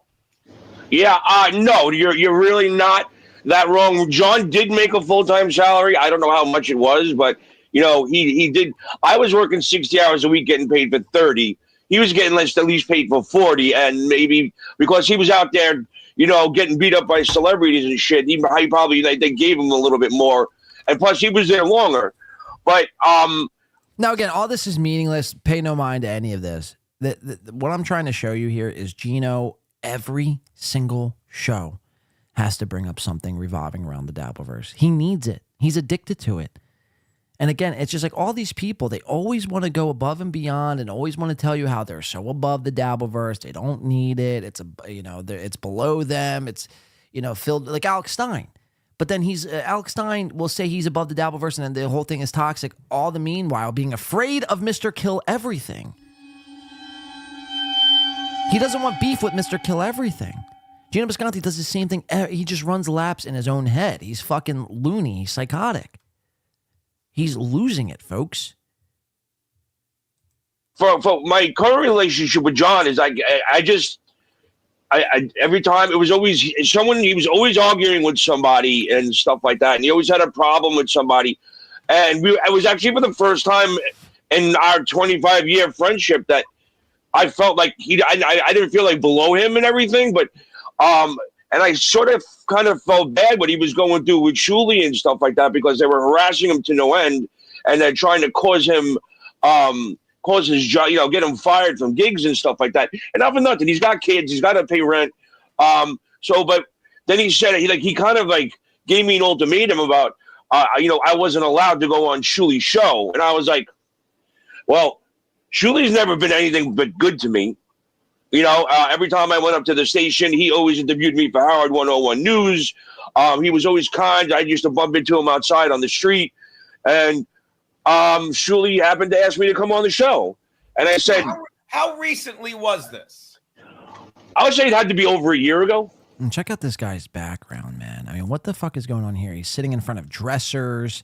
He's got a whole bunch of clutter. He's got an R2-D2 back here, a lamp, a yellow. I mean, what are these things? Shelves, red shelves, yellow shelves, white shelves going on. I mean, a random yellow. I mean, what is this light fixture? An Indian-style light fixture? What the fuck is going on? You understand that? So you, whether you realize it or not, you've experienced the dabbleverse, my friend. Oh, okay. Well, so here's what happened. Now Geno's like a dabbleverse connoisseur. So I said, who is he to tell me what show I can and can't do? And Shuli's been nothing but good to me. Why would I tell Shuli no when he's done nothing to me? So when we came on, Shuli was nothing but gracious and awesome as usual. And then as the show progressed and he got to the point where, okay, now it's time to start talking about John, I said, if you have me on here to badmouth my friend, it's just not going to happen. If you don't mind, I'm going to gracefully bow out now, and thank you very much for having on. And I said, I understand what your show is about, but I wanted to come in and say I really don't appreciate what you guys are doing, but it's freedom of speech. You can do whatever you want. John's my friend. And he proceeded to call me up and to answer my dear friend Joey Dago, John is friend or foe. And it doesn't matter. We're not playing 8th grade girl I thought shit. you were fucking above this, man. Why are we talking about this? But that's what the devil. Right now, you consider John a friend, or I have no problem with John, but I just don't want to be a part of that negativity anymore. I got enough problems, But yeah, here we are talking about it. Here the fuck we are talking about it, man. I mean, really. I don't want no problems anymore. I don't want to talk about it, but we're going to talk about it anyway. So we go from Geno. We're going to stay kind of on Geno, the Compound, the artist formerly known as Compound. We're going to go over to the Mersh, because remember Geno and Mersh had kind of teamed up. Mersh had showed up on Geno's show. We're going to show you what Mersh recently had to say about Geno Bisconte. What Geno thought Mersh was his pal. Turns out Mersh, I mean, talk about fucking being, I don't even know if it's disingenuous. I think it's just being real. Again, Mersh, I don't necessarily dislike Mersh. Some of the shit he does is sometimes leaves me scratching my head. But other times he pulls out shit like this, and it makes fucking sense. Mike Sheely, take it away. Geno Bisconte. But you're the kind of guy, that's what got me about you, Aaron. That's what made me really go wow, what a shitty Aaron. Like, you went out of your way to share a nude of an ex to Geno. By the way, Geno Bisconte, who, by the way, Geno, I love you, Geno. No offense. I love you, Geno. Bisconte, I love you, buddy. But you're irrelevant, and you're a faggot. You're irrelevant and a faggot, says Mersh. Geno, I love you, buddy, but you're irrelevant, and you're a fanook. You, Geno. No offense. I love you, Geno. Bisconte, I love you, buddy. But you're irrelevant, and you're a faggot. Wow. And Aaron went out of his way to impress an irrelevant faggot. And he ain't wrong, man. He ain't wrong. Who's broke? Who's broke? Who's fucking broke, by the way? Which is, I mean, extremely rich from Mersh, who's always hounding his audience for not donating enough. I thought this is, I mean, when I heard this, I almost fucking lost it. My head almost exploded off of my fucking shoulders. This is the same Mersh who was just on Geno's show, cucking it up, having a good old swell time. And here he is now saying, Geno, I love you, buddy, but I have to kind of agree with what everyone's been saying. You're an irrelevant fucking loser who's broke. Cue the song, Geno Ain't Got No Money. By the way, Geno Bisconte, who, by the way, Geno. Yes, Leo Gunn. Wasn't Mersh just on Geno's show list? Yes, he was. He was. Fast forward a week. And now this is what Mersh has to say. I love you, Geno. No offense. I love you, Geno. Bisconte, I love you, buddy. But you're irrelevant and you're a shit. And Aaron went out of his way to impress an irrelevant shit who's broke. By being like, hey, you want to see what Nick Rekieta's wife's tits look like? Allegedly. But if I got to be a good Christian, I want everybody to get every moment that God gave them on this earth to try to be better. I'm struggling with it, dude. Like, I'm a mess, dude. Like you. Sorry, hold on. Let's fast forward. God gave them on this earth to try to be better. I'm struggling with it, dude. Like, I'm a mess, dude. Like, my life's still fucked up, and I'm gonna die fucked up. But I started off like really fucked up and way behind on the game of life game board, and like I'm doing what I can, man. And I wanna like, my wish for everyone is to eventually find a place where they could go. Like, I'm trying to, man. You know, and I do think that there's, you know, like, especially with these fucking gay people that try to bait you into all this gay internet shit. And it's like, you know, there's people out there that have like murdered people. Well, in fairness, you are on the internet. So it's just like kind of natural. Like, this is what you're going to be involved in. I mean, why do all these guys have to like resist all these fucking gay people who want to drag you into the internet optics and draw? It's like, aren't you on the internet? Aaron does this all the time. You guys are, I mean, I got lessons. I got lessons for you guys, right? I'm a lesson. And I'm going to teach you guys a lesson. This is between life and internet on this one, because I'm a life guy, so a lot of you are internet people. I'm going to teach you like how the outside world views this shit. It's like, you're also on the fucking internet, man. Like, just, why resist it? Embrace it, please. And with these fucking gay people that try to bait you into all this gay internet shit. Sorry, if I seem distracted, I'm trying to simultaneously finish Christmas shopping and do a show simultaneously. I'm doing 90 million different things at once, but I think I'm good now. And I could focus on the show. I think I want to do, I want to finish this Mersh clip, and I think I want to do Joey C stuff, and I think we're going to get out of it. Maybe this little piggy too, or maybe I'll save that. I'm not quite sure. How long have we been going here today? 5:44. We've been on since about 12:45. 5 hours. We've been doing 5 hours. All right, let's finish this Mersh clip. And it's like, you know, there's people out there that have like murdered people. And by the way, update on the poll. Will you be attending Kill Kevin? 30% say yes. 70% say no. Out of 100, basically 100 votes. So 30 people will be going here in this audience, and 70 says, say fuck you. Presley says, Mersh is the king of gay ops, A-log, and gotchas. De La says, Mersh needs his eye realigned. You ain't wrong. Farfik Nugan says, no, listen to what he's saying. Mersh usually makes a point. No, you're right. I'm not disagreeing there. I'm just saying, but okay, here. I'll let it play. Let me shut the fuck up. Well, what I can, man. And I want to, like, my wish for everyone is to eventually find a place where they could go. Like, I'm trying to, man, you know? And I do think that there's, you know, like, especially with these fucking gay people that try to bait you into all this gay internet shit. And it's like, you know, there's people out there that have like murdered people.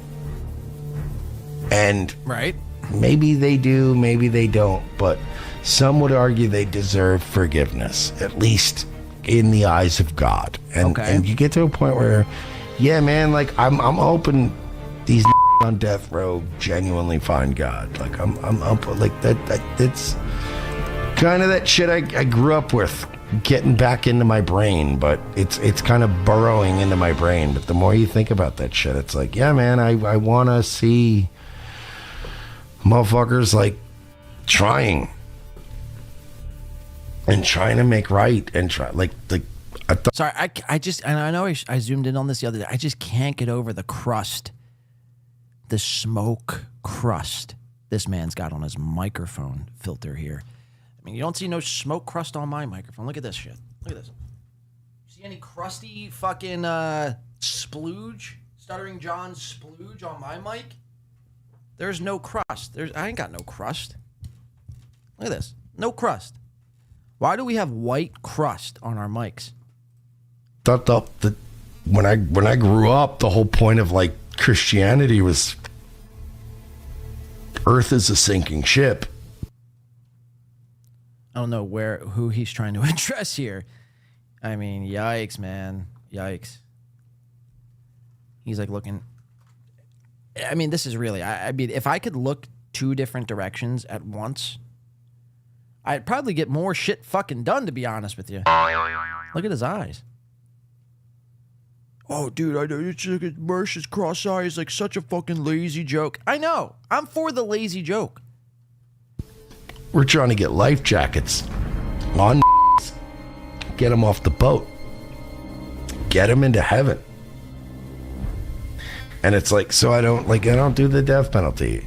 And when people go like, oh, with the internet beef shit, like, oh, you want to get this guy? And I'm like, I don't, like, I'd like to genuinely see this person maybe eventually someday figure out that maybe I am a guard, and that like maybe like it's weird. Like, I don't know, man. I'm at a disadvantage. Why though?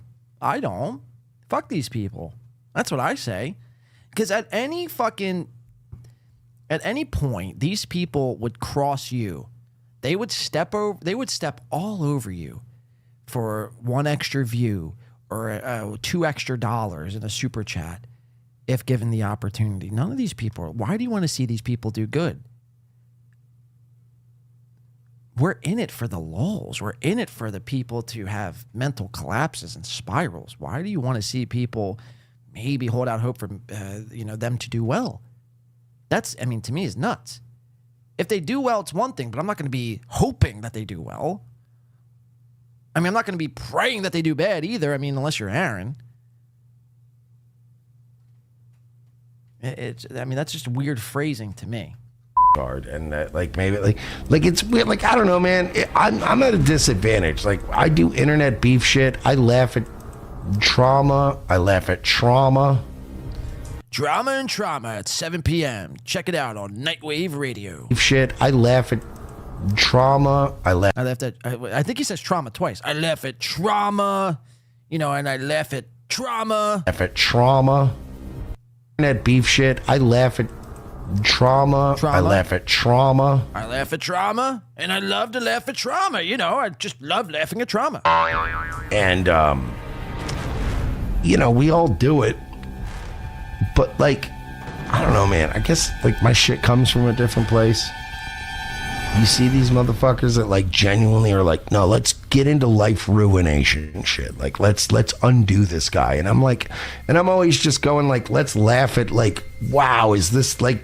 Right, I'm with him on this. The lowest low you'll hit, or are you going to go lower? Let's take a bet on it and have some fun and gamble and joke. But, like, at the end of the day...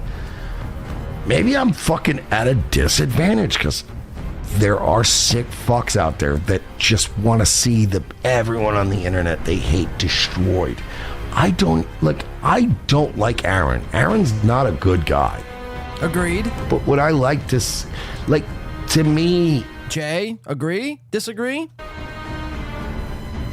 I want a 2-hour movie. And by the end of the movie, I want... Nick Rekieta during the fucking credits while they're rolling, walking off into a park with his kids. Oh, I mean, talk about wholesome. That's very sweet. actually, by Mersh. They're rolling. De La says, I hope Soft does. Oh, now look, the entire chat's like, oh, man, you know, I hope so-and-so does well. You know, I wish nothing for the best for, you know, my mortal enemy. I hope he walks off into a park with his kids. This is a Mersh line right here. The movie. I want Nick Rekieta during the fucking credits while they're rolling, walking off into a park with his kids. And I want to see... Mersh, you've turned my entire chat sentimental. In another cutscene during the credits, Aaron and his kids and his ex-wife's, all of them, and his kid, like, also playing at the park. And have, like, I don't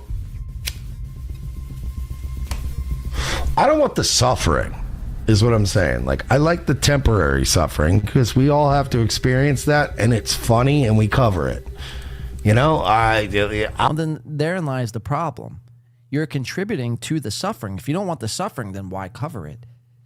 You know, there's a part of you that it's morally wrong. You know it is morally wrong, kind of, to cover people's downfalls and spirals, but you need to fucking sell a show. You need people to remain engaged, so you're left with no choice. But then, you know, you're battling this morally because you know it doesn't feel right. It doesn't sit well with you. You don't have to cheer on somebody's complete and utter demise. You could just simply observe and watch it and just comment on it. You don't have to be so invested. That's why I always try to caution people to be so invested into these things and not pick a team and just observe it. Just observe it for what it is. Watch it. It would be like watching, Real Housewives of New York and be so invested into Letitia, or I don't know any of the characters on Real Housewives of New York. I'm just making up a name. Letitia really burning down her life and then feeling some sort of joy about that. I mean, that would be insane. No, you just simply observe it. You watch it for entertainment purposes only, and then you remove yourself. But somehow, I guess along the way, people, and there's a lot of people that fall into this, is where they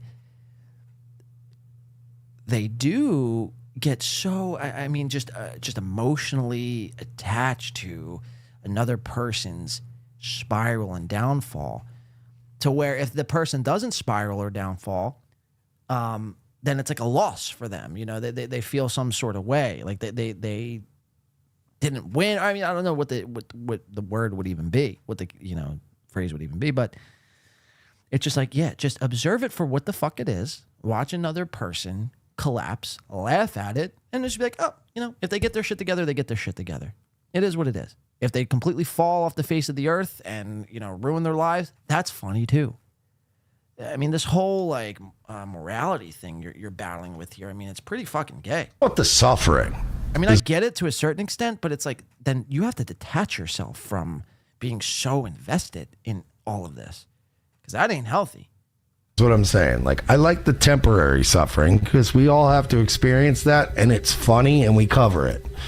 I'll fuck up, I'm sure, in the next few years, and it'll be funny, and people will cover it. And as long as, you know what I mean? Like, I can promise you this, it won't be like some massive fucking, murder trial. It won't be like some fucking kid diddling thing. Like, if I get popped, it'll be for some, like, Rekieta shit. Like, it'll be like, oh, Mersh got a DUI, fucked up again, and we'll all have a laugh. Mersh, everyone. Last time I was a little uncomfortable. Luke Rikowski from the brand We Are Change. But it was a really funny show. But it was great having both of you guys on. We're just happy you invited us back. You guys were sitting here earlier. I was like, I can't believe we got invited back. I was like, I really like the show. Yeah. And it's nice to push the limits sometimes, especially if you do it from a kind of really comedic, humorous way. And you guys definitely made a lot of people laugh last time. So it's always great to have both of you guys back. Well, thanks, man. Thanks for having us back. There's Mersh and his pal Royce. This is always fun. We're looking forward to it. Mersh, who are you? I'm Mersh. I'm one of the hosts of Revenge of the Sis. I'm a man who enjoys Jameson and sports gambling, and I hate the government, and I like guns and cats. I hate the government. Love guns and cats, though. Wow. This is imagine this being the face of an anti-government pro-gun, pro-cat guy. Cat guy. Oh, huge cat guy. And your long-lost sister is also here.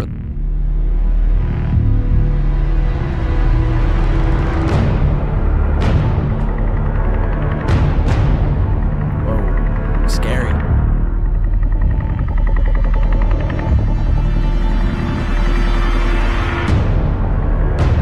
Where are Mercer's shoulders? Says Jack. That's a very good question. Hey, but why don't you stop focusing on anti-government sentiments and cats and focus on pumping them shoulders, man? Little working out never hurt anyone, you know? Little shoulder presses, incline presses. That would help. He does have some non-existent shoulders. And I'm not the person of like the most biggest shoulder definition in the world, but it's like, come on, dude. Like you literally have zero. Like I can't even mimic that.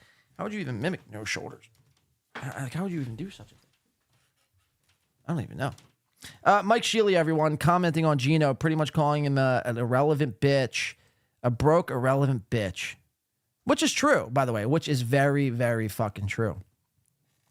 Let's see. Where do I want to go? I wanted to do this little piggy, but I think I'm going to save that for next show. We have the MLC commenting on me, but you pretty much get the gist. I pretty much broke it down. And until we can get word from Chad, any further word from the Mud Shark, we're going to have to put a pin in that. I think I just want to finish off with this Joey C stuff, and I think we're going to end the show. We've been on for about 5 hours. I'll do this Keno Casino thing on the next show. There's so much more I wanted to do, but I think we got wrapped up in Rob Saul and his pal, Nasty Neal. Send Liam the link. Is Liam here? Yeah, Jeff Clark says, or some shrugs, you know? Just do this as you're streaming. Just do some fucking shoulder shrugs. Fuck, man. Ariel says needs to do some side laterals.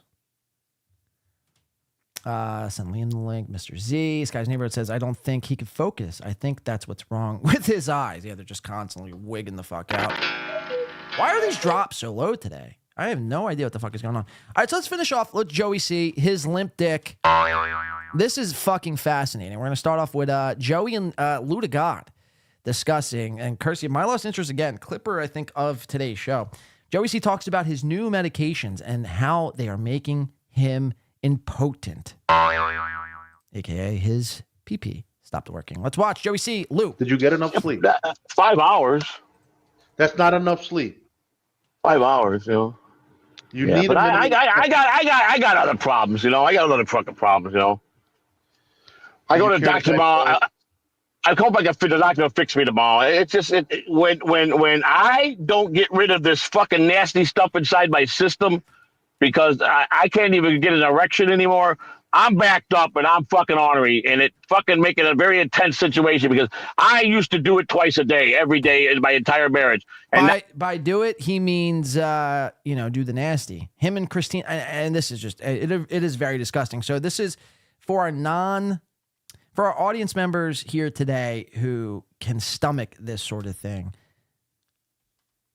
If you can't stomach this, if you're too queasy, you might want to mute this entire segment. You might want to just even shut off the show. Consider shutting off the show if you're too queasy, because Joey C is going to get into a lot of inside baseball between him and the missus. So Joey C's dick hasn't been working, and this is worrisome for Joey C, because this is a man, according to him, who's been doing it, the act of sex, twice a day for the last fucking 70 years. Joey C's, a man of sex. He lives and dies by the sex. And for him not to do it, let alone once, let alone twice, this is troublesome. So he's going to the doctor now for his limp pee. Let's watch. Very intense erection anymore. I'm backed up my system because I can't even get an erection anymore. Wow. Again, and it's like, I hope I don't have to look forward to this one day. I really do. I mean, this is, again, when you wake up today, just understand, it's the small victories in life. If you could pop fucking wood, you have one today. You have one. You're alive, you're breathing. You've popped wood. You've made it another day safe from this. Nasty stuff inside my system because I can't even get an erection anymore. I'm backed up and I'm fucking ornery, and it fucking making a very intense situation because I used to do it twice a day, every day in my entire marriage. And now this fucking medicine has got me impotent and fucking locked up, man. So It's a lot of tension right now. You know, I got to lose the thumb. I'm using. I'd say it's a lot of tension. Yeah, I mean, I'd say it's a lot of tension right now. You know, I got to lose the thumb. He's backed up. Using my thumb a lot, and you know, it's fucking using my thumb a lot. And it's just you know, it's got to end. You know what I'm saying? What are you doing? Taking the thumb and sticking it up your butt? Whoa! I'm talking about the treasure of my wife. The thumb?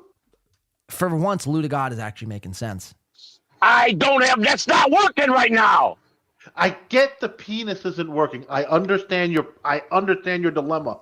But yo, the best fingers are not the thumb. Agreed. Oh, I got a fucking powerful thumb. Oh God! Now we have to see this man's fingers. This is what it looks like to be have a encounter with Lou to God. This is if you're a female or male. Whatever you're into, this is what it would look like if Lou to God was about to slip a few in. I mean, yikes. Yikes. The best fingers are not the... He'd smile just like this. thumb. And then proceed to slip. Oh, I got a fucking powerful thumb. It's, you know, the fingers. You got to... No, I know. Oh, he's doing the motion too. I mean, come on, Lou. Oh, I got a fucking powerful thumb. Look at this. It's, you know, the fingers. You got to... No, I know. Oh, Lou, but my thumb is fucking magical. My thumb is magical, he says. The things I could do with my thumb. Your thumb? Your toothless co-host is even questioning you. Like, your thumb? You know, again, you have 8 other fingers that aren't thumbs. And you're just like, I'm good. I'll decide to use my thumb. Oh, the fingers. You got to... No, I know. Oh, Lou, but my thumb is fucking magical. It gets into corners and curves that you would never fucking understand. Oh, my God. It gets into corners and curves we would never understand. Yikes. You like that one, Lou? Lou liked that. Corners and curves that you would never fucking understand. What is that laugh? Corners and curves that you would never fucking understand. What the fuck is this laugh? And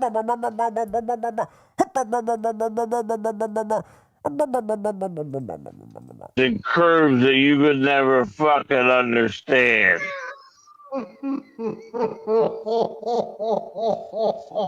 Whoa. Whoa! How much acid have I eaten today? I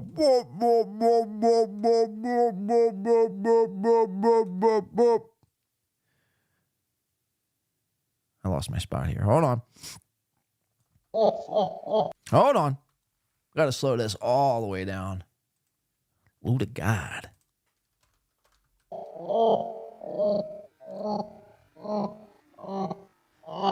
I mean, he really liked that. This toothless monster. I mean, imagine this walking around the streets and you bumping into this guy and he just smiles and you get absorbed into his black hole of a tooth gap. Yikes. I mean, yikes, dude. Yeah. You like that one, Lou? You like that? Yeah. My boss is crazy, man. He talking about using his thumb in his wife's curves and crevices, man. That shit crazy, bro. That shit wild, cut. But it's just, you know, and he's doing the old Aaron M. Holt seal clap. Lou kind of looks like a seal if you think about it. Minus the missing teeth. Kind of gives me seal vibes. Sounds like one too. Yeah. But it's just, you know, they want a hard high one. They want that sausage, you know, so the doctor's got to fix it. TJ says Lou can eat an apple, though, through a chain link fence. I'm going to he's going on the hit list tomorrow. He really could, man. If you think about it, the logistics of that, Lou could do it. Because he's got a gap, so he could put each of his mouth, like he put his mouth on both sides of each gap and proceed to Oh, if he don't fix me, so, you know. Yeah, but I mean, let's be real, though, TJ, Teamster Tim. This man hasn't eaten a fruit or a veggie in probably 27 years. I love my wife, and she's beautiful, you know. She's got needs. She's not. This is what I worried about. What happens when I get up there in age? Well, there's Viagra. But I don't need that because I could used to tell her, say, I don't need that. My dick don't work. I don't need Viagra. 10 hut, and that motherfucker, you know, he'd be up and going. Now I go, hey, buddy, what you doing today?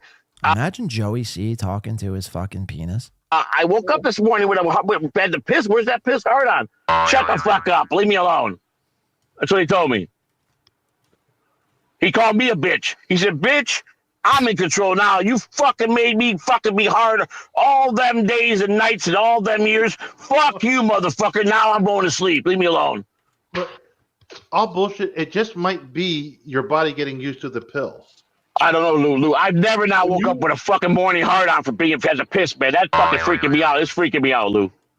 That's one thing, and I enjoy making love and. I enjoy making love, he says. How wholesome. Seeing them. I don't even want to picture this. I apologize to the audience for even having to instill this image into your brains right now.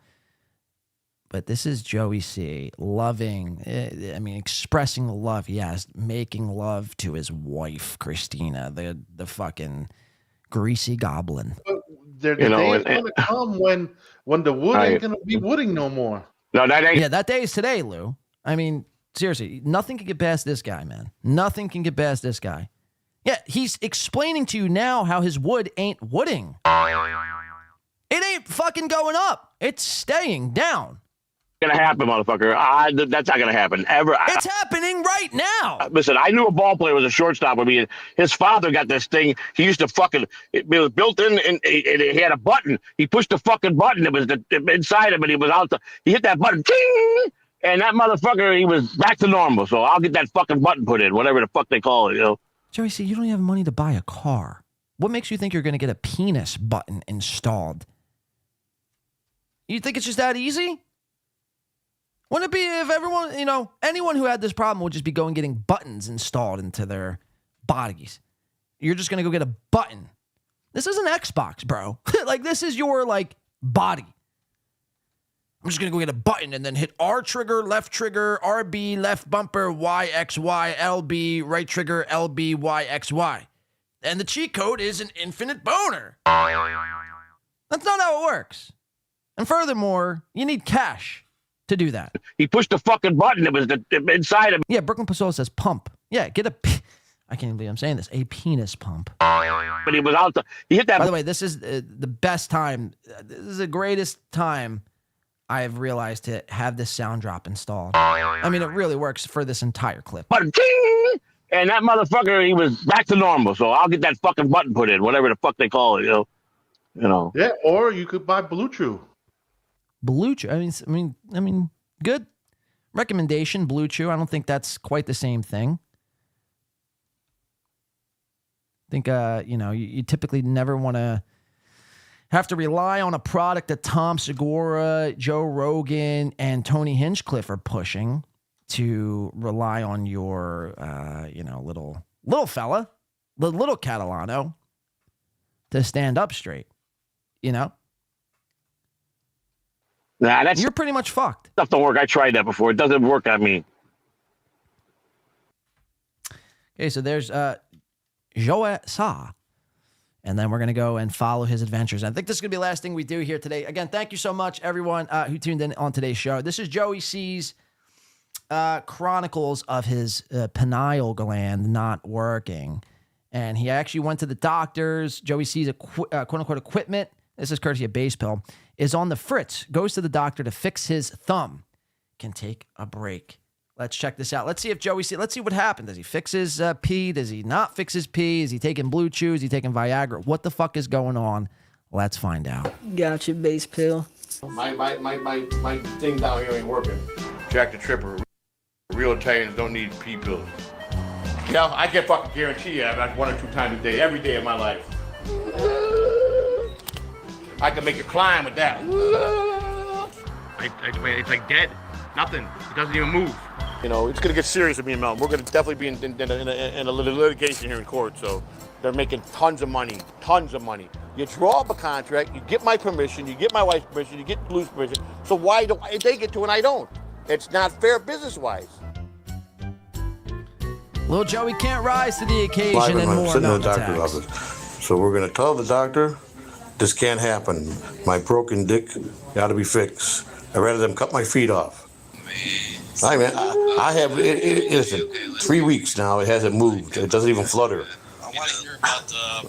I wake up and So it's he's dead. watching Bob Levy and Obnoxious John on in the background. Maybe that's why. Maybe it's too much dabbleverse consumption from somebody who swears they're above the dabbleverse. You know how you wake up, men wake up when they got a piss hard on? I wish I had one of them.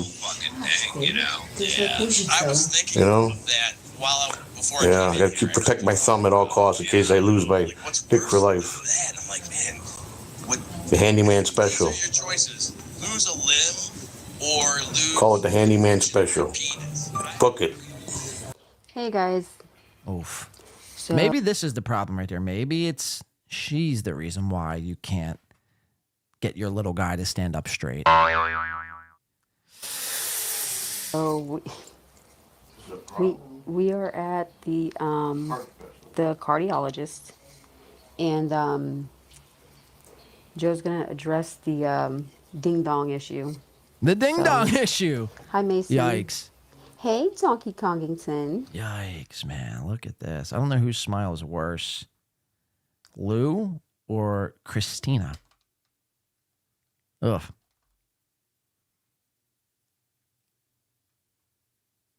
How does one get this gappy? And furthermore, don't they have braces to fix this sort of problem?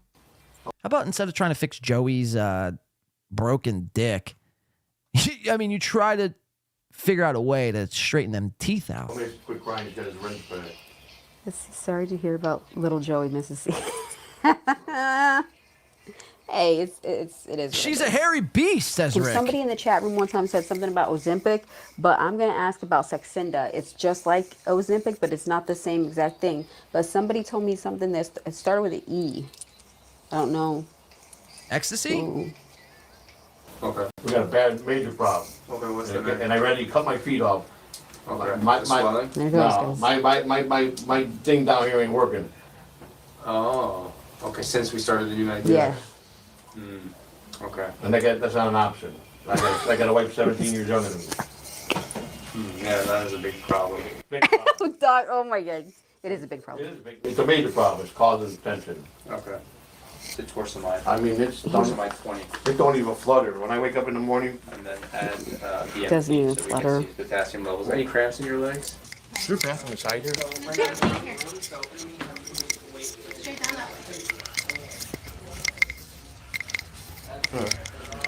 Mr. C was great in playing it. Yeah, love you, Abe. Yeah, okay, very good, yeah. You're a funny guy. You're a funny guy. Are you just jealous because your mother looked like an ape? Is that what it was? Jerk off. Jerk off.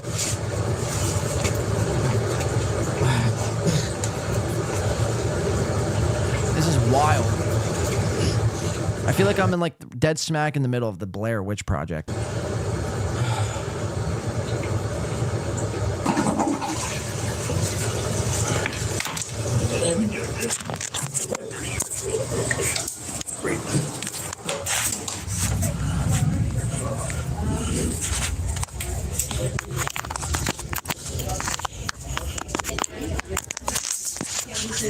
Can you call? So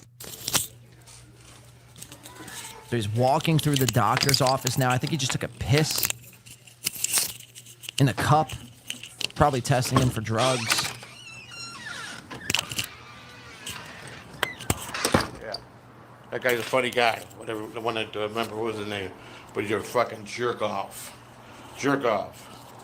Your mama, your grandma, and your daughter and sister look more like Planet of the Apes. They taught us. Whoa! You jerk off. All right, listen, I'm ditching my own show. I'm out of here. Moy Memento says, if this isn't illegal, it should be. I got a lot of problems, but I'm getting fucking Viagra. Bam! I'm getting Viagra, he says. Hell yeah. That's a step in the right direction there, Joey. I think you're going to need more than Viagra. You might need a mechanical dick. You might need a mechanical dick. Work. Jack the Tripper. Real Italians don't need pee pills. Right. Pills. Okay, whatever. Yeah, that makes me a fake Italian because my fucking dick broke. You're a fucking moron, you know that? Go fuck yourself. Next time, for me to read anything from anybody, you'll have to put money in there. Thank you for this, Joey. Hey, Yeah, we ain't reading nothing that's not a fucking highlighted chat. Need them supers to read it. Told you I keep it real, buddy. You know me. My wife goes, I go, I really need to stream this. Talking to the doctor about my broken dick, and she said, "Are you really?" I go, because she didn't even know she didn't even know what I said yesterday. She didn't know it was all over the internet. So I finally said, "Well," I go, "I guess I made a real big funny because Cupcake fell out of his chair." He said it's the very first time I ever really made him laugh that hard. So, and then I saw that By Lost Interest did a big clip, and Bob talking about it for, I figured, hey, it's perfect, but it's real. I really do have a broken dick. I mean, we're gonna have to see. We're gonna have to see this for ourselves. You're gonna have to do some sort of like on-air expose. I mean, because nothing's been real from Joey C. You know what I mean? The Brother Samuel bit. I mean, just everything with this guy has just been fucking. It just has fallen short of what he says it really is. So we're gonna need to see this, Joey. We're gonna need to see the test. We're gonna need to see the doctor's notes. Possibly some pictures. Yeah, Brian says you need to exercise. Yeah, exercise and better dieting. I mean, really, that would be instead of going to the doctors and worrying about taking Viagra, I mean, that's a great point, Brian. Instead of worrying about taking pills and hoping for the best, why not try veggies, fruit, and exercise? I mean, really, I think that would be, the solution to your problems. Instantaneously, you'd probably see results within a week. But again, these guys, I mean, they can't not drink soda and eat fucking ho-hos and Twinkies and Big Macs and Long John Silvers. I mean, start with your fucking diet. If it doesn't work, then maybe try Viagra.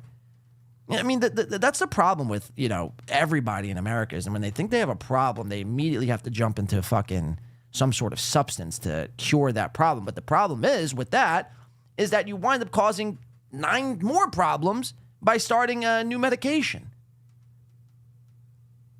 And doctors just co-sign it. And then they want you back for the 9 more fucking problems that, arise in your life. Instead, a simple solution, I'm not saying this is going to work, but it's worth a shot. Diet, exercise, water. That would be my first fucking guess and suggestion and tip for you. No pun intended. It's been 3 weeks, man, and I'm one or 2 time a day guys, Real says dabbleverses have terrible teeth. Terrible teeth, bad genes, very tiny people. What else? I mean, the list goes on and on and on, Reels. Dabbleversers have, it's pretty much like the world's rejects, Couldn't make it anywhere else, so we'll just plop you in here and, let's just hope to be not the biggest fucking scumbag shithead that there is, If I only have 1 tooth missing, well, that sure beats you with 3 teeth missing. I win, bitch. It's like, well, you still have teeth missing, bro. You know what I mean? And you're still only 5'5". It's been affecting. I can tell it's affecting my wife, because tension. And I can't have that, man. There was some built-up tension for sure at the Catalano home. She's 17 years younger than me. I gotta knock the box out of that shit every night, Oh, God, that is, really just an image I do not want to have painted in my head. Joey C. and Christina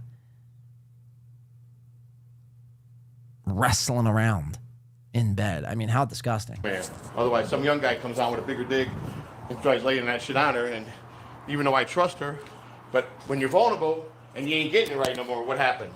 That fucking guy slides right in. Then I gotta beat him up really bad. I gotta beat him up! Make him go away. So. Yeah, I can fucking guarantee you about 1 or 2 times a day, every day of my life. I promise you that. I promise you that. Maybe you got a problem with it, but I don't. Oh, no, it sounds like you have a problem. You're at the doctor's seeking Viagra. Seems like there's a problem. For sure, once a day. And I tried for 2 times a day if I could, morning and night. Go fuck yourself. I'm Joey C. Don't you know who the fuck I am? I'm getting it all throughout the day. Morning, afternoon, night, dessert, dinner, breakfast, lunch, brunch, appetizers. I'm fucking Catalano Joey. We're doing it. No, nothing about me, pal. You suck my ass. You can suck my dick. Maybe I'll put Well, we would try to suck your dick, but it don't fucking work. it in your mouth and maybe fucking. Ugh, motherfucker, I'll shove it. Whoa! So he bombs here because he realizes his dick ain't rising to the occasion. So he tries to make a suck my dick joke and realizes, oh, I can't make that joke because even if you wanted to, it'd be just fucking flaccid. Suck my dick. Maybe I'll put it in your mouth and maybe fucking. Ugh, motherfucker, I'll shove it down your throat and choke you to death. My big cock, motherfucker. Well, I don't know about all that. Anybody who has to tell you that they have a giant hog typically means it's teeny tiny. Teeny tiny. It's small. Oh, what's wrong, Joey? You got a small? Yeah, stuff. The holy thumb, that's right. The holy thumb, that's right. I don't need my dick. I got both my thumbs. Vito's right. We should name it the holy thumb. We should make it a saint. It's the only thing that saved me. Your thumbs? Oh, that and you know. You don't want to see how these thumbs operate. Would you? Oh my God! Could you imagine? You know. Ladies. Other God-given talent. Would you? There's like coffee stains on this man's tongue. There's like green moss growing in the back. I mean, ew. I mean, there's probably like 370 diseases on this tongue alone. Ugh. Kmart says he can't see over, and that's another valid point. Again, it all starts with the diet. I can make you climb with that. So, I can make you climb with that. the holy thumb. And bottom line is, in a relationship, 25% of that relationship is the sexual part. And when you got to perform well, you got to do it. You got to do it right. Keep the love going and keep yours going. You got to change things up. But when that goes, and it goes into a week, okay, you question it. Second week, then you question it. You know, it's like, are you not in love with me no more? No? What are you talking about? I didn't share the problem with her. I just didn't know. I thought it was going to fix itself, you know. It got worse. And I'm like, babe, I think it's a medicine. I mean, I don't even wake up in the morning with a heart on. It's like dead. It's dead! The man's got dead dick! Oh my God, imagine saying this. I mean, I don't even wake up in the morning with a heart on. It's like dead. Nothing. It doesn't even move. And I knew it was a problem. And I don't care. I'm not a guy that's ashamed of anything. You know? Yeah, Jay says, Alex Stein loves this guy. Oh my God. I don't care. You know, I don't care who knows. Mr. P, Joey, my man. Man, keep it up the good work on the channel, brother. He says, keep up the good work. Keep up the good work on the channel, brother. This time next year, you'll probably be bankrupt. Yeah, I know. I probably will be. But hey, you know what? What can I say? Bankrupt or not, I'm still going to tell you the truth, you know? I'm bankrupt. I got dead dick. I got fungus on my tongue. They might need to amputate my feet, but all in all, it's really good to be Joey C. You taking SSRI? What the fuck is SSRI? So he tries says they can die. I mean, I guess. And Joey C's, walking proof. He's got dead dick. Right, I've never heard of that. Are we going to see you in Vegas again? No, Sketty Tooth. Fortunately, I'm sorry. I just can't face Melton. I'm not too happy with him, and I'm just tired of his shenanigans. You know, joking is fine. That's all good and fine. But he takes it to levels that, it's going to get serious with me and Melton. We're going to definitely be in a litigation here in court. You should. Melton's made so much money off Joey C. Like, again, Joey C., every day that you waste not going after Melton, I mean, talk about just being a bitch. Talk about being a bitch. Melton has made so much money off your back, dude. I heard fucking Pete Dabbler bought a Tesla in cash from all the Joey C super voice tip system. Wow. You're just going to fucking bend over and let them fucking fuck you in the ass? Yikes, dog. He's going to need to start taking it serious. My super tip voice has probably made more money than anybody's voice in his system. Pete Dabbler's bought a Tesla. I heard Melton's going to be buying a new fucking BMW soon. Like Mersh. They're making tons of money. Tons of money. Bags. I mean, I think they even stopped accepting money. I think now they're only accepting gold bricks on your behalf. And it's not fair that they don't give me a percentage. For one, he needs my permission. He knows that. Yeah. He never asked for my permission. He never negotiated anything with me. Right. And you know what? I'm not taking it lightly no more. So unfortunately, for that, I won't. You shouldn't. I use the blue pill. They are giving me the blue pill. I guess that's what they're giving me. So, The he didn't blue want to give it to pill. me. He's like, well, I don't want to mix medicine until we find out. I'm like, no, this is gonna be fixed down. There's no me going another month. I can't do that. Sorry. Because I'll change your other medicine. I go, but that's still gonna take 2-3 weeks before it works in. So I'll get you to Vegas, Joey. I'll bring peace to Mason. There's no peace. It's simple. He acts like a man for once in his life. Put aside the joking for 1 minute. Sit down, call me up. I wrote him nicely an email. I was pretty nice to him. I wasn't that dog to and I gave him the opportunity to let's just do it. It's simple. You draw up a contract, you get my permission, you get my wife's permission, you get Blue's permission. We grant it, and if we come to agreement with what percentage should be, and that's it. And then you start putting our portion into the thing. Everybody's making money off it, so why do they get to and I don't? It's not fair business-wise. You know what I'm saying? It's just that I'm a practical businessman. Okay, I know how to make money, and I know and I've had successful businesses. Okay, so I mean, your actions would suggest otherwise, but continue. he's just being a dick, and enough's enough. Plain and simple. Without me getting worked up about it, Melton's wrong, 110%. He knows it, and I know it, and everybody else does that knows it. Hi, baby.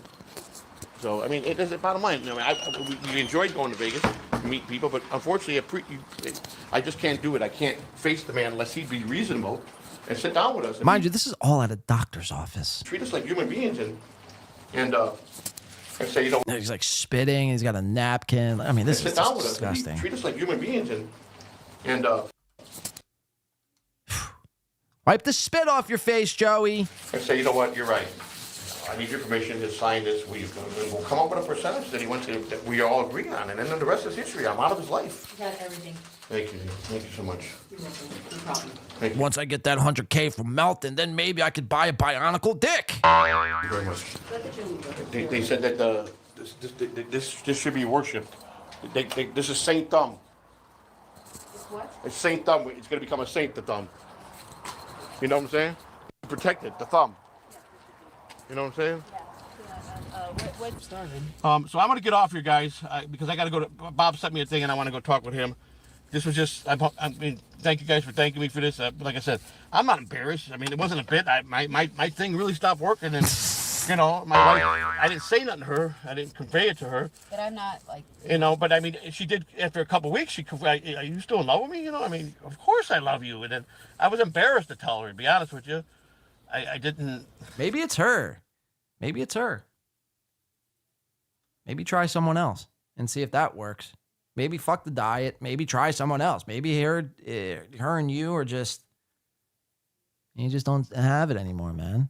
It's just, smelly. Because she's like, this is not normal. What's going on? And then I'm like, well, she goes, but you fall out of love with me? She's like, no, babe. I go, I just got a lot of things going through my head, and I try to avoid it, and then I finally said, I don't know what's wrong. To be honest, the medicine just shut me down or something. The man. medicine. All the okay. Combination of everything, man. And I've never been like this, and it scared me. Ask her. I was fucking trembling over it. I mean, it bothered me so much. I'm like, I got nervous. Like, you know what? If I don't, every day I would talk to myself. If I don't get this problem fixed, I'm gonna lose my wife.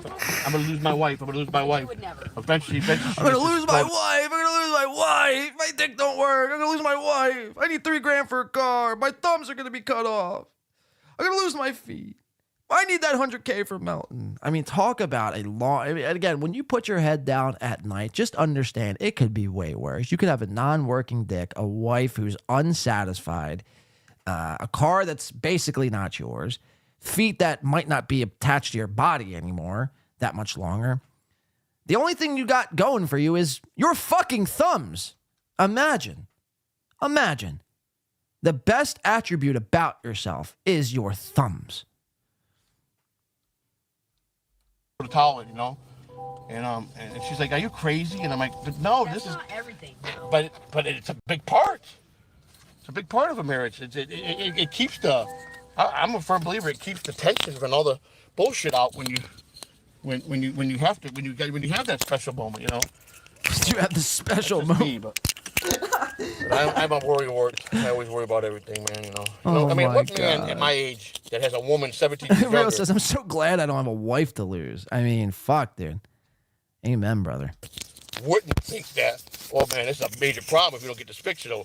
You know, and like I said, my wife's not a cheating person. She's very, she's not promiscuous. But here's my thought. Let's just say the problem went on for a while, and it was getting into weeks and months, and she's vulnerable. I know how to take care of myself. I know how to take care. Ew. I know how to take care of myself.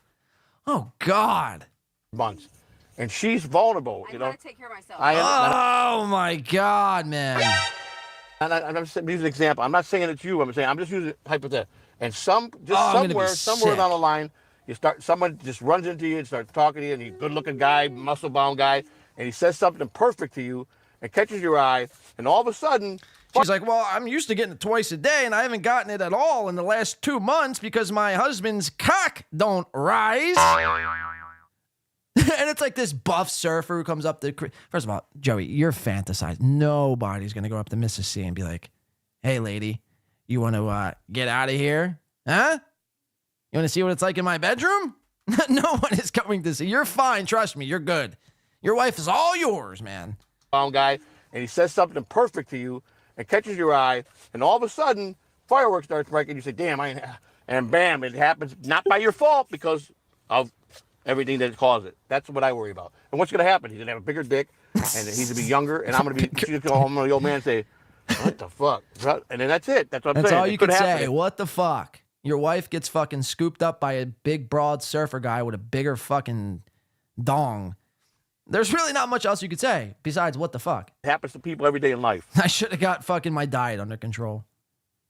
Yikes. So that's why I pride myself in making sure that I stay up to par with her, as best I can. And I've always been that. So, and it bothers me. So it bothers me big time. So, but I'm getting it fixed. I came and I streamed it, and I love you guys, and I got to go. And I'm getting it fixed, ladies and gentlemen. Joey C's non-working penile.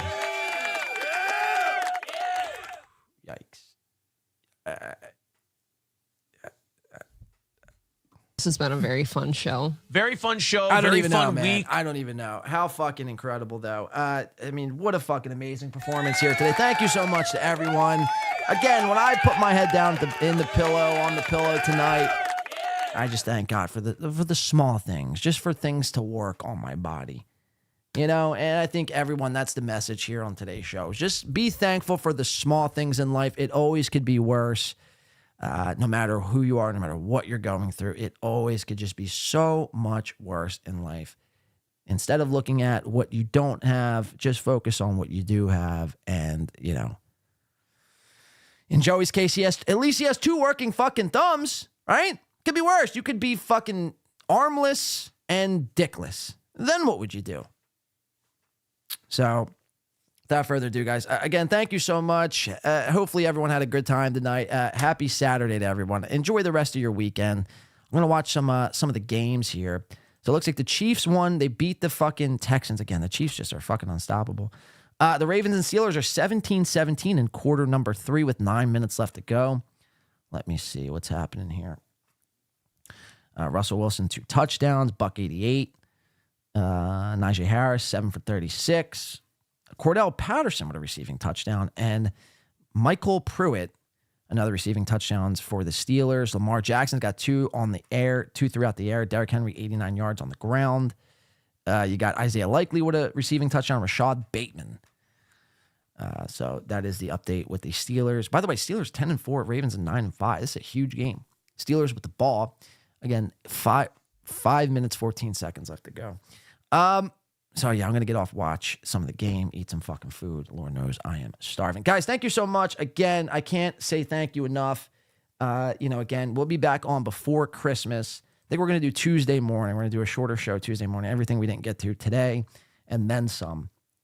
But thank you, everyone who tuned in. And thank you, everyone who came in today to support the show, whether it be monetarily or whether you just like the show or what have you. Rob Saul and Nasty Neal making a appearance on today's show. I don't know. Again, we'll have to keep our eyes out for Rob Saul. I don't know. That guy's up to some wild, sketchy shit.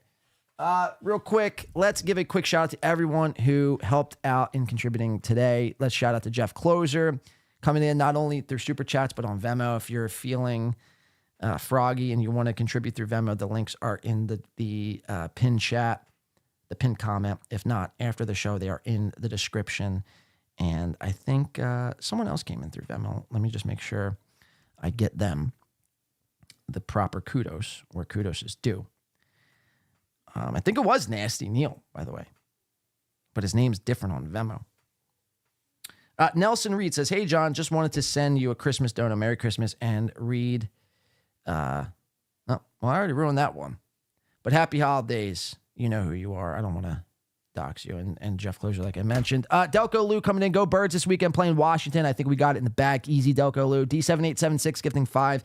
J.E., thank you. Dayla, Nick from Fort Wayne, Hobo Chili Recipe, Kush King, W Man, Clubfoot Kodak Carl, NJ Ranger, Beloved Chatter, Slim, Folly, Eva Thompson, Vince Griswold, Nice Podcast Stupid, Mike's Shitty Internet Provider, F Pyramids coming in. Thank you so much. Muted Growl, Skies and Neighborhood, Crop 11, thank you so much. OG Mumbling Nick, thank you so much. Reels gifting 20. Shout the fuck out. We do appreciate that. Los Federales, Skies Neighborhood, Noga, Leo Gunn gifting 5. Everything is fine. And Crumb coming in at the buzzer today says, "Have a good night, brother." Have a good night to you, Crumb. And have a good night and a great rest of your weekend to everyone else. Thank you so much for always supporting this show throughout, the last couple of years, last couple of months. It's been a hell of a journey here in 2024. And we got 3 episodes left in 2024. And until season 5, which we would be hopefully redoing everything from the studio to the graphics to the intro to everything else. So I can't wait. 2024 has been a fucking blast. We're not done yet. We have 3 more episodes to get through. And then we'll be moving on to 2025. Thank you again to everyone. Hit the like button on your way out. Again, I can't say thank you enough. We have a message from Big Red. Tom Chilstrom, take us out. No, hey, everybody. Thanks for hanging out with us. Thanks for being here. Pretty solid effort all around, I would say, mostly from Corey and I. Luke had some good points, but all in all, a good show. Thanks for everybody for being here. Let's call it a night. Let's call it a night, guys. Thank you so fucking much. Your efforts are noted and appreciated here at the Two Nation, where we strive for nothing less than perfection. The AC Fest, again, let's see. How the poll finish up. We got 72% of the viewers saying no, we will not be going to AC. 28% of the viewers saying yes, they will be. Super Bowl weekend, you're not going to want to miss it. I'm throwing the show, producing it, and Kill Kevin, that is. So check it out, consider it. I think tickets are going to be about $20. If not, if you can't make it, it's going to be either on my channel, Chad, or Kevin Brennan's channel, Kill Kevin. I think you're going to have to be a member, though, so about $4.99 to watch it online. But again, hell of a job from everyone here at the Two Nation. Kudos to myself. Kudos to Win by 2 Radio. I've been your host, Blade. Stay safe this weekend. Don't drink and drive unless, of course, you absolutely positively have to, and then in which case you can't blame this podcast for any sort of shenanigans or tomfoolery that happens outside of the show. Stay safe. We'll meet back here on Tuesday for the last show before Christmas. I got to get some last-minute Christmas shopping done myself, so it's going to be a real fucking doozy. Thank you to everyone. Chris Mack, Peter Sky Parker, Jeff Closer, J.E. All our mods today. We got J.E., Jeff Closer, Dayla, Hobo Chili Recipe, K. McDuck, Chris. Thank you guys for always maintaining a safe and, effortless chat. I can't. The show moves with you guys. So thank you so much for that. And again, we'll be back on Tuesday. Stay safe. Keep your noses clean. And again, thank God that you have working peens tonight when you put your head on the pillow. I've been your host, Blade. This has been a fucking blast. Stay black, my friends. We will see you on the other side. Goodbye.